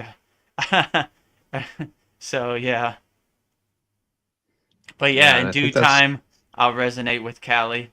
Maybe one day I yeah. need some ferocity, and I'll break out the Kali mantra. You know. Yeah. Yeah, when my guru was giving me mantra diksha, we came to Kali. He was like, "You sure?" I was like, "Let's have them all." You know. I don't know. Mm. Kali's an acquired taste. You know, like Mhm. once you go down this road, you can't come back. So I was like, I'm ready for it. I got all the other deities with me, so you know, I don't want to leave Kali out, exclude her just because she has a head in her hand, you know. So let's do it. So he appreciated that. He liked it, you know, because a lot of Yeah. people they. Uh, in Hindu culture, they kind of look at Kali as like sacrifice. Like Kali wants blood. You know what I'm saying? So uh, they don't like to give mantra diksha for Kali. You know, because people use it for the wrong reason, right? They uh Mhm. they think if you give blood to Kali, like she'll manifest what you want. So they kind Mm. of hold back on Cali unless they deem you worthy, if you know what I'm saying, because people Mm. have misused the Cali one. So I see. Yeah, yeah. I could see how that the ego could get wrapped up easily in that sort of energy, right? So, but I was gonna say before, if you, it's probably a good sign if you have some connection with Kali because it's showing that you're seeing God in everything, even things that true. you couldn't imagine you would see God in before. So I feel Yeah, like, yeah. that's why I do it too. Like I see God in Mm. Cali and all these deities, no matter what fierce form they have. One of my friends, his girlfriend is a Kali worshiper, and she has this big Kali statue, like about 3 foot high, in like glass, and before I went there, he told me, he was like, don't worry about my girlfriend. She's a devil worshiper. And I was like, what? Don't worry. Well, I'm protected, but you know, like I don't know how you sleep in the same bed with her, but it's up to you. And then I went in, and right in front was that she had like a shrine to Kali, and I was like, that's not the devil, that's Kali, you know. And I started saying the Bija mantra, and his girlfriend came out. He's like, you know Kali? I was like, yeah, absolutely. And you know, we started doing it together, and like I was like, it was behind glass, and I was like, open this glass case, let Callie breathe, you know. And she had Ganesh there too, so I was like, and my friend was like, what are these guys doing? Devil worshiping? They're worshiping Kali, you know. I was like, you don't understand. Give me the light, give me the Jyoti, you know. Say Kali's mantra and everything. So, yeah, I appreciated that. She appreciated it too. He's like, he thinks I'm crazy. I'm worshiping the devil. He doesn't understand this is Kali. Like, I'm like, yeah, I get it. You know, I understand. You know, so I appreciate it. You know, anytime I see a statue of Kali, I give love to Kali too. You know, so And like if you give love to one deity, it gives rise to a love for another deity because since they're all true, connected in this divine energies. So I feel like Durga is sort of a bridge to Kali for me because I can true, already connect to some form of that fierce protector energy, you right, know, because I think with that, that's a very good energy to dispel fear true, in our ego, you know, because if you know that you have Durga on your side to kill all demons, to kill all illusion, true, to battle for you, then there's no reason to fear anymore. So I feel right, like these are all connected to different forms of these divine consciousness that can dispel all the forms of ego illusion, and that's why That's why I never would have guessed I would be connected to Hindu gods in the past, but it's actually perfect for me because it's hard to imagine God if you just, I mean, if you just imagine infinite consciousness, like how can I connect with that? I don't, it's too much of a mental abstract idea. And, that's kind of, I was more, mental thinking before, like, why are you personifying God in these ways? Because God is just infinite consciousness. And although that is true, it's hard to just connect to that sort of abstract idea in a heartfelt way with an open heart. And so when you have these different manifestations or inspirations or divine sparks of God to connect to, it's much more efficient. So you can see why these deities were created or however that happened. And when you do it, it's real. Like if you sit back and you can criticize people about, oh, that why do you worship that silly god? But if you actually did the work, you would know. Yeah, It's like true. people of Shiva are like, yeah, absolutely, Shiva is the one. It's real. It's not because I've seen, like Western sites, they'll post about the history of Hinduism, and they'll say like it's a legend or something like that. And Indian people in the comments are like, it's not a legend, it's real. It's like Yeah, I feel Shiva, So like if yeah. you do the practice, Yeah, it's real. It's not like a legend or a myth or something like that. You're feeling it, you're experiencing it in your life, so therefore it is real. And so I feel that too. It's not just, this is Hinduism or this is Christianity. It's like God is flowing through all these different focuses. And so whatever focus you connect with God best, that's the focus you should do. And for me, it's kind of like all encompassing. Like I could feel the Jesus energy when we did that class, even though yeah, I couldn't talk because my internet was bad. But yeah, I felt it like on my third eye when you were doing that. We were doing that mantra, and I was yeah. just like, I was focused in meditation on that, and I kind of had like like a prayer, like please help me get past any blocks that I have, from Mm. my past about the Christianity and everything, because it's kind of like waters down the true message, and you can get sidetracked. And my prayer is like, just help me to let go of that and like connect to the Jesus energy that I connected to in a more pure way. So like that was very powerful. Yeah, that mantra and what you taught us there. So appreciate that. Yeah. Yeah, no problem. My pleasure. You were able to watch the class back, right? In the classroom, right? I didn't watch it back. I haven't Oh, so you have that one mantra that's like the Christ mantra, right? It's like Om Christave Namaha, right? right. Yeah. Yeah, so I've just been doing that one. I haven't Mm. memorized the other mantra. But yeah, I don't know, it's weird. I had the class on my computer and my phone, and one was on Wi-Fi, one was on data. They were both bad because we were like in the mountains. So if one Oh. went out, then I would have the other one. So but I couldn't talk, so I could view the whole class, but I couldn't really interact. So yeah. Oh, So okay. I was trying my hardest, Yeah. but not working. Oh, it's So all good. yeah, Yeah, this week we'll review it again. So. right on. Yeah. Yeah, I'm kind of like filled up with my mantras, I do quite a lot. So, Yeah, so I'm like, oh, another one. All right, okay. Yeah, but yeah. yeah, but yeah, I think the Christ energy is good to introduce as well because it connects with my earlier human self, my Yeah, yeah. manifestation of self and how I connect with God. So if I can connect with that, then it also, helps me get through other parts of ego maybe that I'm not recognizing. So. Yeah.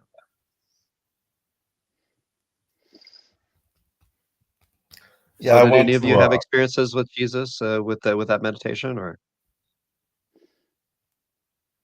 I don't know. I'm just teaching myself how to do it, but I like how it feels, but I haven't had any profound experiences yet, but I don't know. It feels good doing it.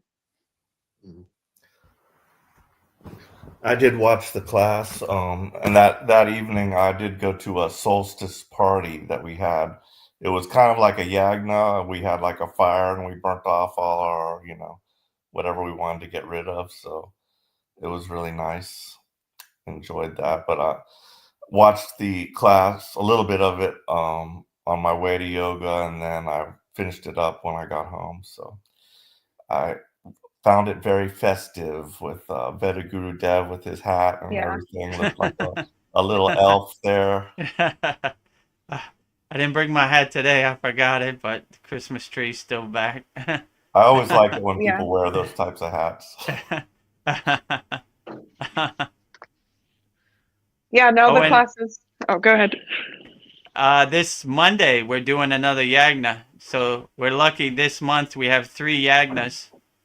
So it'll be a new moon. I think it's Monday, December 30th, right, Veronica? Yes. New moon. Yeah, Monday.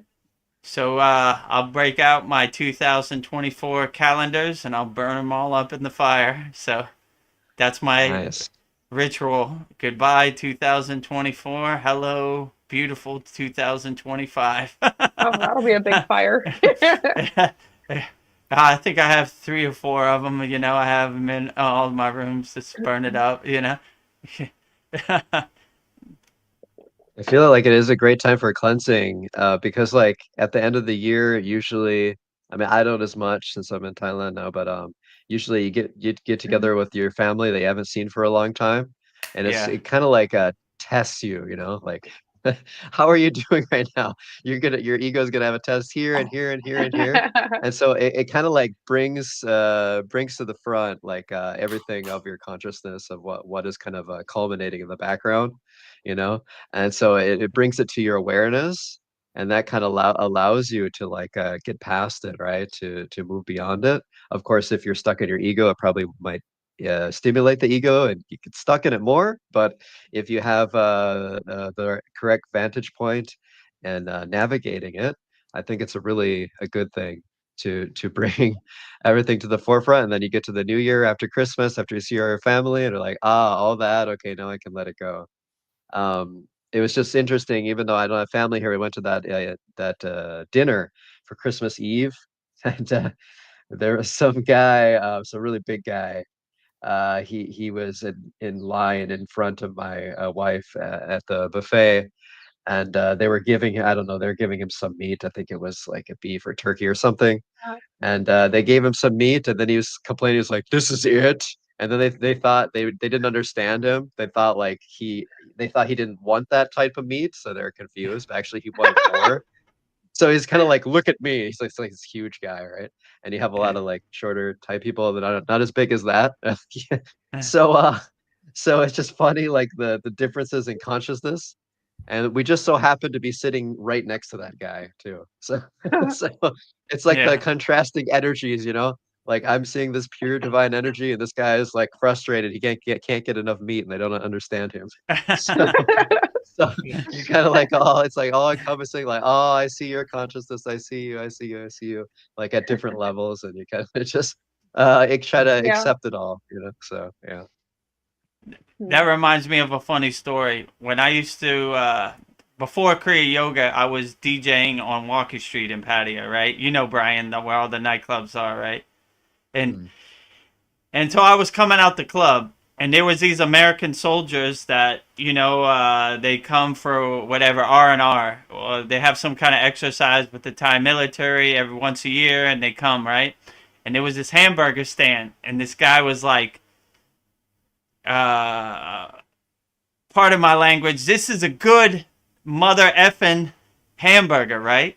So the Thai person heard that, and he thought he called his hamburger M effing, right? Like, so he got out this machete, like this big knife, and he was gonna stab this guy. Like, how dare you call my hamburger M effing, right? You know? And I was like, oh man, there's gonna be a situation right in front of me. So I was like, you know, like, wait. I had to explain to him in Thai, like, my bilai. He's saying it's good, you know? Roy, you know? It's tasty. That's just their American slang. And he still didn't understand, but I was like, damn, I gotta stop this. This guy's gonna stab this American guy. And the American guy was getting mad, and I was like, listen, they don't understand the slang, right? They think you're calling their hamburger MFer, right? This is a bad hamburger, right? But you're calling it a good hamburger. This is really tasty. And he thinks you're disrespecting his hamburger. So there's a problem in translation here. So I ironed it out, and it's okay. I told the guy, like, this is a good hamburger. This is, like a Roy Mock, like T Noon, #1 hamburger, And he was like, oh, okay, But this guy literally came out with a knife he cuts his meat with, and he was like ready to stab this guy. I was like, oh man, oh dang, it's gonna be such a damn. I don't need this on my consciousness right now, Like, all right, let me try to fix it, So yeah, but yeah, it does get lost in translation. Like they would think like this meat is no good, right? Like, why is this big German guy or wherever he's from disrespecting my meat? And he's just saying he likes a lot of meat, Give him some more. I want right? more. Come on. Yeah, he loves this meat, Give him some more. This is a good hamburger, He likes it. He's probably going to order another one. Just relax a second, Lost in translation, Yeah,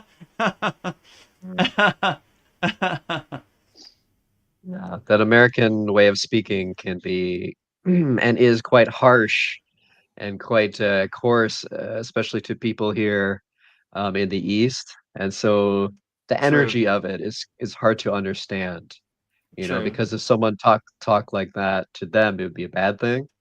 But a lot of people express in a different way. But yeah, if they were military, you can understand that as well. They're hardened, tough individuals.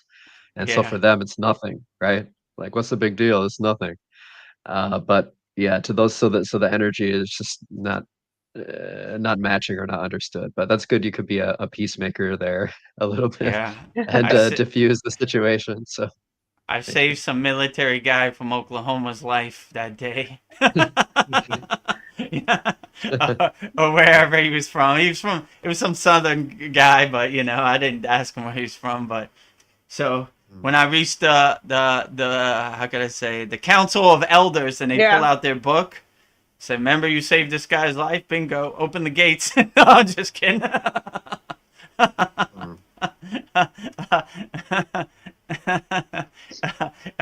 Remember when you were 15 years old and you did this? Yeah, turn the page. Not too proud of that one. Remember you saved this guy's life? Yep, that's a good one. We could talk more about that. Remember when you were 20, you did this? Oh, yeah, not too proud of that. Turn the page. Yeah, for sure. The divine, the Vedic Guru Dev will show you your karma, and you must repent. Well, like I said, I'm burning my karma. Like, nope, nothing to talk about. Burned all that up. What about all these other past lives? Burn that up too. What do you think I'm doing every day? Burn, burn, burn. Yeah. Future life, nothing to burn there. Haven't made any more. This life, keeping my karma down to a minimum. I got enough work burning this big trash mountain of karma I collected in over 40 years. Yeah. And I feel like your language is a reflection of that. Like, once you refine your consciousness, when you get rid of ego, your language also changes, and how you speak and the words you say. Yeah. And so like in different cultures, they develop their consciousness in different ways. So I think, with my own language, even if if I said like a swear word, it wouldn't sound threatening. It would just sound like, whatever, I'm frustrated, but it's completely innocent and harmless. I noticed when I went to this concert, I had a hard time talking like they talk, and I couldn't even get myself to say those words, like, or engage in fighting or anger, at the other part. But even just normal talking, their vocabulary, those words wouldn't come out my mouth when they would be pre-yoga free-flowing, let's say it, right? Yeah. Like, I would be on the same page and the same vibration with them, but I wasn't. I was like, up here, and it's interesting to see the pigs are still rolling in the mud, same like before. Yeah. You know, they're still attached to that, whatever, you know, okay, well, you know, some things never change, you know. I'm going to take off my monkey suit and hang it up, but they're going to continue wearing their monkey suits, so God bless them, you know. If you need some advice, I'm here, you know, or if Akon wants to join the Kriya Yoga School, that would greatly be appreciated, but it's not necessary. And it's a timing issue too. Some people aren't on that time, so hopefully one day they can come around, and maybe they never come around. We'll see. Yeah. You know? But I'm gonna keep on my spiritual path, and all the best to you, you know? But yeah, I don't resonate. Well, I never really resonated with alcohol or drugs or, you know, smoking, any of that. So I've been lucky that way. It just never appealed to me. I don't know why. You know, like Brian was saying before, when I lived in Pittsburgh and it would be Christmas, my grandfather and his brothers and my uncle, they were all blue collar kind of steel mill kind of workers, like go to the bar and fight. Like in the north side of Pittsburgh, my grandfather was kicked out of every bar for fighting, you know. So they were always like, Chris, how you doing? What are you doing? Well, I'm doing yoga now. You still hugging on those trees? You know? Yeah. Oh, come on, you know. You want some alcohol? We got some whiskey here. No, I'm good. You know, come on, put some hair on your chest. You know, you can't be a real Pittsburgher without drinking alcohol. You know, so Yeah, try to pressure you. I'll tell you a funny story. My grandfather, he went to his mother's house, which was, I guess, my great grandmother, and you know, in Pittsburgh, they have like, you know, like San Francisco, like small streets, right? So you have to park in front of somebody else's house because there's no parking, right? It's a city. You park wherever you can find a spot. So he came out and somebody tore off his he left the windows down and someone tore off his rear view mirror, right? And they threw it in his driver's seat. And he was like, who did this? And he looked back and there was this big football kid, teenager, and he was laughing. He was like, what are you going to do, Grandpa? So him and his brother beat this guy up. And this guy took him to court, right? So they went to the court, and the judge goes, so let me get this story straight. You, big, strong football player, are filing a complaint against these two old men. You know, my grandfather was like 70 or something, saying he beat you up. He was like, get out of my court with that. You know, you're wasting the court's time. But yeah, they were real fighters, you know. They like to fight, you know, whatever. I don't know. You know what I'm saying? So Yeah. I could never resonate with that energy. But I always remember, like, around the Christmas dinner table, like, you know, what are you doing, Chris? You know, I like to skateboard, and you know, I'm into DJing, and what? That's for punks, you know. You know, you should be on the wrestling team, or you should be a linebacker for the, you know, for your high school team. You know, I'm like, no, I don't think that's my path. Wrong. It's all our paths, you know. We're hardened fighters over here. So I don't know. I never got into it, but yeah. It was an awkward time around the Christmas table. Like, Chris, you punk, go sit with the children. You know? Okay, my pleasure. You got way more. I don't want to hear what my uncle got to say about what I'm doing with my life. How you kids doing today? You know? Well, I think that shows how strong you are, that you didn't, like, you know, get bullied, you know, bullied into what they think is what a real man is, I guess. I don't know. Yeah, that's kind of what they were saying. Yeah, I didn't pay attention to it, but you know, it's like that, you know, in these blue collar cities, let's say, you know, like they're hardened dudes, they're factory workers, you know. Yeah. They're mad at the world, you know. And like yeah, by me in West Virginia, they're like coal miners, so they're the hardest dudes, you know. Like I think my cousin worked in the coal mine in West Virginia. yeah, he would come home like black, like he was Yeah. black from like the dust, and I was like, man, thank God that ain't my life. So it's a good reminder of like, man, I mean, I live in Thailand, so I don't have to go through that now. But let's say 20 years ago, that was my Christmas, you know.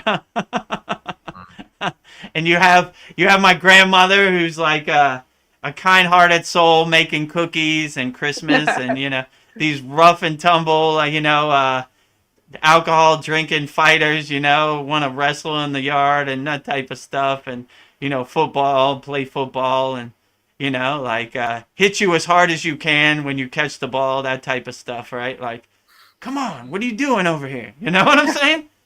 Like, you don't have to hit me as hard as you can, full speed, Ah, come on, and put some hair on your chest, or that type of stuff. So, and yeah, so. But yeah, it is what it is. It gave me some perspective. I saw the other side. Yeah, rough and tumble, fierce, side. Yeah, Yeah. Very overly practical, not as conscious about their energy, and not as self-aware. Yeah. But me as well. You're probably a little more extreme on the toughness side of things, but. Yeah, you just said that about your grandmother. Yeah, like I was vegan for a long time, right? So like I wasn't eating like most of the Christmas dinner, and Mm. like, oh, what can we get, Bri? You want a carrot or what? Or something like that. Yeah. So, And yeah. there's something like that, but I was just like, whatever, they don't understand. It's all good. Yeah, And that was but okay. yeah, Go but ahead. my grandma was like one of the only ones that was nice to me because like one time I like made some vegan rice dish and like no one was eating it, but she was like, "Oh yeah, it's pretty good," and she was Yeah. talking to me and tried to make me feel better, and everything, Yeah. because it's like fish out of water. I did not match with anyone even close to the energy there. So yeah, it was kind of similar. Like maybe I'll just talk to the kids, so because everything else is not matching. So yeah. Mm. Yeah, my grandmother was the same way. Like, it was a cardinal sin not to eat the food. Like, everybody would stop eating and look at you like, what do you mean? We got ham, we got turkey, we got mashed potatoes, we got Yeah. green beans, we got macaroni, we got all these, like, it was like a cardinal sin. And my grandmother, as soon as she would see me, would be like, Chris, you're too thin. You got to eat more, eat more. Come on, you want some, in Pittsburgh, they have this thing called, pierogies, right? Which is like how would I put it? It's like a puppet pastry thing. Right, it's like a dumpling with like sauerkraut or potato in it, Yeah. and they love that. Oh, I got the new butter pierogies. Chris, you gotta eat it. Come on, you're killing me. Like, and it's like India, like a cardinal sin. They're like, if you don't eat the food, you're saying the food is bad. So, come on, you're too thin. You gotta eat the food. Look at all these fat heads over here. As you used to call my uncle, my cousins, fatheads, right? They're all fatheads, they're all ham hocks, right? They eat all the food. They're big guys, big tough guys, I was like, Ed, I don't think that's my path, if I play football, I'm a wide receiver. I'm not a lineman. You know what I'm saying? I'm a thin guy. I'm running. A quarterback, a wide receiver. Those are the positions I could play. Running back, a defensive line, offensive line. That's not me at all. Mm. Yeah, it's like all these little cults of belief that form over everything, Yeah. Like and ironically, these people would probably look at different cults or religious beliefs and probably judge them, but they're in this probably almost the exact same form of consciousness, right? Of cult, right? Of Yeah. this is how we believe. We all eat this. You eat this. We all do Right. this. You do this. Right. We all believe this. You Yeah. believe True. this. Yeah. It's the same. It's the same type of energy that's going on for everything. And And I noticed that, like, why can't you think out of the box? Why can't you think a little bit different? Why right. aren't you open? And I would notice that when I was younger. I'm like, no one knows what they're talking about. Everyone is Yeah. just like in their own little focus and they're stuck there. And since their friends believe them, their family believes them, they all share this consciousness. It doesn't mean it's Yeah. true. It's just where their comfort zone is and where they're stuck at the moment. So I noticed that from a young age. I'm like, they all are following each other, like going in circles. So I'm Yeah, glad pretty I could much. recognize that. Yeah. Like, and you can't question them. Like, why do we do this? This doesn't Right. even taste good. Like, why do we eat this? Like, yeah, you know what used to make me laugh? Like, if you would, well, this kind of sounds sad, but if you would go to a funeral, they would be serving the same food that put that guy in the casket at the funeral. You know, like, hey, Chris, you want some mashed potatoes? You want this? I was like, that's what killed this dude. You know what I'm saying? Like, so I don't know. I never got it too. Like, well, why do we do this? You know, like, and that that's a question you can't answer, right? What they say used to say to me in the church, thinking is a sin of pride. You know, like no questions, doing. You know, just regurgitate whatever narrative we tell you. You know, no questions over here. You know. And if it can't be questioned, that's where you can see True. the ego. Yeah. Because Exactly. because the truth is like a lion, you don't have to defend it, it defends itself. Right. Right. And True. so if someone's asking you questions, you should not have any objection to that if you are just for the truth.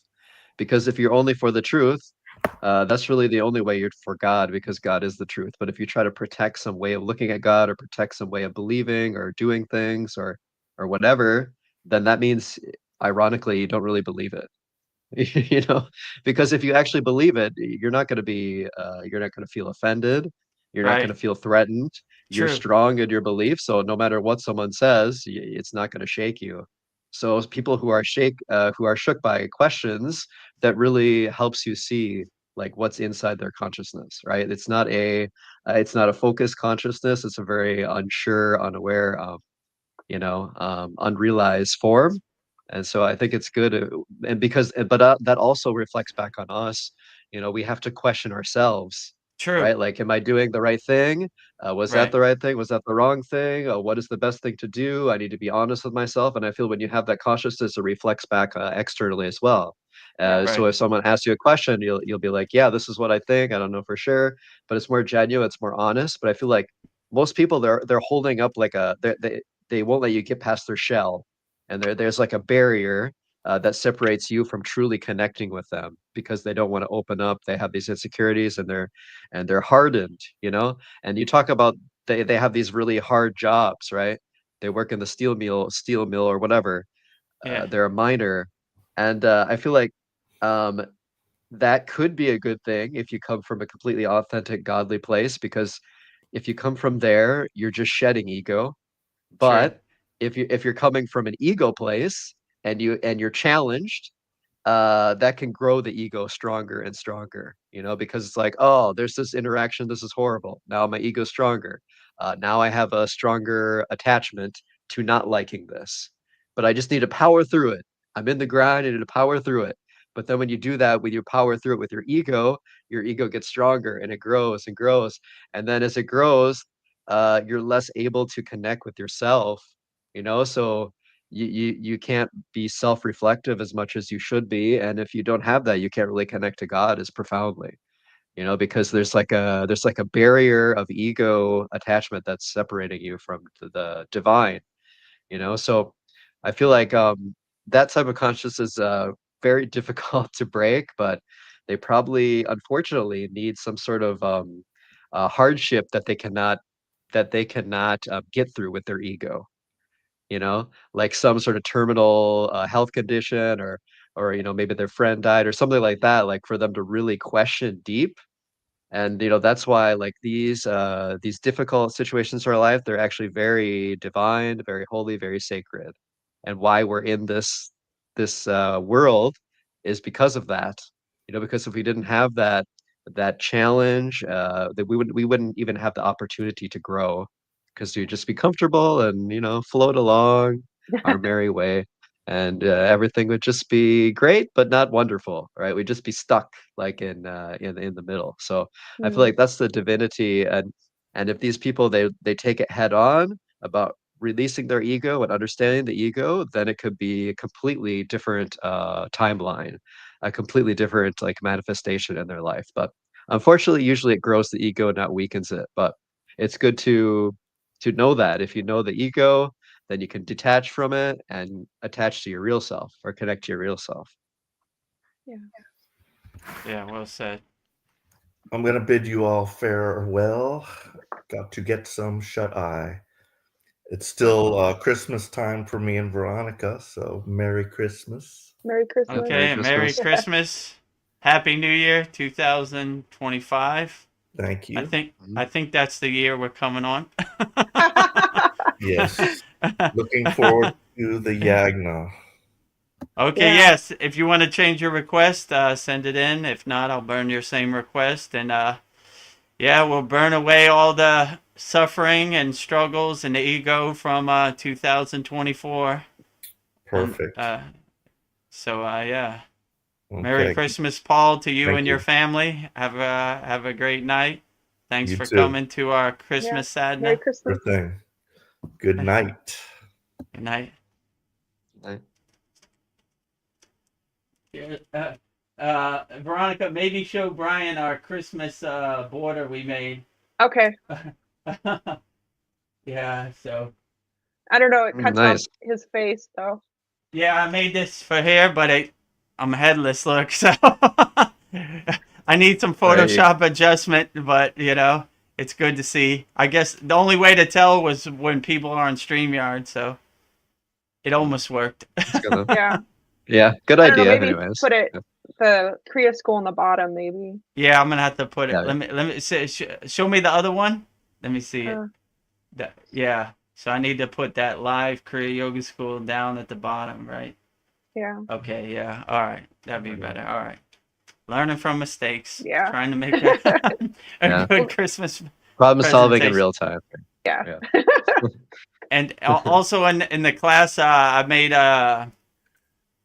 there's the asana classroom, which it was there before. I changed it a little bit. There's a meditation classroom, like all the meditations are in there in one class now. All pranayamas are in one class, and all mantras are in one class. And I'm probably going to do mudras today or tomorrow. So one-stop shop. Like if you want to go through all the pranayamas, you can hit them all at once. I think there's 10 pranayamas. There's 15 asanas, and there's 10 meditations. And I think mantras is about 7, 8. So you can go through them all one shot. Because I noticed the beginner, intermediate, and advanced classes where they were before, they were getting kind of cluttered. Like there's like over 20, and you know it's a mix of everything in there. You know. Right. So there's asanas, there's meditations in advanced, there's pranayamas, there's asana. So there's all kinds of stuff. So make it a more streamlined if you just want to focus on your pranayama practice or your meditation practice. Yeah, I love it that there's so many different starting ways to connect to different meditations or different asanas. And I feel that's the power in that, you know, whatever someone resonates with. Because I don't know about you, Vidiger, Deb, but like you know, since I've had health challenges, I've really just simplified my meditation. And you know, I'm just doing like complete breath at the beginning, and during the complete breath, I'm just trying not to think. I'm trying to not trying, but I just doing, you know, to connect deeper and let go and relax. And you know, I'm just going into that, and then I'm doing Kaichara Mudra with Ujjayi breath, that pranayama, the one you taught us a long time ago in the very beginning, right? And I'm not doing. I mean, I'm doing that, and then I'm just flowing into mantras and doing the bija mantras, doing all the deity mantras that I do, and then just having a little meditation after that, if I have the energy. And really, I noticed for me, anyways, like it's not about the particular technique; it's about how deep you can go into it. True. You know, so whatever, even if it's just complete breath, even if you go really deep and you can let go of things, just doing that is more powerful than if you're overthinking Right. some other, magical, powerful technique. So it's more about how you're doing it, not what you're doing. But at the Right. same time, we have all these starting points of different things. And, for me, I just have to prioritize, if you're going through a health issue, you maybe would resonate with this, that you're not going to be having all this energy to do everything. So you're just gonna be like, what's the most important thing I can do? Yeah. Yeah. And then that really refines it, and it actually makes it more powerful because it's so focused. You're Right. not like thinking like, oh, I forgot that one. You're just like, let's get as deep as I can doing this True. and go through it. And that's kind of dispelled my ego a little bit, because before I was trying to do everything and do it the right way in the right sequence or whatever, and Yeah. it wasn't as organic or natural. And now I just found something that's more organic and natural. I'm connecting with the deities and the pranayama, and it's more powerful. So, in your experience, Veda Gurudev, have you refined it, or you're in a different stage? Like, you're probably introducing things since you're teaching it now, but I don't know, how has that changed for you? Mm. Yeah, so I came to the same kind of conclusion. Like, I used to focus on the technique, like exactly, and I realized that the technique gets you as far as it can, then you have to let it go. You can't keep holding on to the technique. It's kind of like the mantra, right? When you can't say the mantra anymore, it means you don't need to say the mantra anymore, because you're already past that stage. So the same thing with any of these techniques, like you said, like if you really focus on like Purnasuti, like complete yogic breath, and you aren't focusing on the practice, you're focusing on the flow of your breath, right? Up from the root to your crown, from the crown to your root. And you even let that go. And you just exist in a state of being and oneness. Then it's very profound. And that's the main goal. All these techniques are just trying to get you to that state. Once you're in that state, you let the technique go. Like, you don't need the technique no more. Because the technique is to get you to the state. And if you're still doing the technique in the state, it's not necessary. That's what I would say. So I always try to, like you said, aim to get to that place where I can let the technique go. Like, I don't need this no more. I'm here, and I'm just, Mhm. and that's kind of what happens when you say the mantra too much, right? The words can't come out, You're already here. We don't need these words no more, We're here. We're exist in this state, be in this state, like just become one in this state, right? So all these techniques are trying to get you into that state. Once you're at that state, you let go of all these techniques and to just exist. Like I said, like sunbathing in the grace of God. That's what I would like to say. The communion with God, the oneness with divinity, something like that.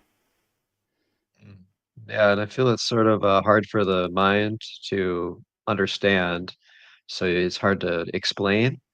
But in my experience, it's like you can be stuck in a lower consciousness, and then while you're trying to meditate, and then you're thinking a lot of stuff, you're thinking Mm, circular thoughts.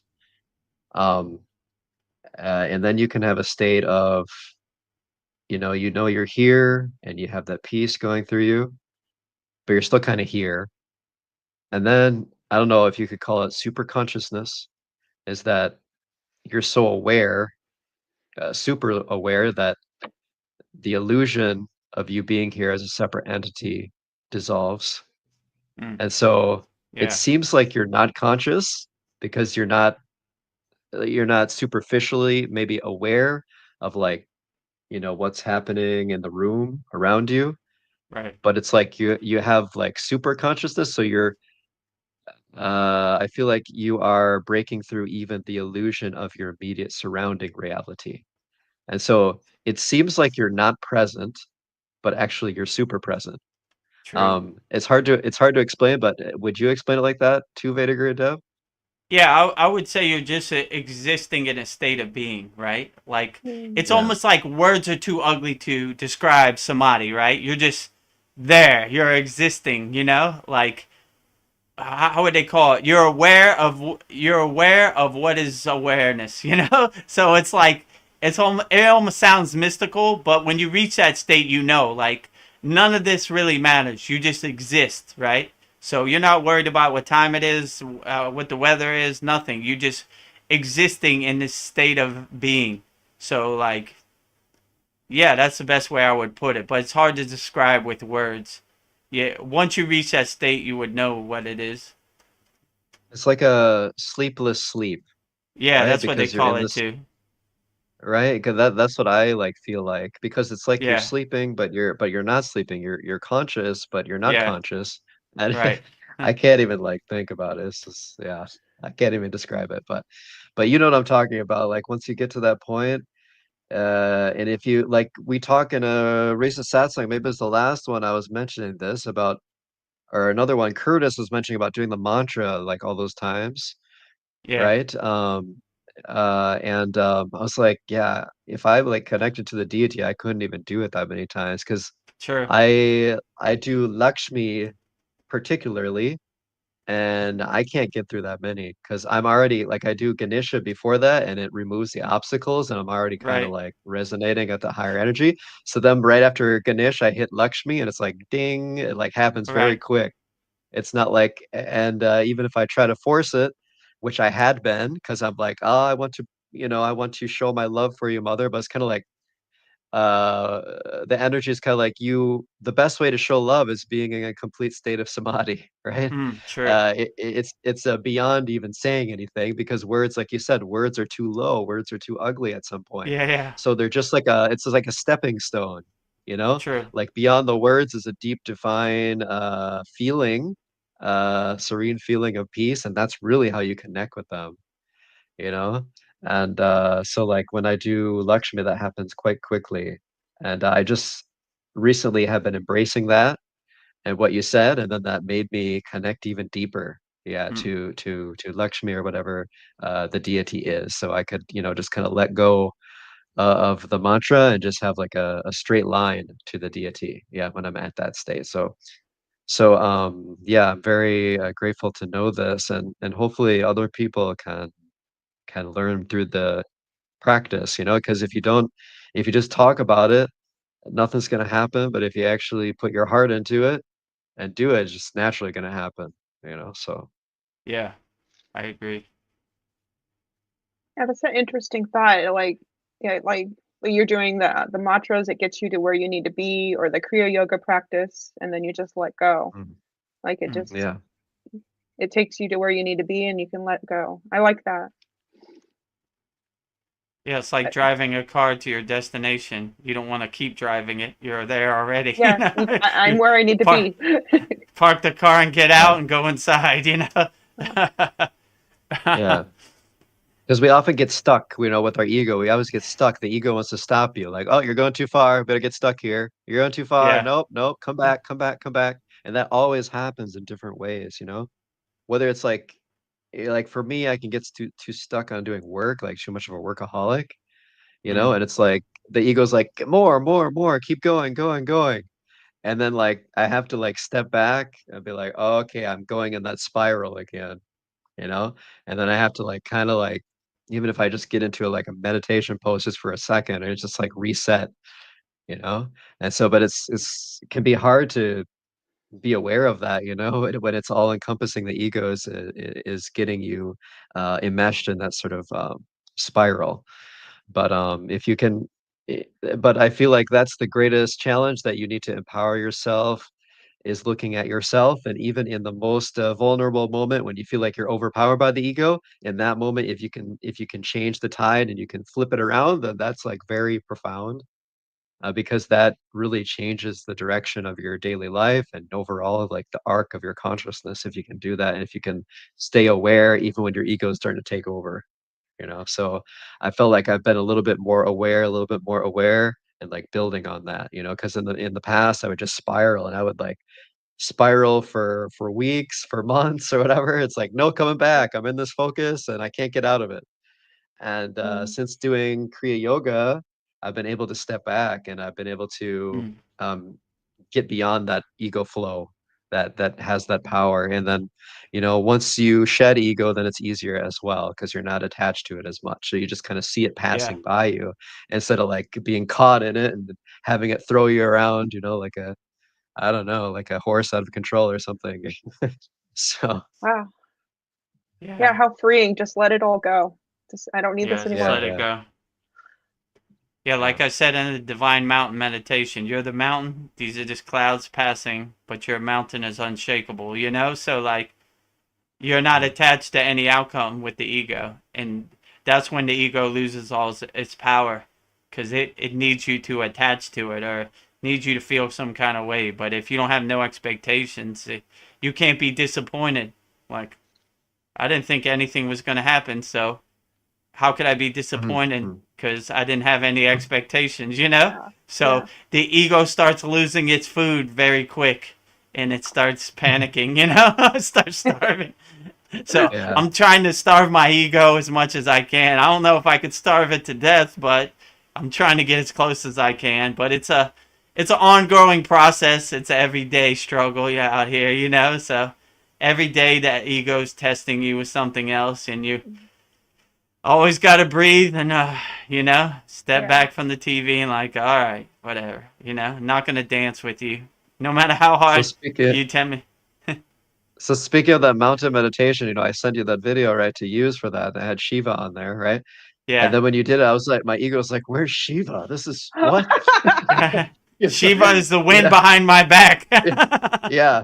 But then I like step back. I'm like, wait a second. Actually, this is even more powerful because I know Shiva's back there. Yeah. But you don't know, like, what does the Jesus quote? You don't know by God by seeing him or whatever. Yeah. But it's like you connect at a deeper level. And so you have the light around your head, actually, as it was around Shiva at the peak of the mountain.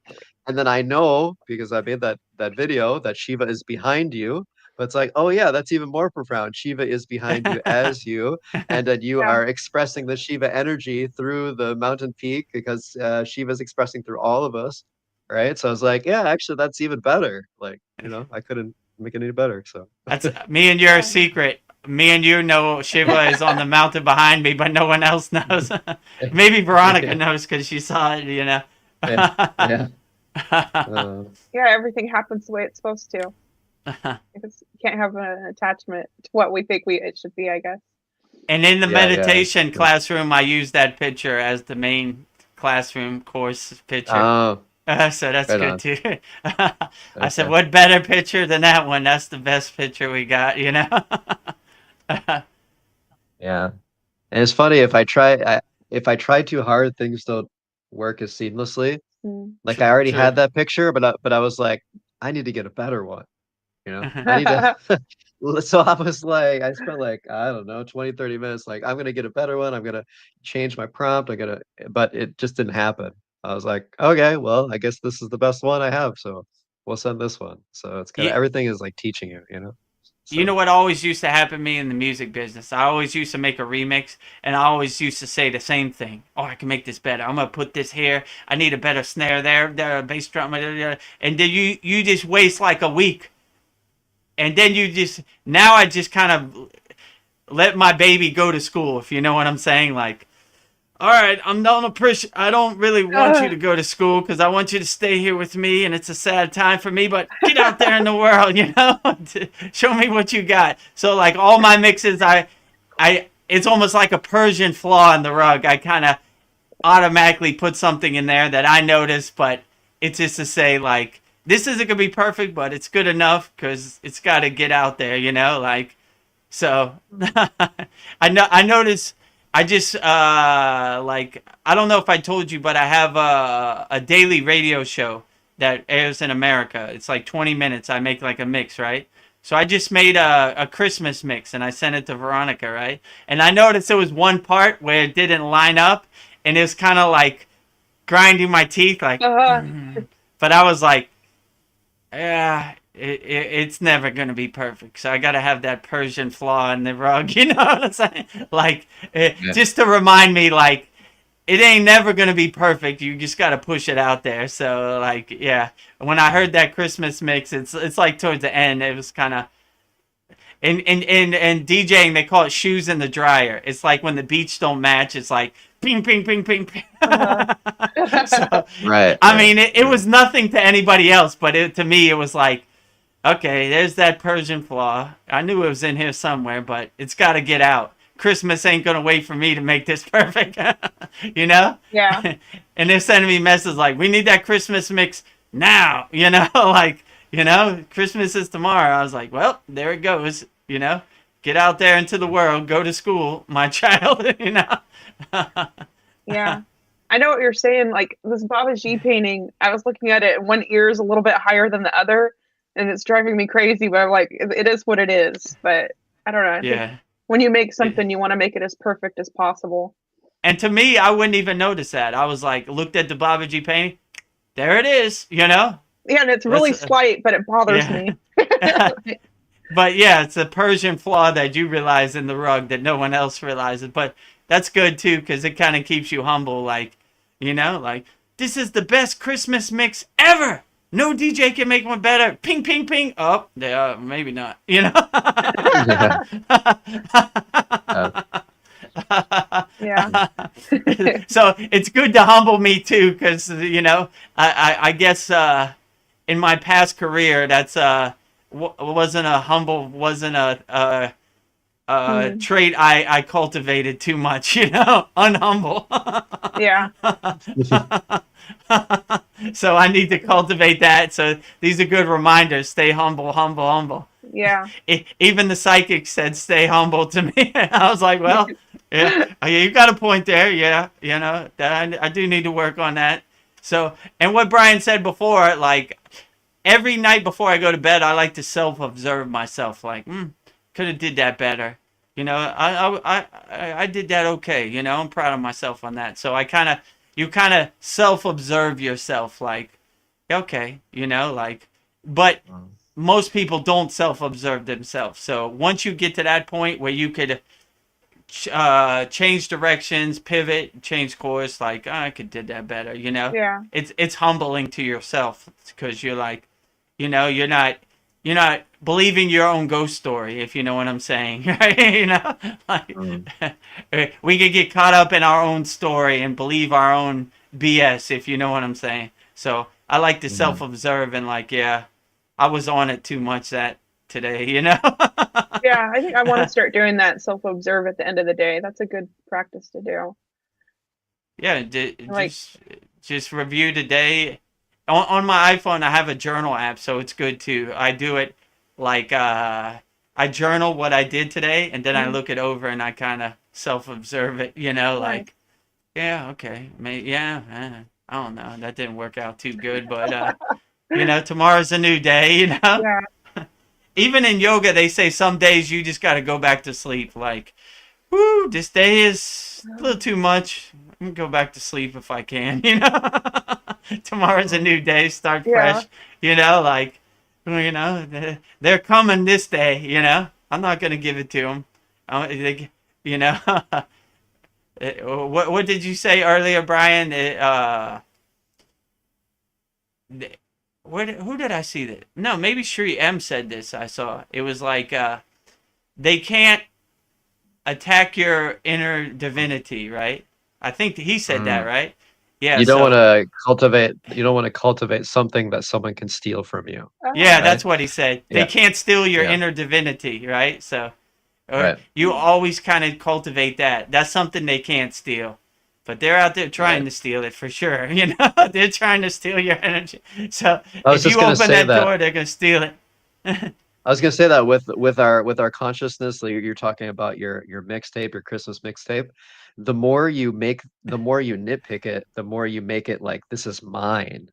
Right. You know, like the ego is like taking over the project, right? If you have these OCD moments, it's like you're attached to it. Like, oh, this is mine. It's not yours. It's mine. Mine needs to be good. It's my reputation. I need to show that I'm good. I'm worthy. And it's like the ego. And so when there's a little imperfection there, it's like God saying, nope, it's not yours. Sorry. Give it to the world.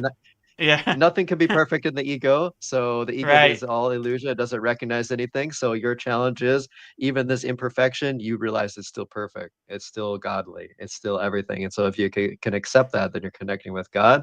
But if you can't accept it, it's like you're trying to you're trying to hold back the inevitable, right? Like, no, God is everything, everything is God, so you can't separate yourself, Right, even though right. you're trying to.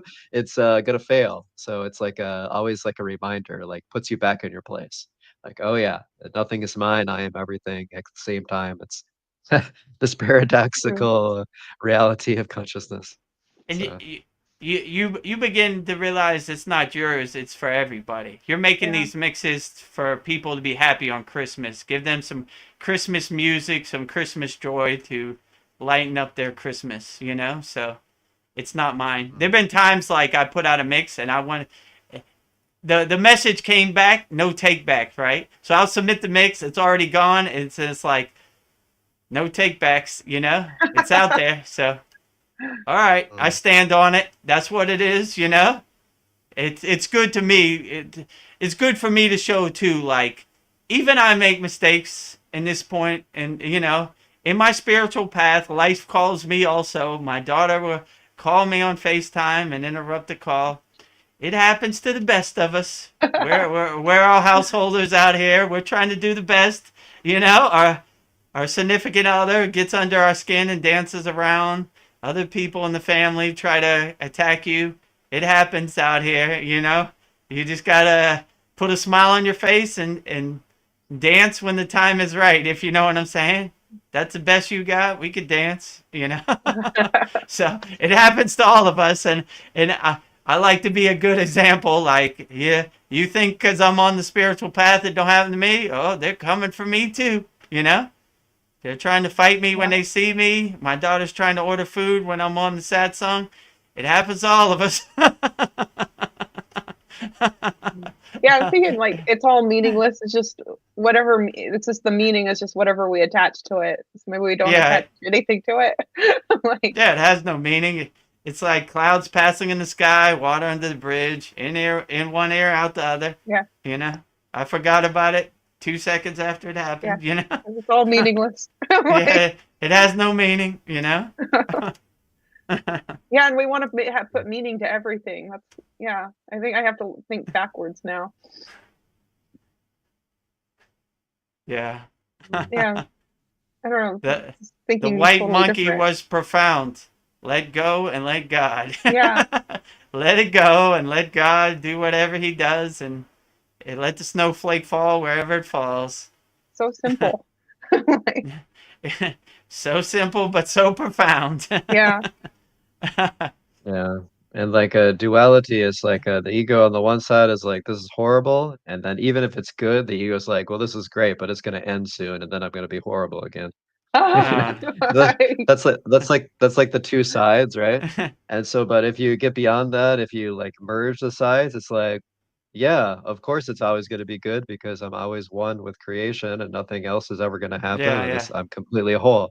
And so when you have that consciousness, you know nothing can ever come between you and your infinite consciousness. Right. And so that you cannot take away from someone, right? If they connect with that, it doesn't matter what material good you steal from them or you hurt them, whatever, they still know that inside of them they are connected with all and God and infinite consciousness. So you are absolutely bulletproof if you have no attachments.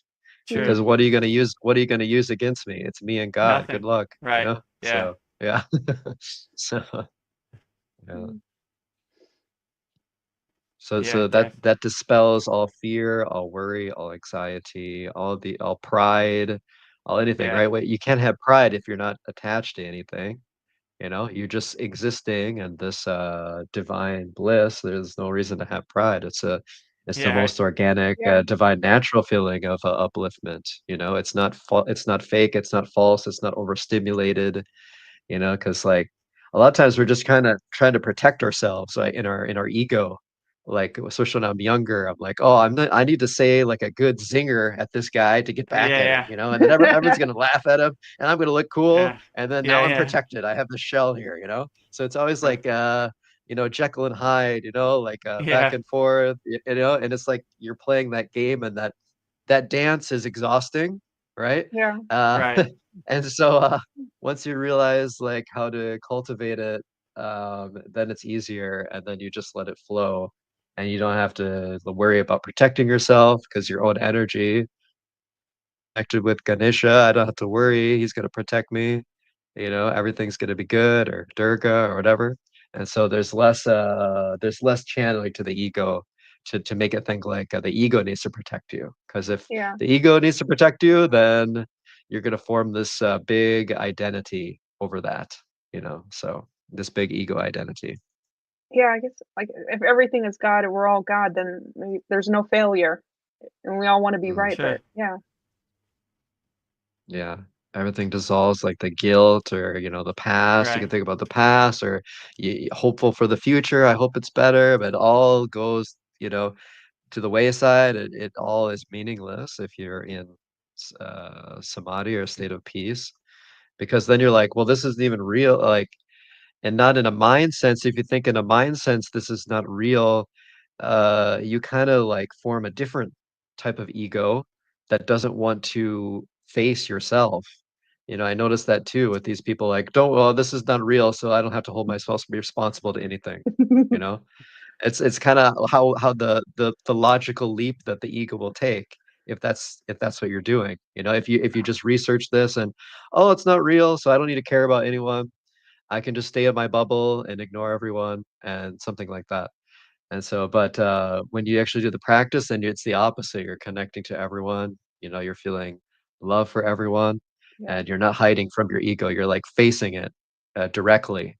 And so that's like, so it's like the only difference is practice, but practice is everything. So if you don't do it, if you just talk and you don't walk, then it's gonna be very limited what you can experience.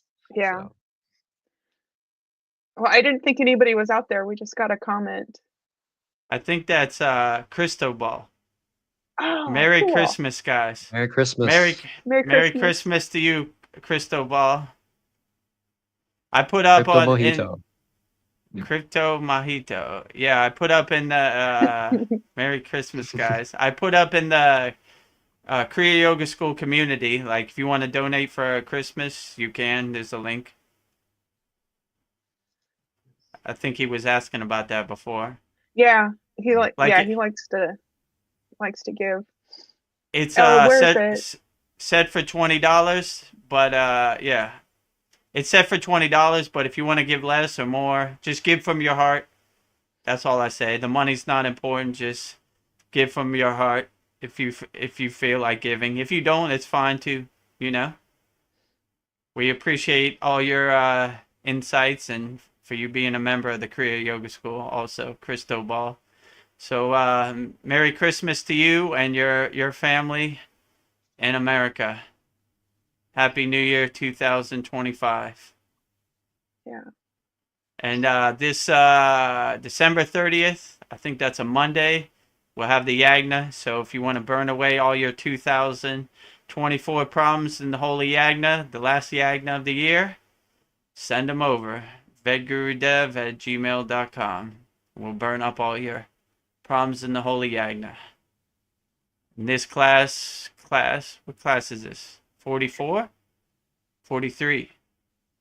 43. I can check real quick.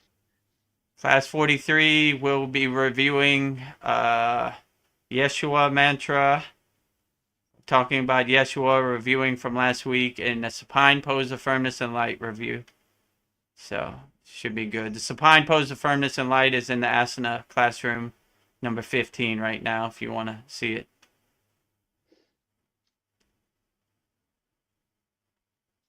And if you need help this Christmas, feel free to email me. No problem. We're here to help people. Spread the word of Kriya Yoga. Helping people. Oh, he just... Nice. Namaste, Cristobal. Namaste. Namaste. That was you on the YouTube chat, right? Yes, I found you on YouTube. Oh. It's hard to can't hear you. your audio very well. Yeah, I'm not sure what microphone you're using. Yeah, I think your microphone's off.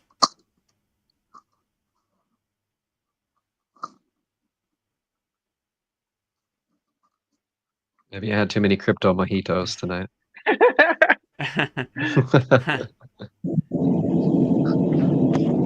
Yes, okay, let me just find my little green ones. The green ones are the best. Hang on. I'm just getting in from walking dogs and all that.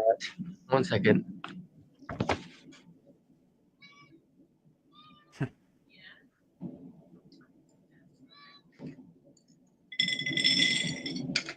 Earlier before you came on, Brian, Gina was on too. She came on for like 20 minutes, so we haven't seen her in a while, so that was good. Oh, when I was talking to her earlier, when we were texting, she had an idea that we should do like a retreat and just rent like a B&B in California, and you come to us. I don't know what you think about that. I don't know. Maybe where your brother lives. I don't know. Oh, you're talking to me? Yeah. I'm open to it. You know, like yeah. I guess if Babaji wants it, it will align. You know. Would you be open to come from Chiang Mai to? I could probably meet you. You have to fly to Suvarnabhumi first, right? To fly to America, Brian. Right? There's no direct flight from Chiang Mai, is there? To America? I don't believe so. Yeah, I don't think Okay, so. so if this happens, I'll meet you at Bangkok Airport, and we can fly together. Flying together. Okay, right on. See you at the airport. You know. I don't know. It's just an idea she had. I never even thought of that, but who knows? Like, I know. Maybe she could fly to Thailand. Yeah. No, but I'm just being selfish because I'm here already. Okay, so we were talking about like how nothing's real. Then what is divine?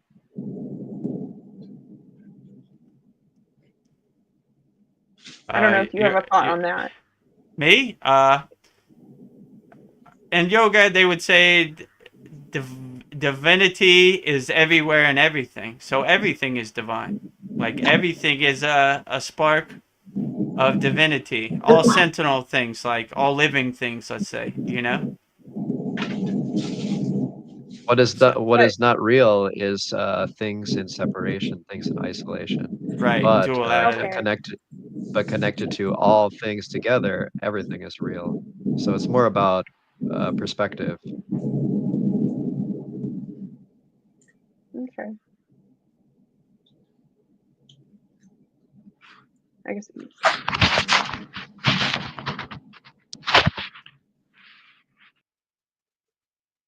Oh, he's gone. Okay. That was a big build up to nothing. Yeah, but that's perfect, right? Here he's gonna talk now. Oh, he's gone. Right. Maybe he'll be back. No expectations. He's there. He's not there. No expectations. I'm not attached to it. Perfect symbolism. Yeah. It's all divine. Yeah.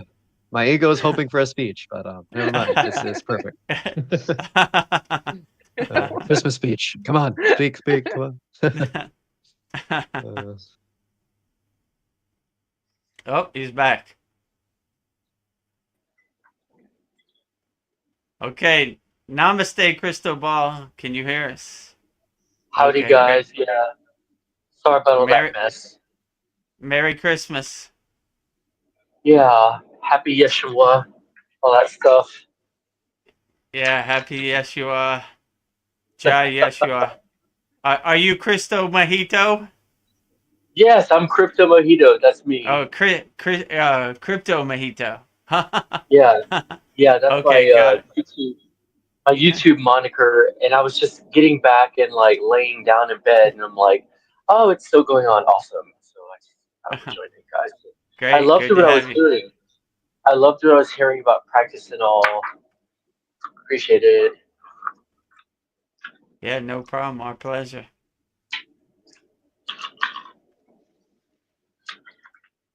I'm just gonna tune in and listen to you guys.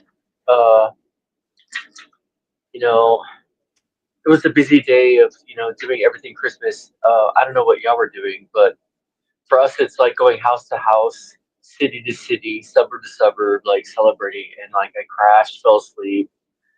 then it's like come out and walk the dogs and then get back. Yeah, I know It's like the when you're busiest surrounded by time of the year. yeah, when you're surrounded by family, it's exhausting going from house to house and city to city and making sure you see everybody and everybody's happy. You know, no one's disappointed. Like, why didn't you come see me on Christmas? You know, especially your mother, it's a must. Every day is Christmas, guys. Like I never wait Yeah, for anything. true. Every day, really, I do not wait for anything that I need or want. I mean, Yeah, absolutely. Every day Thanksgiving, every day is New Year, every day is a great day. So every day is it's a Christmas. mind virus, but it's like I guess it's a good one because it's about love and it's about like being with people. Yeah, I don't know why it giving. has to be all on the same day. Yeah, true. Give from your heart, give away the farm every day. Yeah. That's what I like to say. That's what we do at the Kriya Yoga School. We give away the farm every day. Guru Dev, like you said, like when you start your practice, you ring this bell and like wake up all your deities. Do you like do anything else, like light candles or burn incense, or do Yeah, you have so like? I do. So when I walk into my room, I ring the bell 3 times, which wakes up the deities, and then I have a cover over the deities, which you can't see now, that I put them to sleep before I go to bed, right? And then I wake them up in the morning. So the bell kind of symbolizes that it's morning time. It's time to wake up. It's the alarm to wake up. Then I do like puja with the jyoti, like Oh, right okay. circles over each deity. Say their mantra 3 times, you know? So giving respect to each deity, going around to all of them, like all of them, right? And then I start my practice with Babaji's invocation mantra. Then I go into asanas, whichever ones I feel like on that particular day. So some days I go through all 18. Some days I only do 6. It depends, you know. If I do 6, I'll do the other 6 on the next day, and then till I get to 18. So it just depends. Sometimes Yeah. I don't do any asanas. You know, like a day today, like Christmas, is a busy day with a lot of stuff. So you do the minimal practice you can to get you through the holiday season. You know. But you always So do Babaji. yeah, I always start with Babaji's invocation mantra. You know, the Om Namah Shivaya, Trayambaya, Yajamahe. So like that one's kind of invoking Babaji's presence. Like I let Babaji drive my car from here, kind of. That's the way I would say it. So it's invoking Babaji into me as me. So that's how I start. And then you know, depending how I'm feeling, I do pranayama, meditation, mantra japa, bhakti, all as much as I can. God willing. Yeah. And then if I can't say anything, then I'll just exist in a state of being and happiness and bliss. Yeah. Nice. Yeah, they have So a bell to ring before in that place that I went to, Ganesha, on Christmas Eve too. Before you walk in the room, they have a bell at the Right, top of the door frame, and you just ring it to go in, and then you ring it to go out. It's right. just, yeah, it's like basically, I mean, you could say wake up the God, but really it's waking up your consciousness to True. connect to the God, right? Like now it's meditation time, bing, now I need to do Right. this, right? And so it True. kind of just like wakes you up. And they have that at the temple as well. One time I was like in deep meditation for Lakshmi, but maybe too deep because other people wanted to worship right by her too. And then I heard the really loud ding, and I'm like, oh, okay, it's time for me to move on now. All right, so Yeah, and that time it symbolized like kind of waking me up out of my meditative state and letting someone else have that spot. But then yeah, after that, I just kind of like I just kind of went up to the statue for a little bit and did the mantra in my head a little bit, and then I just like went to the back of the temple and then I just meditate in the back of the temple where no one's gonna like disturb me or something. So that worked better. So I'm not worried about someone's gonna come in the spot or whatever. So Yeah, that's well put.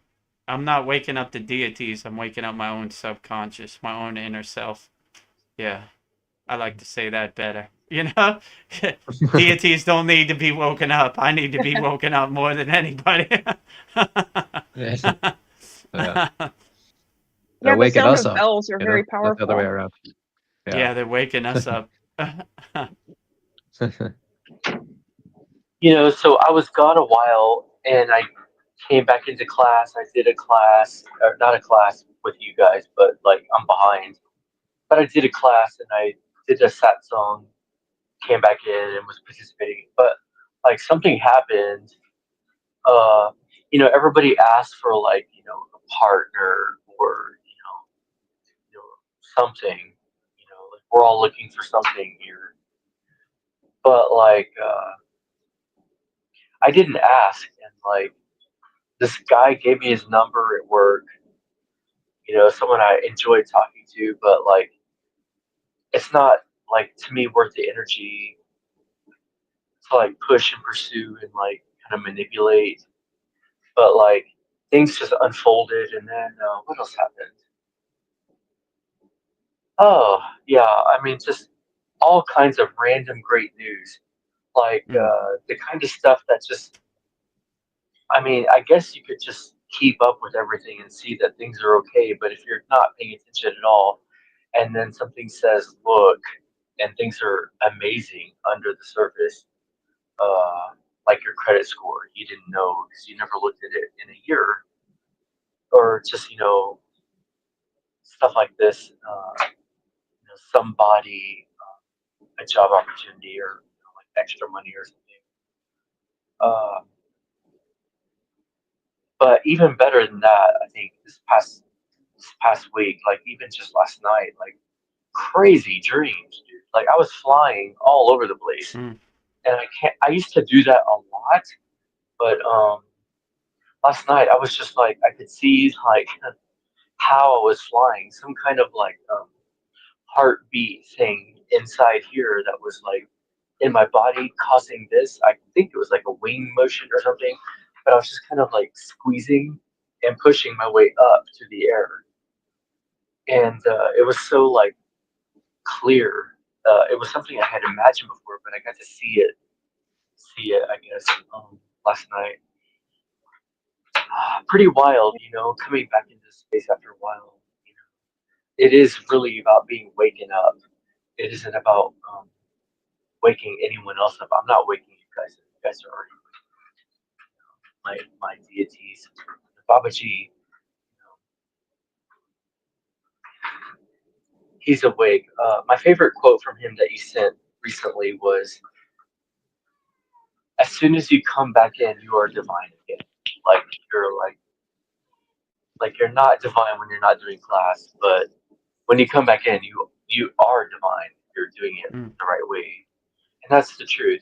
We could just be, playing whack-a-mole in the game, and it feels very real, and we're just like being super busy, but like you really are kind of being divine. Like when you pay attention to class, and then you have to get back to whack-a-mole.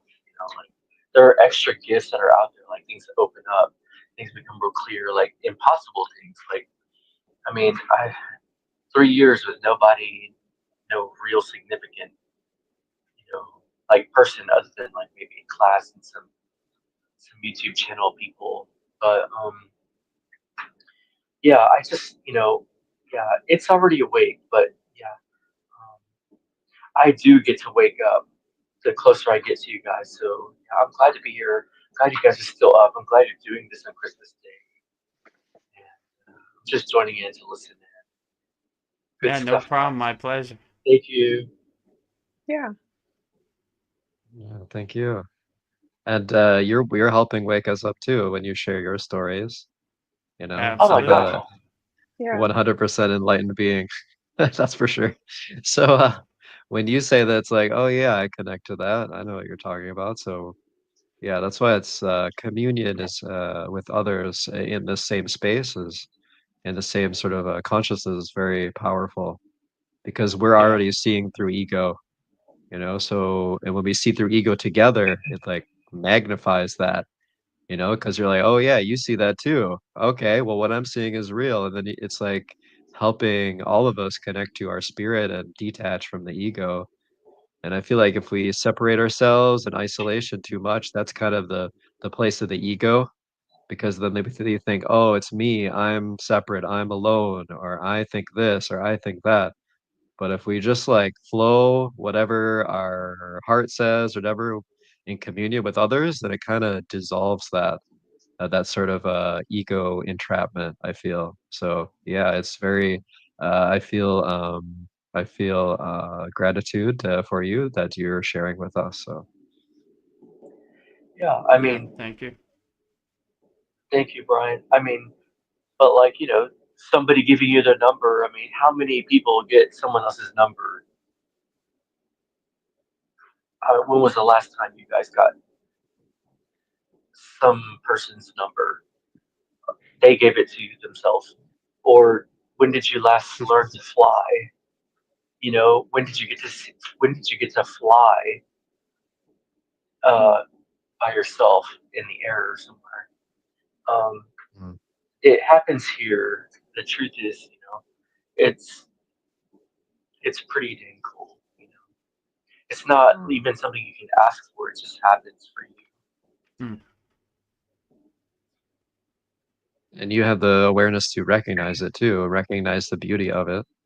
Maybe someone they had a dream where they're flying, or like, ah, it's just a dream, whatever. Now I gotta look at the stocks, up, it's down. So, so it's just about your awareness is to the point where you can see these divine things too. It's all Yeah. about Definitely. recognition. So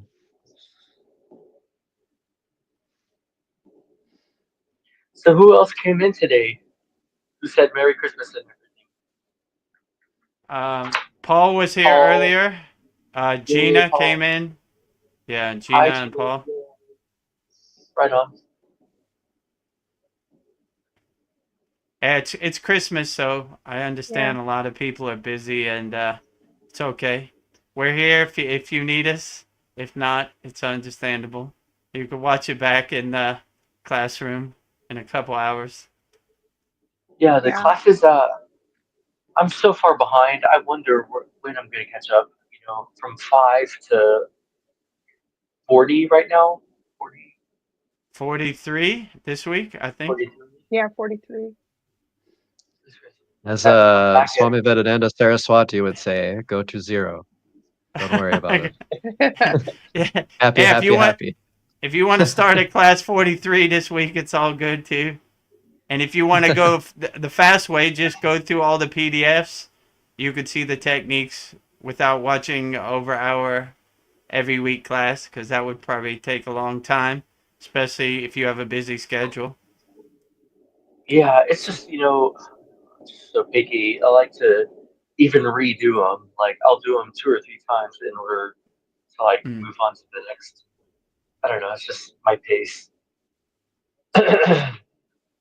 So we were just talking about this actually, like from my experience, in the beginning, I was trying to learn every technique and do it exactly the right technique, and really consciously put it in my practice and everything.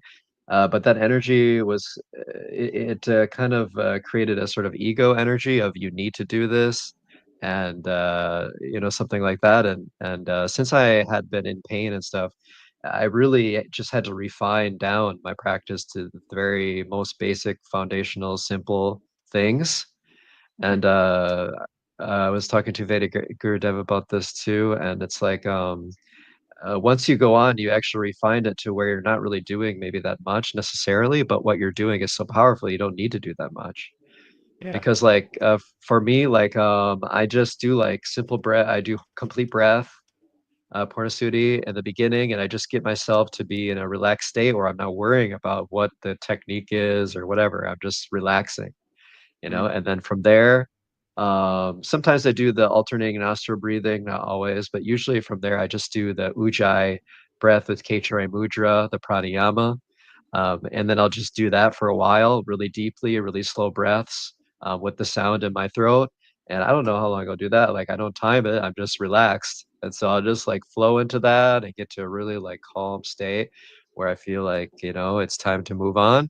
And then after that, I just do all the mantras, including the Bija mantras. And then that takes me to the end where I'm, usually in a pretty good state. And then if I have more energy left, then I just stay in that state and then just let it flow for however long I want to go into that. So I don't think it's necessarily you have to learn like all these techniques or be worried about that. Just like go as deep into the techniques you do know, and that's going to be more powerful than knowing a lot of them.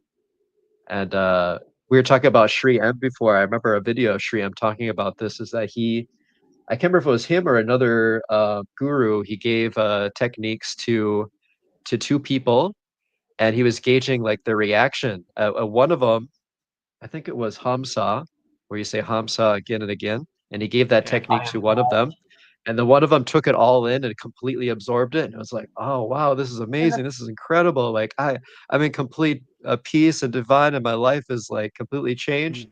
And then the other guy who he gave Hamsa to, he was like, "Do you have any more techniques? I need more techniques. Like I have Hamsa, but like I want more. I want more. I want more." So it's like the ego, saying like this is not enough. So like the guy who was absorbing Hamsa, he was like seeing him and everything through the technique. And so I think like that's the important perspective to have, is not necessarily how many techniques, but how deep you can go into each one, so. That reminds me, I knew a zoologist guy. He had a rescue zoo, and he told me about cats. And he said, "Do you know what's so cool about them? What they're thinking when they're sitting there chilling?" He goes, "They're only thinking about their name. Like, I am my name. I am my name. I am that," is what it reminds me of. And I actually feel that doing Hamsa. I love I am that. I absolutely love it. And I genuinely like tune into her energy when she's sitting in the, bunny position or whatever. Like she is happy as can be. And I wonder about her, how she could be like this all the time. And it's Hamsa. She's doing it. I think the Egyptians were real big on cats, and like if you mess with a cat, it was the death penalty back in the day. Like they were so Hamsa,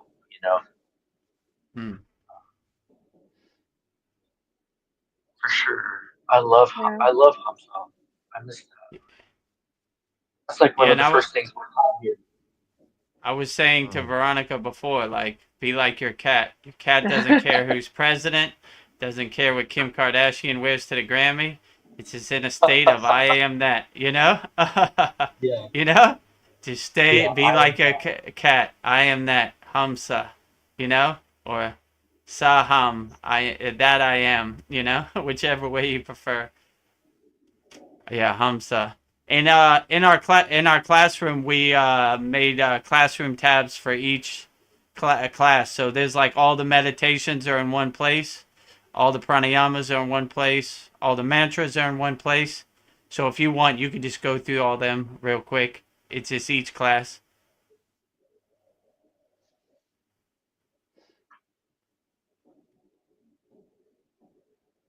So the pranayama breathing that you recommend every day,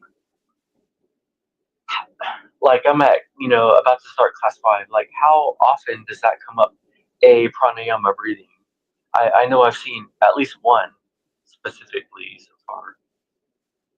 Yeah, so in the pranayama class, the first one is called Kriya Kundalini Pranayama, which it basically demonstrates Tabalabiya, how to stretch your tongue, Kechari Mudra, how to put your tongue on top of your roof of your mouth, and Ujjayi breath, which is like ocean kind of breathing. So that's how we breathe pranayama. So that's three. That's, for example, 3 different pranayama breathing styles. No, you combine them all together. So the tabula Okay. via kriya is only stretching your tongue so it can curl back as far as it can on the roof of your mouth in K-Cherry Mudra. So you only do the tongue out just to stretch it if you need it. Some people don't need it. K-Cherry Mudra, you put the tongue on the roof of your mouth, and Ujjayi breath is like snoring breath in your throat. So that's how you breathe Kriya Kundalini Pranayama. And you kind of imagine the breath coming up from your root chakra, up your spine, your Sushumna Nadi, to your eyebrow chakra or your crown chakra. So you're always kind of breathing up like that, kind of, and that's how we breathe pranayama, the Kriya Kundalini Pranayama. So that in the new pranayama classroom tab is the first one, because that stacks on top of the other practices. Then you could do like Brahmari pranayama, which is like humming bee pranayama, and all these other pranayamas. We mostly do with that, like Kriya Kundalini pranayama, K-Cherry Mudra, and Ujjayi breath. And I feel, in my experience, it's helpful to do the complete breath for a while before Yeah. you do the tongue stretching, K-Cherry Mudra. If I try to do the K-Cherry Mudra immediately, I think I'm not as relaxed, and it feels more stressed. But if I'm already in a peaceful state and my body is relaxed and calm, then I just gently put my tongue back there. I don't force it or anything, because in the beginning I was trying to force it. Like, I got to get back there as much as possible. I got to open this pineal gland or whatever. But but now I'm just like relaxing into it, just I don't think about it. It's just relaxed, and it's perfect. And I feel like, we're doing these visualizations, right? Like, imagine the energy going up and down, but eventually you don't have to do visualizations because you're feeling it. Yeah, true. Especially for me with the pranayama, you're like, yeah, I don't need to imagine anything. This is reality. I'm feeling it in my being, let the energy going up and down to my up back to my crown. So I had that experience as well. Like, no one needs to tell me the energy is going up and down. I I can feel it, Yeah. So yeah. Yeah, like we were saying earlier, these techniques are only to get you to that part. Once you feel it, then you can let go of the technique. You don't have to keep doing the technique. It's just mainly to get you in that state of being. And yeah, complete yogic breath, Purnasudi, could definitely get you there. It's well put by Brian. Like, before you go into these other techniques, is calm your body, calm your mind, let go of any thoughts, detach, let go. Just focus on your breath. Be aware of your breath. Like I say in each class, a wave, inhale, a wave coming into the shore, exhale, a wave going out to the ocean. Breathe in the new fresh air on the inhale, breathe out the old stale air on the exhale Mm. through your nose, And or with you could do it through your mouth too. the pranayama, with the ujjayi breath, that actually, it does. There's also a benefit in that you can hear your breath more clearly, and True. so then it's easier to keep awareness on it as well. So it's that, and at the same time, it's like it opens up a cleaner energy channel for the energy to go through your body when you put your tongue back there. And I noticed that, but it's kind of like you have to step your way to it, for me anyways. Like, get everything relaxed and open to that state first, and then do that. And then once I've done, the pranayama for, I don't know, 10, 15 minutes or whatever, I don't time it. I just flow into it. And then once I feel it's enough, then I go into the mantras, and I do that for a while. And that's pretty much all I do. And then I flow into, and sometimes I'm stopped in the middle of mantras where I can't say it anymore, and I'm just like kind of floating in peace. And then I'll maybe come back and continue again, and then maybe I'll float off again, and I'll come back again. And so, yeah, it's not always the same. And I think if you don't have expectation on how it should go, it'll go as exactly as it should, exactly as you can best channel the energy. So, because before I was like, oh, I can't, I did that wrong or something like that. But now I'm just like, whatever, just relax, relax, get deeper, and that's like my focus. So it's very powerful. Yeah. Yeah, I almost never feel like I'm doing it wrong. I always feel the best parts. I always get something from it. Right. Uh, right on, guys. I couldn't just pass by and watch and without joining.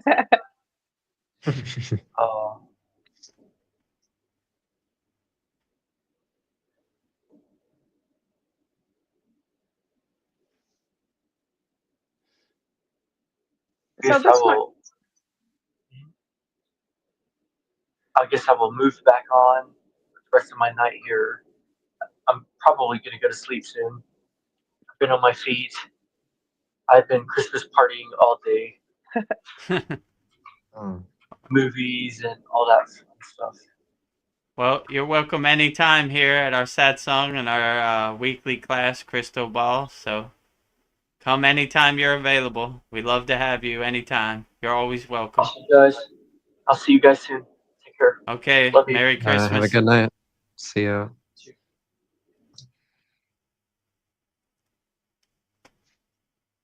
Okay, cool. All right.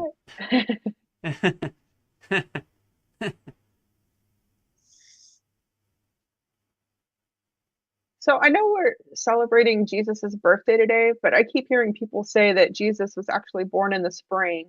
Have you ever heard that his birthday isn't really Christmas? Yeah, it could be, but like if you get bogged down on the details, you're kind of missing the point. It's more about Christ consciousness. Okay. The kingdom of God is inside you as you, we are all the divine spark. So I learned that too. Like I used to ask my guru like details about different stories, and he was like, "It doesn't matter. You're missing the point. Like the details don't matter. It matters how it uplifts you and makes you a better person." So whether Jesus was a real person or he was born in the spring or born in Christmas, who knows? Just he's a good pointer, and he led a good example. So we celebrate the life of Jesus for what he meant every day. Not Christmas every day. Yeah, you're right. So focus on what matters. He was an enlightened being. I think what you're referring to is probably paganism and earth worship, because in the spring it's a blooming, it's a rising again of the energy that was dormant in the winter. And that could be symbolism for Christ or Jesus rising again. And so these different traditions, spiritual traditions, they kind of mix together. And then, and that's why it's like okay, why do I need to worship this Easter bunny on Easter? Yeah. What's up with the bunny? Oh, it's paganism. It's like it's about the spring. It's about rising again. So there's these connections with different forms of beliefs and spiritual beliefs, and it's kind of like a mix of everything. So that's why like the details kind of get lost, but yeah, like you just said, the details ultimately don't matter anyway. So it's like, what am I getting out of this?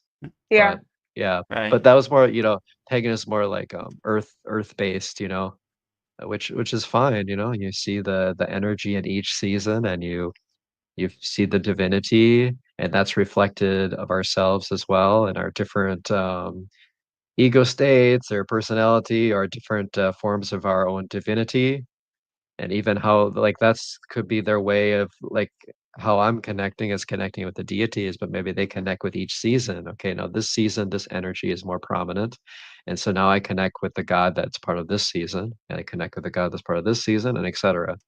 And you have gods for the elements, so an element is going to be more stronger in a certain season than another. Yeah. Right. And so in reality, you are connecting to a different form of elemental God or elemental form of divinity. So in the end, it's all God, it's all spiritual, no matter what you believe, as long as it's genuine and authentic, it's right, it's correct. You're connecting with God. So yeah, true. Yeah. As my ego just gets in the way, like I've been lied to, but just doesn't matter. Yeah. I felt like And speaking of that, in Minnesota, it's so bitterly cold in the winter, but at the same time, it kind of gets you to see past ego forms because you're really uncomfortable, but at the same time, everything is so still. Like if you like my grandparents have a farm and like you have like the you have snow and the evergreen trees and it's so everything is so still. Like the creek is frozen over. There's not much movement. And it's just Yeah. so serene, you know? And even though the ego is like so uncomfortable because it's cold, if you can like see if you can connect to the stillness, it's Mm. like it overpowers that ego. Like, oh, it's Yeah. cold. Like Vinegar Debbie, you went to the Himalayan mountains, you know, like about Yeah. cold. It's like once you get past the ego, it's like now I'm just connecting only to the stillness. I don't care True. about the little bit of physical discomfort or something like Yeah. that because it's not important.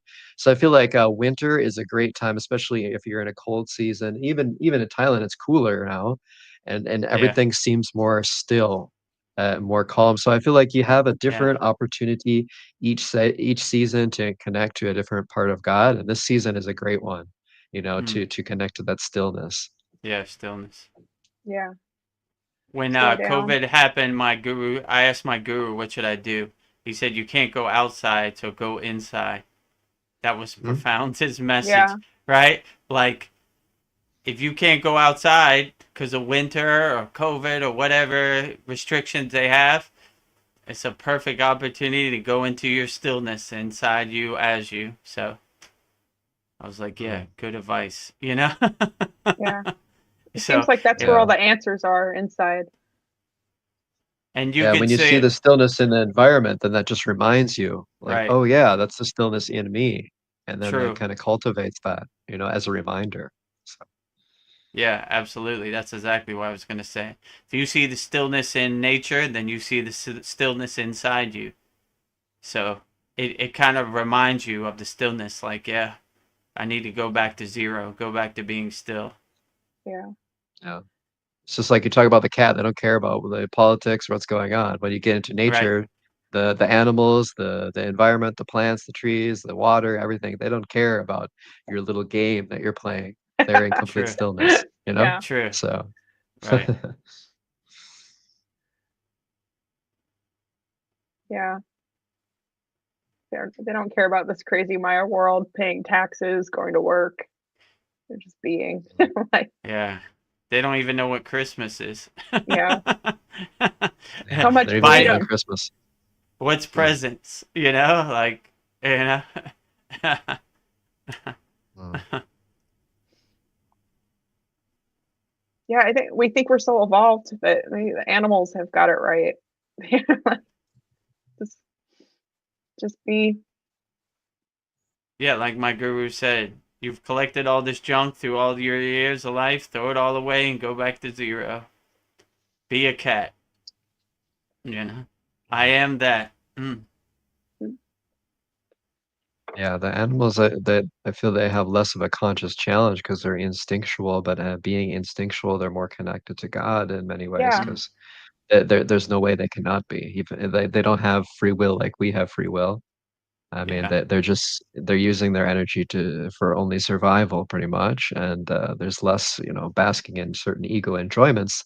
So when that's all Yeah. stripped away, you just have direct connection to God. So I think Mm. we can look at the animals as teachers of like this is us, the primordial energy that we come from. You can see that more through a lot of animals because they're dialed in, you know. They're not there's not any excess thinking or anything like that. They're just completely like survival, survival, survival. They're totally Yeah. dialed in, completely accepted, have no worry or something like that. The exception is maybe pets that have owners that worry a lot. Yeah. Maybe that it gets absorbed by the animals a little bit. Probably dogs more so than cats because cats don't care about you about like that. They're like, I'm gonna be at my peace no matter if you're good or bad. So, Yeah. Yeah. but so that's the great thing about cats. But with dogs, they kind of absorb all the energy, right? Because they're so open, which is a great Yeah. divine energy as well. So yeah, it's like the cats are more like a Yeah. Durga energy, Mm. right? And maybe a dog is more like a Hanuman energy. like a complete devotion. Yeah. That's I don't know interesting. if this makes sense. Durga rides a cat too, a tiger. Oh. Right. Yeah. Yeah. I was just For thinking sure. that like I'm kind of like learning to take care of myself in a more authentic way, just like changing my thinking and just I don't know. I kind of feel like I have to like think everything in reverse now, if that makes sense. So Out of Yeah, your or just conditioning. just uncondition myself. Yeah. Detach from your conditioning, just simply start being. That's the Yeah. easiest way to do it. Like, you don't need to think, you just do. Like, and you realize a lot of the stuff you don't even need to think about anyway. Like, this isn't stuff I need to, it doesn't serve me in the present moment. So you just kind of detach and just let it flow and see where it takes you today, overthinking things are just gonna give you like roadblocks or obstacles in your way. Just let it happen the way it should happen. I mean, you can't really change it anyway by thinking it's gonna be what it's gonna be. So you just let it flow, see where it takes you today. Yeah. And if you don't have no expectations, you can never be disappointed. So you just be like, oh, okay, that's the way it happened. Okay. A lot of times the thinking radiates from an ego that's boxing you from progress, right? Because it doesn't want you to transcend it. So if you just keep in the spiral of thinking, you're probably going to keep doing the same similar things and not stepping out of that box. But Yeah. if you're doing things the opposite or like reverse engineering it, that's probably a good sign that you're getting out of that Right. pattern of that conditioning. And then you're stepping outside of that box that the ego wants to keep you in. Because the ego is always telling you, this is you. It wants to define you as something separate, something little, like this is you. You can't do this. This is you. This is you. This is you. That wants to keep making you look like this little thing with no potential, when actually you are the potential. You are everything. So it's like just kind of blowing past that, And for me, it's like I'll have these inspiring moments of God, and I try to really stay aware and remembrance of those things as powerful pointers, and then that becomes my guide instead of like, you know, my logical thought process of what I should do. It's like and you have to have that to some degree, but for like the most important things, it's like some inspiration I feel and deep in my heart, and that's like, oh yeah, that's what I should be doing.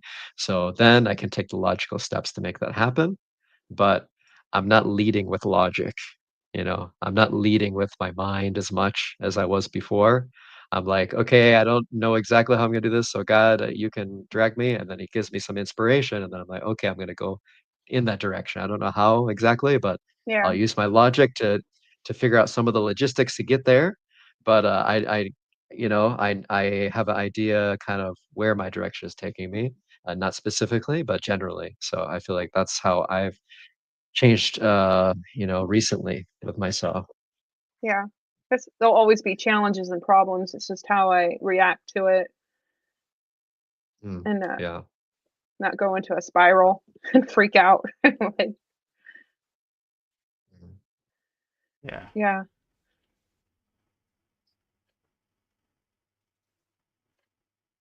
Yeah, I feel So like for example, I was, just driving. I was picking up my son. It's like a 30-minute drive to pick him up from school. And just on the highway, and I was thinking about different ideas for my business, but I didn't really want to be on camera, you know. I was like, my ego's like, yeah, I think it's more profound if they don't see my face and whatever, but it's kind of excuse, right? It's kind of like you're hiding a little bit. And so my ego is kind of making those excuses. And then I just had this inspiration of being on camera that came from God. And it was like making me cry. I was like, oh, okay, that's my answer. Sorry. Okay, ego. I'm not going to listen to you. So even if I'm uncomfortable, I don't know what I'm going to do, but I'm going to do something on camera. So yeah, it hasn't manifested yet, but I'm taking steps to manifest it, yeah. including this right here. So I will use that eventually. But yeah, so that's kind of how I'm trying to use my discernment. It's like not what seems logical in the moment, but just like what the deep inspiration is carrying me towards. So Yeah, and with me in the beginning, I didn't want to be on camera. I didn't want to be interviewed by Chad, none of that. So, like, I just had to jump off that cliff, if you know what I'm saying. Like, all right, here I am. Let's get it going. I might not say it the proper way and anything, but no edits, one take. Let's get it going. However it comes out, that's how it comes out. You know, like I say it however I want. When I was listening back to what we recorded about Yeshua, I was like, I say like a million times, but that's just the way it came out. So, you know, I couldn't spend hours editing out, or I could just put it out into the universe. So, you know, like Yeshua, if you feel like if you feel like I'm not ready now, it's not good enough now, then it's never good enough, right? You're right, stuck it's in never that good enough. energy, So right? you just gotta let it out, you know. So that Persian flaw is always in that rug. So you know, I say like 100 million times, so 100 million times. That's what it is, you know. Yeah, that just makes you more likable. I don't know. It's not a perfect yogi. Yeah, not a perfect yogi. I'm just like you, trying to say something, you know. But yeah. So I was just thinking about I was just thinking about, I used to, you just said it. I would always be critical of myself because I would say, like too much when I was speaking. And then you just said, and it's like, boom. Oh, you know, right? Reminder, right? Yeah, I have that too. Like, don't be too critical. You're just trying to express yourself. Yeah, you know, too. I say a lot over and over. Like, so, you know, over and over, you know? Yeah. Yeah, Chad used to say in the beginning, like, the school was good, but you said so too many times. And then I thought about it. I was like, well, he got into your head. Yeah. Missing the point. It just comes out the way it comes out, you know? What can you do? Yeah.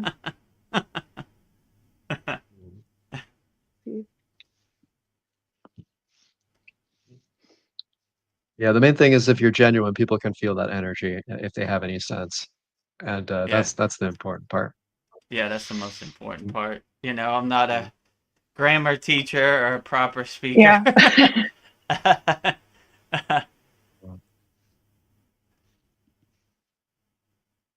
Can you hear me? Sometimes when I change the headphones, it mutes me. No, we can hear you. Yeah. Okay. Yeah, I can hear you. Yeah, I got these new headphones. I'm getting used to them. I can't hear my voice as much because they enclose my ears so well. Yeah. Yeah. It's interesting. They're like monitoring headphones, so just getting used to it. I like your microphone. It makes your voice sound very clear. That's good. I thought I would put it on here so you guys can tell me in live time how it sounds, because I'm biased. I don't know. So yeah. Is there more bass to it?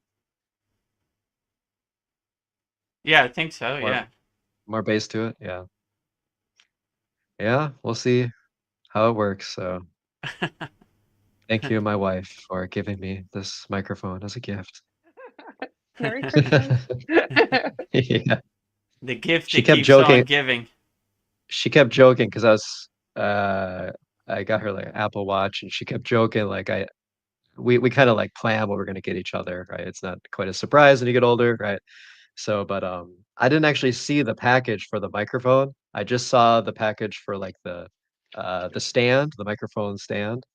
And she's like, "What are you talking about? I just got the stand." So she was joking with me. Yeah. Like I didn't know like if she actually got the microphone or not. So she's kind of a trickster like that. So but yeah, but she did. So thank you. Yeah. But,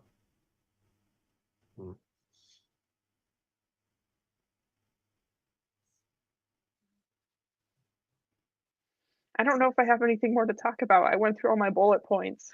Like, oh, you came prepared. You have bullet points. I just write down bullet points, and like I think I've talked about everything. Yeah, I used to do something like that too. I used to have like a note file on my phone, and I'd be like, I feel like I need to talk about this, this, this, and I'd eventually glance at it. But now I'm kind of lazy. I'm just like, oh, whatever, whatever comes out. We'll see what happens. I don't come on here with no bullying points or nothing I want to discuss. It just comes out the way it comes out. But it's good because we need some organization, so it's very good that you do that. Right? Yeah, we need something to talk about at the 3-hour point, you know?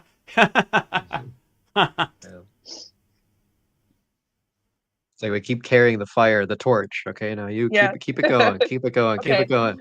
Yeah. I don't know, something, I don't know, like, now that I've been on this path, it's like, I'm really aware of like what I consume, like being around toxic people. It's like, I don't know, you really have to be aware of like the people that you're around, even like the food you eat. I don't know, it's like everything. I don't know, you just like try to keep yourself, I don't know, in a good headspace. I don't know, like, I don't know, it's really easy to like consume negativity, like the things I watch on YouTube, the people I'm around. So I don't know, that's something I'm learning. Yeah, like I had that realization in Christmas too, because I was like, I had all this food at the Christmas dinner, and you know, an ego would say, "This is bad for you," or "This is not good," or "This has too much sugar. This is gonna make you feel bad." But I feel like I had the energy of Boganantar, what Veda Great Dev says. There you go. Yeah, just like you're like, this is your time to enjoy. Like you had all this progress in this year, and this is like, you know, you made the most progress in this year. You need to like cultivate that, enjoy, even if you feel like, you know, this food isn't the best. You need to enjoy it, and all the sweets, all the hearty foods that you have here. And so I had that like awareness when I was eating that meal. Like, yeah, that's right. I need to do that. So yeah. But I feel like when you're totally present and you're enjoying it, you're not gonna, you know, maybe over consume either, right? If you're like in your ego or like, this is bad, but I want to eat it, it's kind of like you can overeat more. So I just stopped when I wanted to stop, and then I heard those children singing, and that kind of was like, oh yeah, this is perfect. And I didn't eat that much, and then later went back for sweets or something. I had no guilt. I just felt like you know, really embraced it, or embraced the moment, and all the energy that people took to put energy into cooking this food and making it good. I just try to like soak it all in, you know, and felt like all the different flavors. And yeah, so I felt that as well. Yeah, just being more aware of that. And yeah. Yeah, when I go to the salad bar with Brian at Sizzler, I'm a Bogar. Like, ooh, look. Ooh, Jello. Yum, yum, yum, yum. Ooh, look at this. What? Oh, there's a piece of chicken. I'd take that too, you know.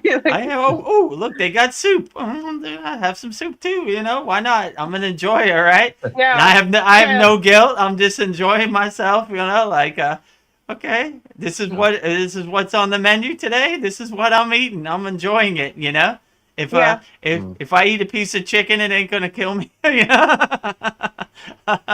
You know. That's a good point. We don't have to be perfect. Enjoy life too. Yeah, enjoying is the most important thing about it. You don't have to be perfect. Just enjoy yourself. It's Christmas. You made a lot of progress this year, like Brian said.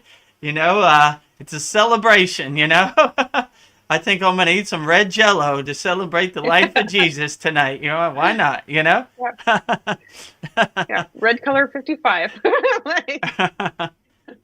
When you're coming from that state, like everything tastes better too. Like I don't know, like what was in the air or what, but I just had like a simple cut cantaloupe, and I was like, this is so like amazing. Like it's so sweet. It's like the perfect ripeness. It's like incredible. Right. And so it's like when you're completely conscious of it, everything like is uplifting, and you like absorb so much more of it. So, yeah, absolutely. Like, I was enjoying myself. Like, ooh, yeah. Like Brian said, this watermelon is very tasty today. Why not? You know, yeah. Ooh, yeah. Oh, Brian. Oh, Brian, look at the soup I got here. Wow, and, you know, I'm gonna enjoy myself. You know. Yeah, I think we got to be like kids. Just enjoy it. Like just enjoy it. You know, be happy. You know. Yeah. So okay, like what do you appreciate most about yourself then? So we're gonna be positive. Who are you asking first? Me or Brian? Whoever wants to go first. Like Brian, do you want to go first, or you want me to go first? All right, I'll take the bullet. All right. Okay. No, I think it's just what we were talking about before. It's just being self-reflective and being honest. Because like I have many flaws as other people do, maybe more than a lot of other people. But since generally I'm honest with myself, I can learn, from a bad thing, from a negative thing, and that can help propel me and transcend it. So I feel like, and then Vedic Dev talked about this when I met him too, and he talks about in the Satsang too about being loyal. As I feel I have that energy as well. But really being loyal, we think of being loyal to someone else externally, but really it's being loyal to your, what you can connect with as your true self, Mm. of like seeing things in perspective, like being able to step back and seeing the grand picture of what's most important. And I'm glad I have had some level of that perspective at different parts of my life, and that carry me to have the potential to be at the Kriya school. Yeah. If I didn't have that, I would have got stuck in different patterns, like I have been in different parts of my life, and I would have got stuck on that too Mm. deep, to be able to be open to this now. And so I would say my human experience, persona, manifestation, I'm grateful for that I had that in my life. So It's Yeah. Yeah, I would say I'm grateful for everything. Like this year has been a real eye opener. A lot of stuff I thought I couldn't do and wasn't possible for me. I kind of broke that obstacle, broke that wall, and showed I can do it. And if you realize your unlimited potential, what can't you do? That's the real question, not what can't you do. What can you do? Yeah, like I said, we're Americans, not Americans. So, yeah, so our I surprised, Canadians. or yeah, can't forget my Canadian brothers, Canadians, not Canadians. I guess it works for Mexico too. I'm a Mexican, not a Mexican. yeah. So to Can my do. can't forget my Mexicans, brother. They could do everything.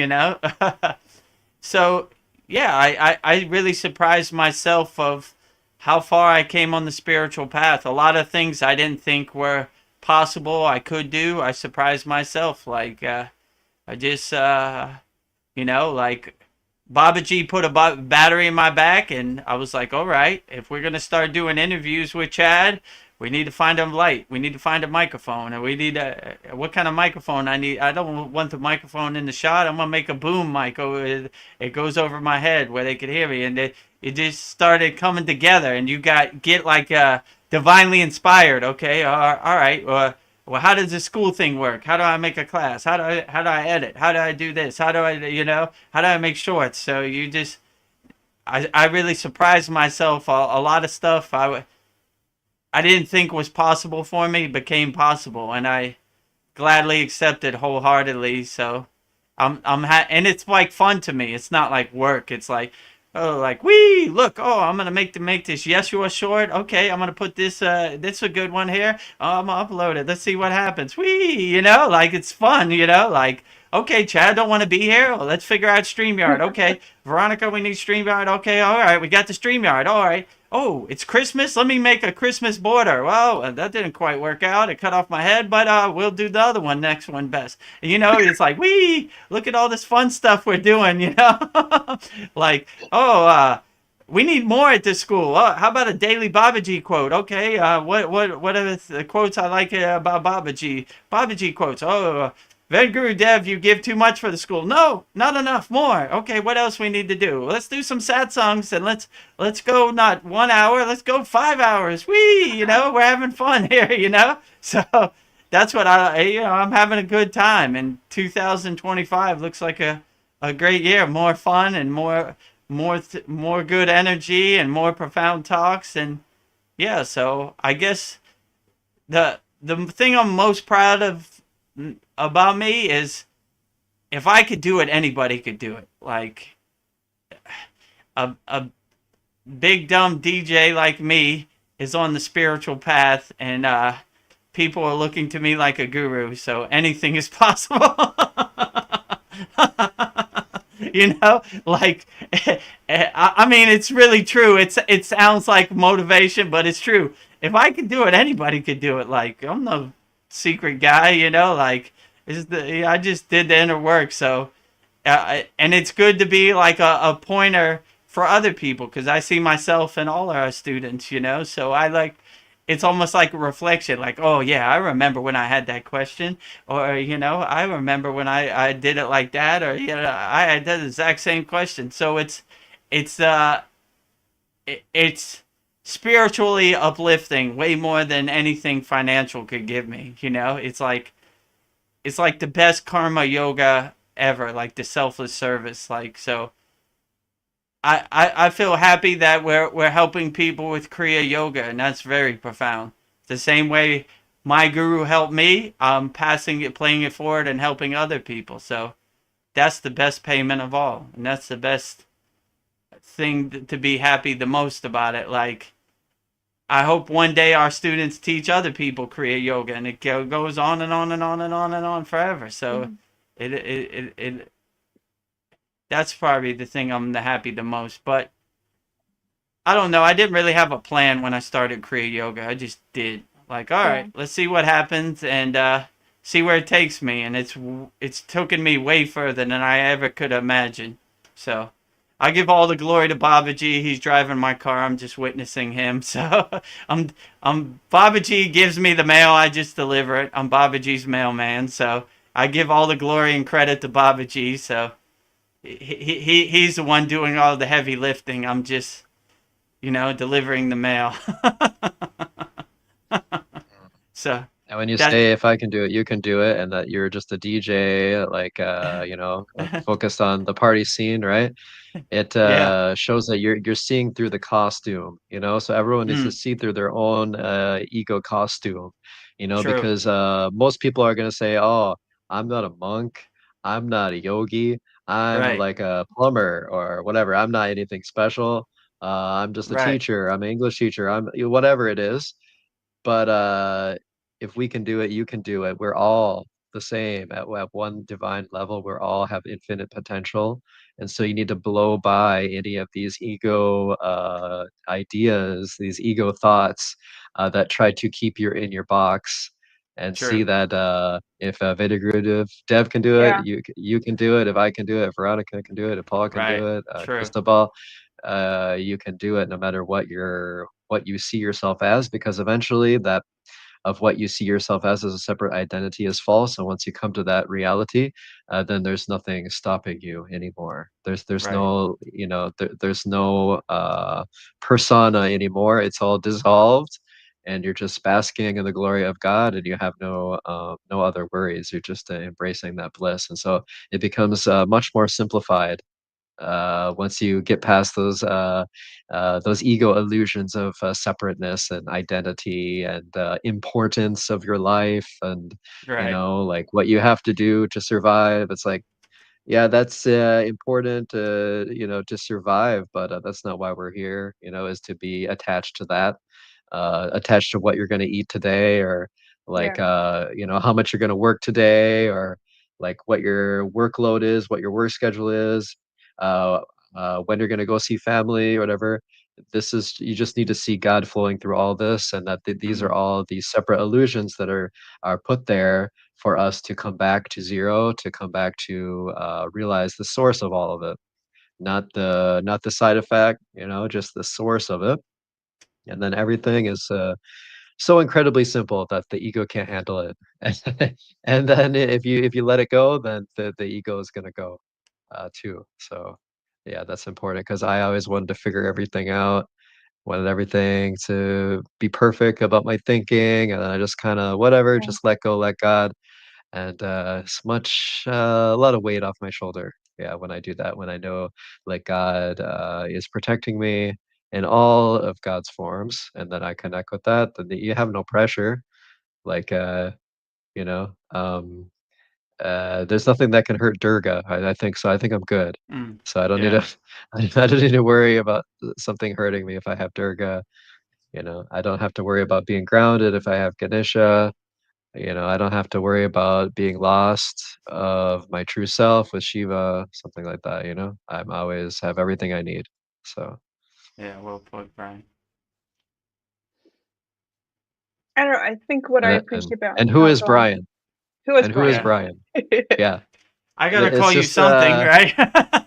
yeah, exactly. It's for practical purposes, like we have names, right? But who is Yeah, that right, really? true. I feel like, yeah, who am I? And Brian doesn't do justice to the potential. Veronica, Vedaguru Devi, Yeah, then you have a more spiritual name, but even that cannot do right, justice true. to what you really are, so yeah. Yeah, like one of the most profound yogis called Ramayana Maharishi, and his thing was, who am I?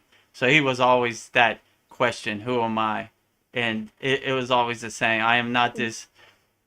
I don't identify with this name. I don't identify with this physical body. I don't identify with my car. I don't identify with my bank account. So when you kind of strip all that off, you find the true essence of your inner self, your higher self.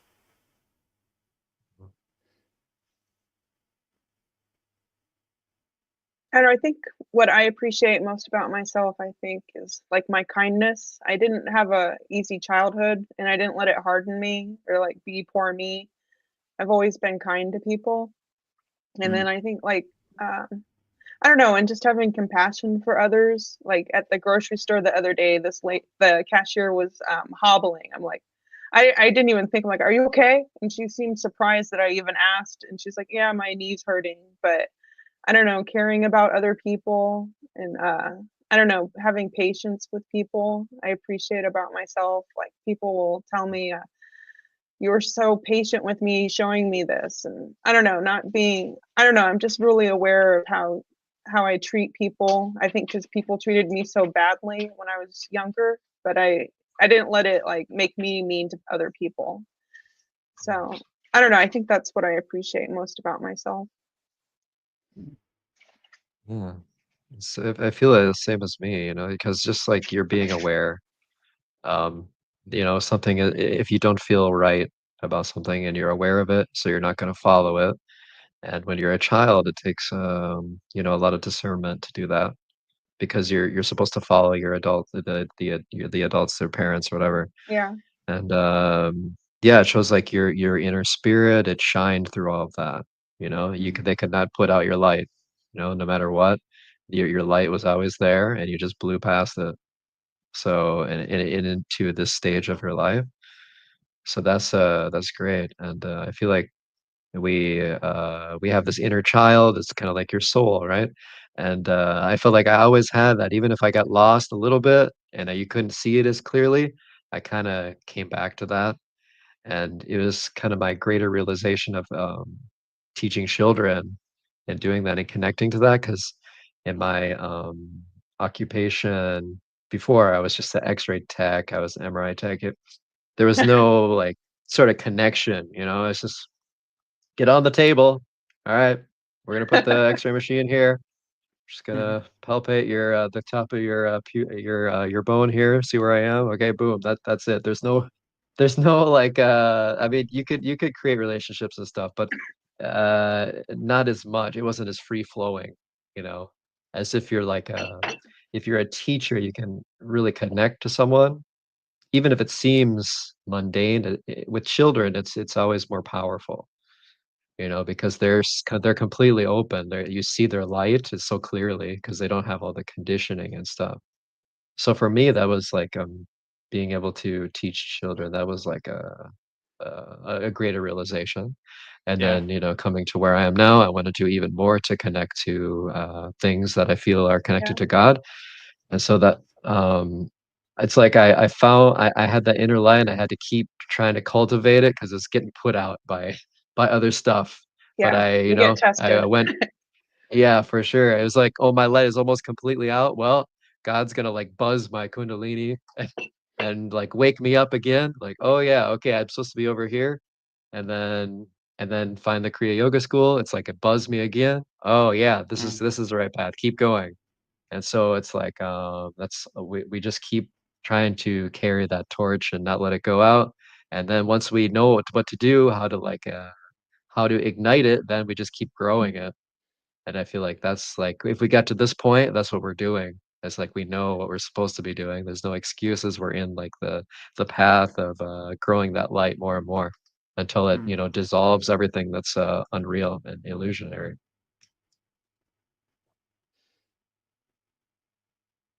Like Babaji over the fire. Absolutely. Yeah, and I like Vedaguru Dev. I like that you've never given up. Like you could have easily given up when Chad quit and all the obstacles that were put in front of you. So I think you're a good inspiration for us that you keep going.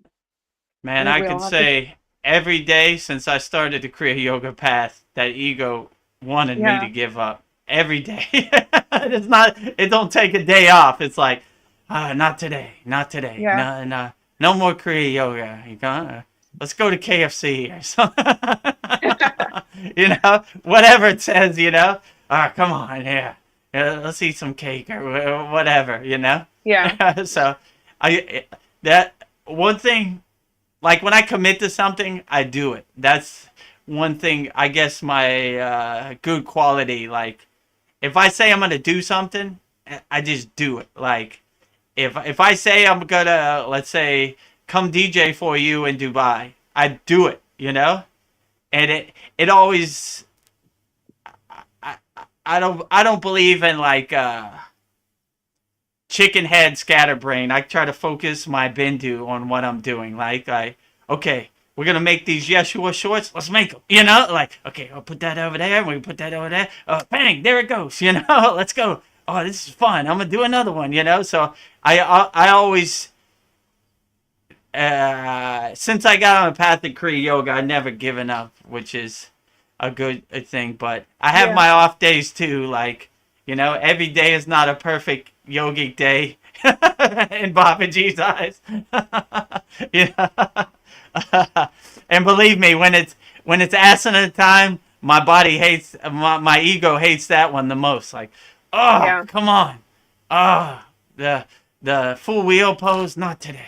Not today, please. You're killing me. The next asana I'm going to do, like after this week, is called Supta Vajra Asana. That's the one I'm talking about, where my Achilles was killing. It's basically you sit on your heels, but then you sit in between your feet, and then you lean all the way back, right? So in the beginning, my Achilles and my knees were like, no! I'm dying. That doesn't sound pleasant. I mean, you'll see it not this week, but next week. But so it's a good reminder. Like, here we go, right? Oh, you don't like this one? I got something for you, ego. We're going for it, right? And if you don't like it, I'm gonna go for it even more. So, but yeah. So yeah, I just keep going. No matter what, the mission never stops. Chad here, Chad not here, keep going. Same agenda, same plan, for filling up those Babaji cups.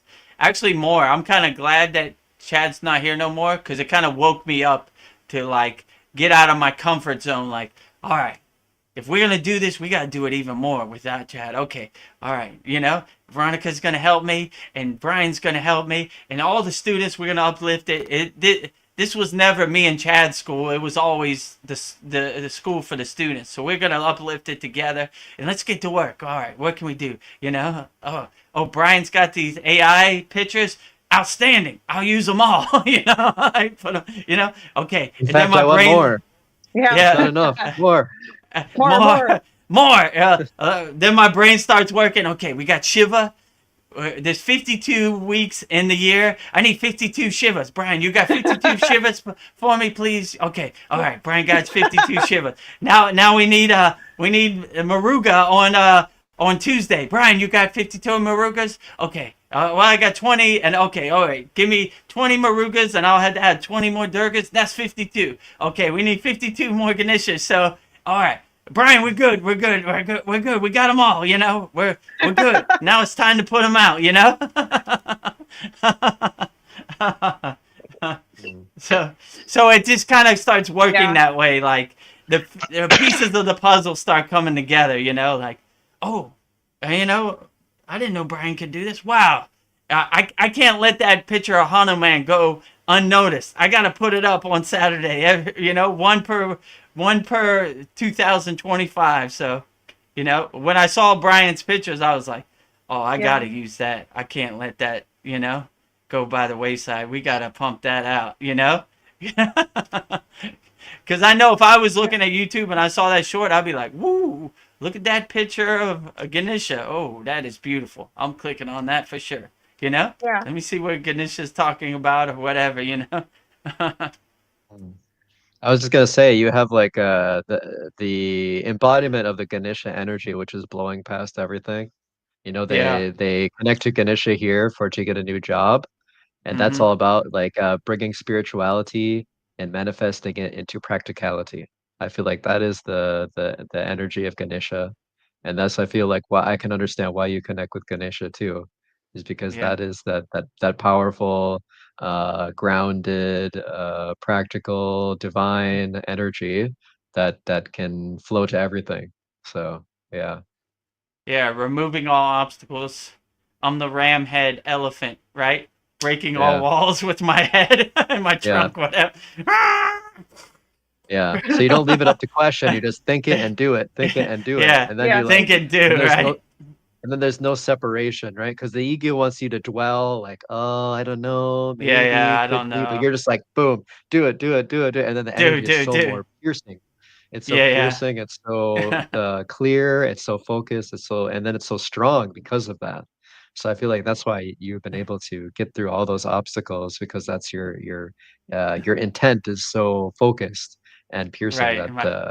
that the ego just falls away, has no other choice. So Yeah. Yeah. yeah. My Bindu is laser focused. Like when I focus on that Bindu, that little dot, I hit it, you know, ram it, run full speed into that Bindu.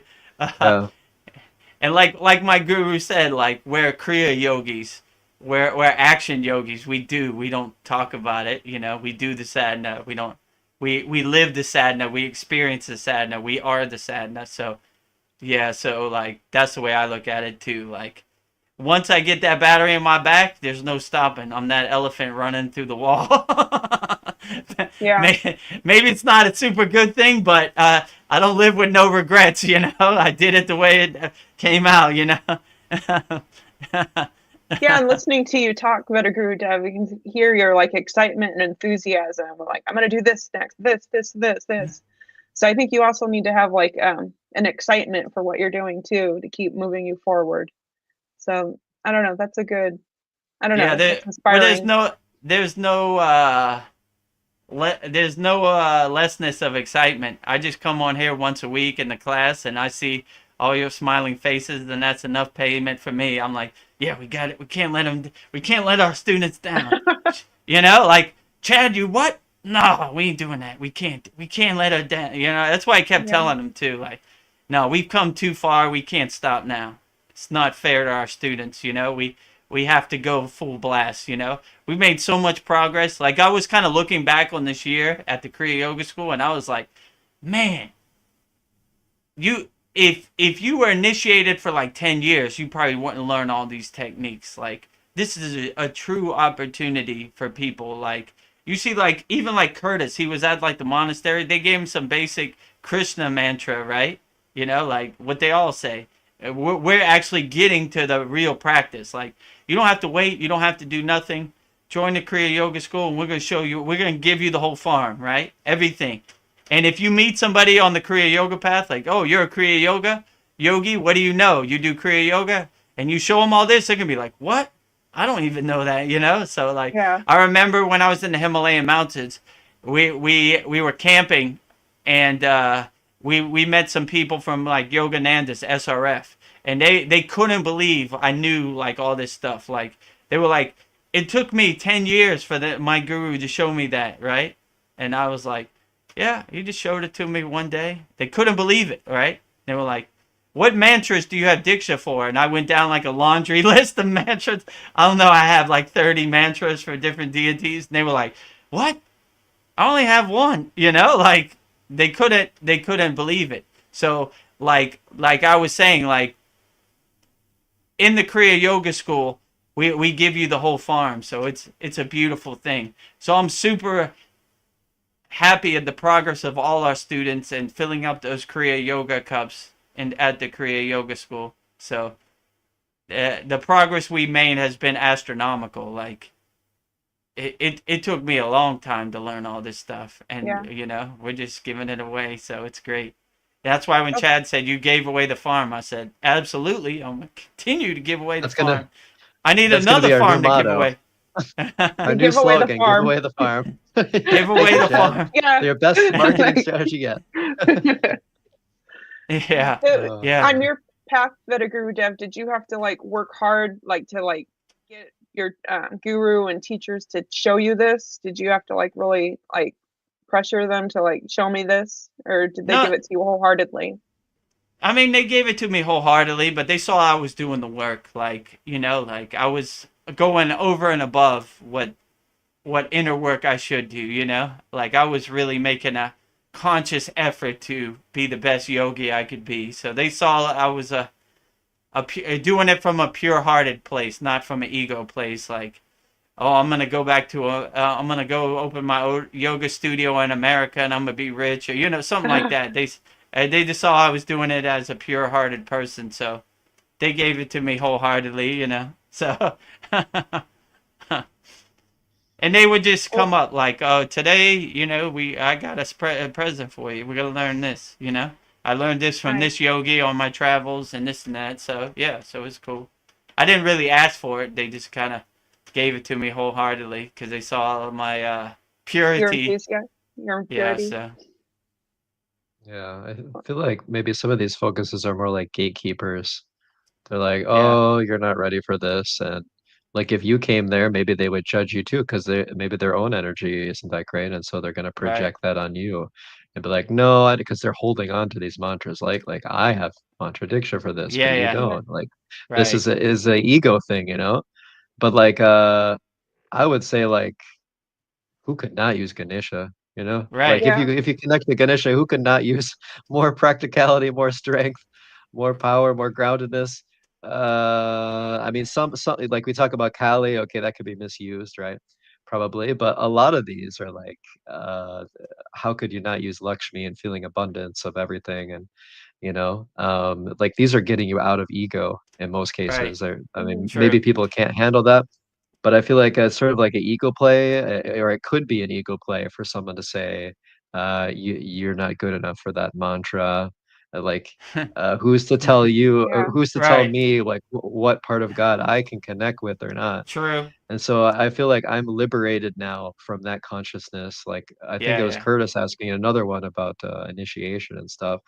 And I know that if I connect with the God, I'll ask Vedic Guru Dev. If it's not one, I know the mantra, tell me wholeheartedly.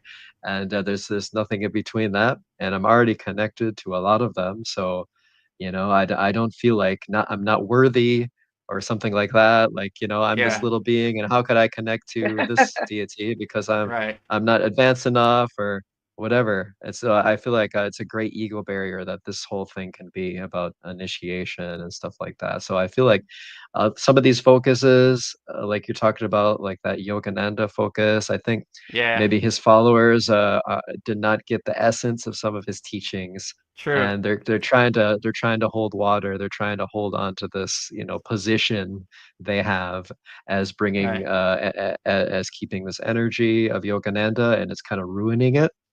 Because like if you just let it free, the lion can defend itself. Don't worry, it doesn't need any defending. You just be free and you tell from your heart and be authentic. And I think it's going to be more free flowing, and they're not going to be so restrictive on, oh, you need this initiation.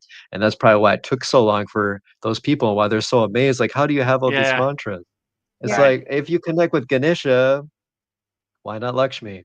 If you connect with Lakshmi, why not Durga? If it's not that much different. I mean, it's different element of God, but if you connect with one part of God, why can't you connect with another part of God? You know, it's Absolutely. it seems pretty silly, you know, once you're actually in it and doing it and feeling it, you know. So Yeah. Yeah, and what Brian said is true. Like, who are they to be the gatekeepers of Kriya Yoga? Give Kriya Yoga to the world. If you could help people, why would you not help people? I mean, if what they say is true, karma yoga is the highest form of yoga. Selfless service. Give wholeheartedly. Give everything. Give to them. Give to them. You need Kriya, that will help you. Come on, we got you, you know. Come on. Everybody, Kriya to everybody. Who are you to say who gets Kriya and who gets mantra and who doesn't? And another thing I like in our class is I kind of push you into the deep end, let's say, right? Like, this week we're going to learn Yeshua's mantra, whether you like it or not. You know? Oh, I don't need permission. No permission, no initiation. We're doing it. Let's go. All right. You know? Yeah. Sink or swim, right? Yeah. When you joined the Kriya Yoga School, I was going to give you the farm. Here comes the farm, you know? So, well, yeah. I was thinking if Kriya Yoga is about freeing your soul, why not give it for free? Just, yeah. And it's like your ego, and then your ego has no excuse because I remember Paul was talking about, well, how advanced am I at? What level am I at? Right? Like, am I this level? Am I that level? You're just giving freely, so it's not like, oh, did I reach the level to be able to get Yeshua now? It's like your ego doesn't have any excuse. It's like you're getting it. Boom, boom, more. And your ego's like, oh, okay. I guess I have to accept it all. Yeah, and Veronica, was somebody asked a question in one of Chad's live streams, is like, what level you on? And I gave the most surprising answer to all of Chad's followers: 0. I'm on level 0. There is no level. I don't want to be on no level. I want to go back to 0. Yeah. When I was a child, the most happiness. So your levels don't apply to me. I don't want no part of it. I want to be at 0, you know?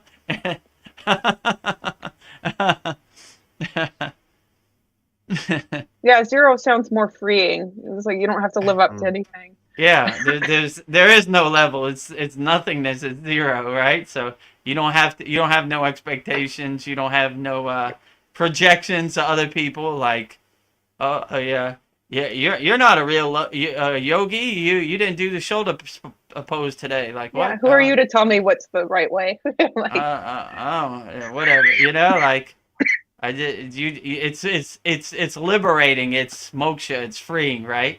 I don't have no laws or no guidelines, or I don't care what no one thinks. I just do what makes me feel the best. You know, like, you wait a minute, Vet Guru Dev. You ate chicken today. You can't be a guru no more. It's not permitted by the yoga universal guidelines. Well, too bad.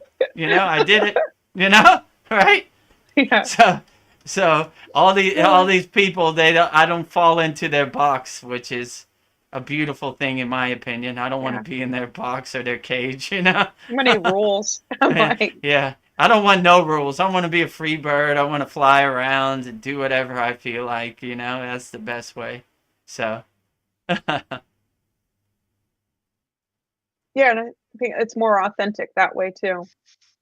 Yeah. Yeah. How long have we been on here? 5 hours and 31 minutes? Yeah, I think we beat our record again. How did that happen? Woo! Merry Christmas, you know? And we haven't even said the mantras yet, but it won't be in the class anyway, but, you know, like... Merry Christmas! Merry Christmas! The best gift of all, the longest satsang in the history of the universe. Yeah. Well, I thought tonight was going to be quick because it's Christmas. I didn't think anybody was going to show up. I don't know. At first, I thought it was going to be. Yeah, the ego's like, oh, it's Christmas. People are doing things. It's probably not going to be that long. It's the longest. Right. Yeah. It's the longest, ego. Eat it. Ego. Eat it. Eat it. Eat it, ego. Shows how right you are. You're never right, right? You know? The longest satsang, wrong. You're always wrong. Wrong.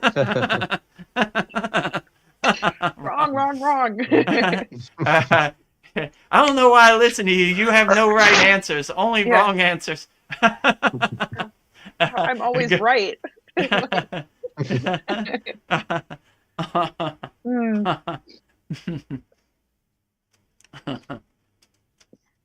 Well, before, are you ready to do the mantras, Brian? Or Yeah, I'm ready, was but you I can was just go on. thinking before we do it, maybe we go around in a circle and say, I love you wholeheartedly, and that would be a good way to end it, if you're comfortable with that. Perfect. We did that in the last sad song, Yeah. right?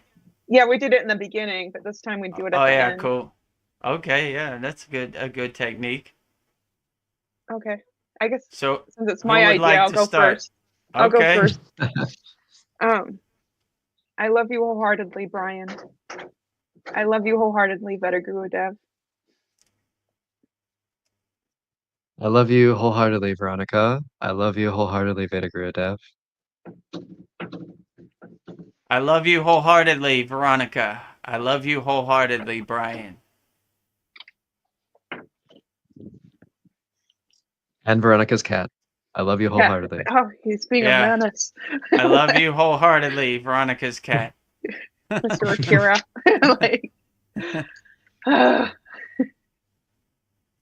all right. I guess I'll end. All right, here we go.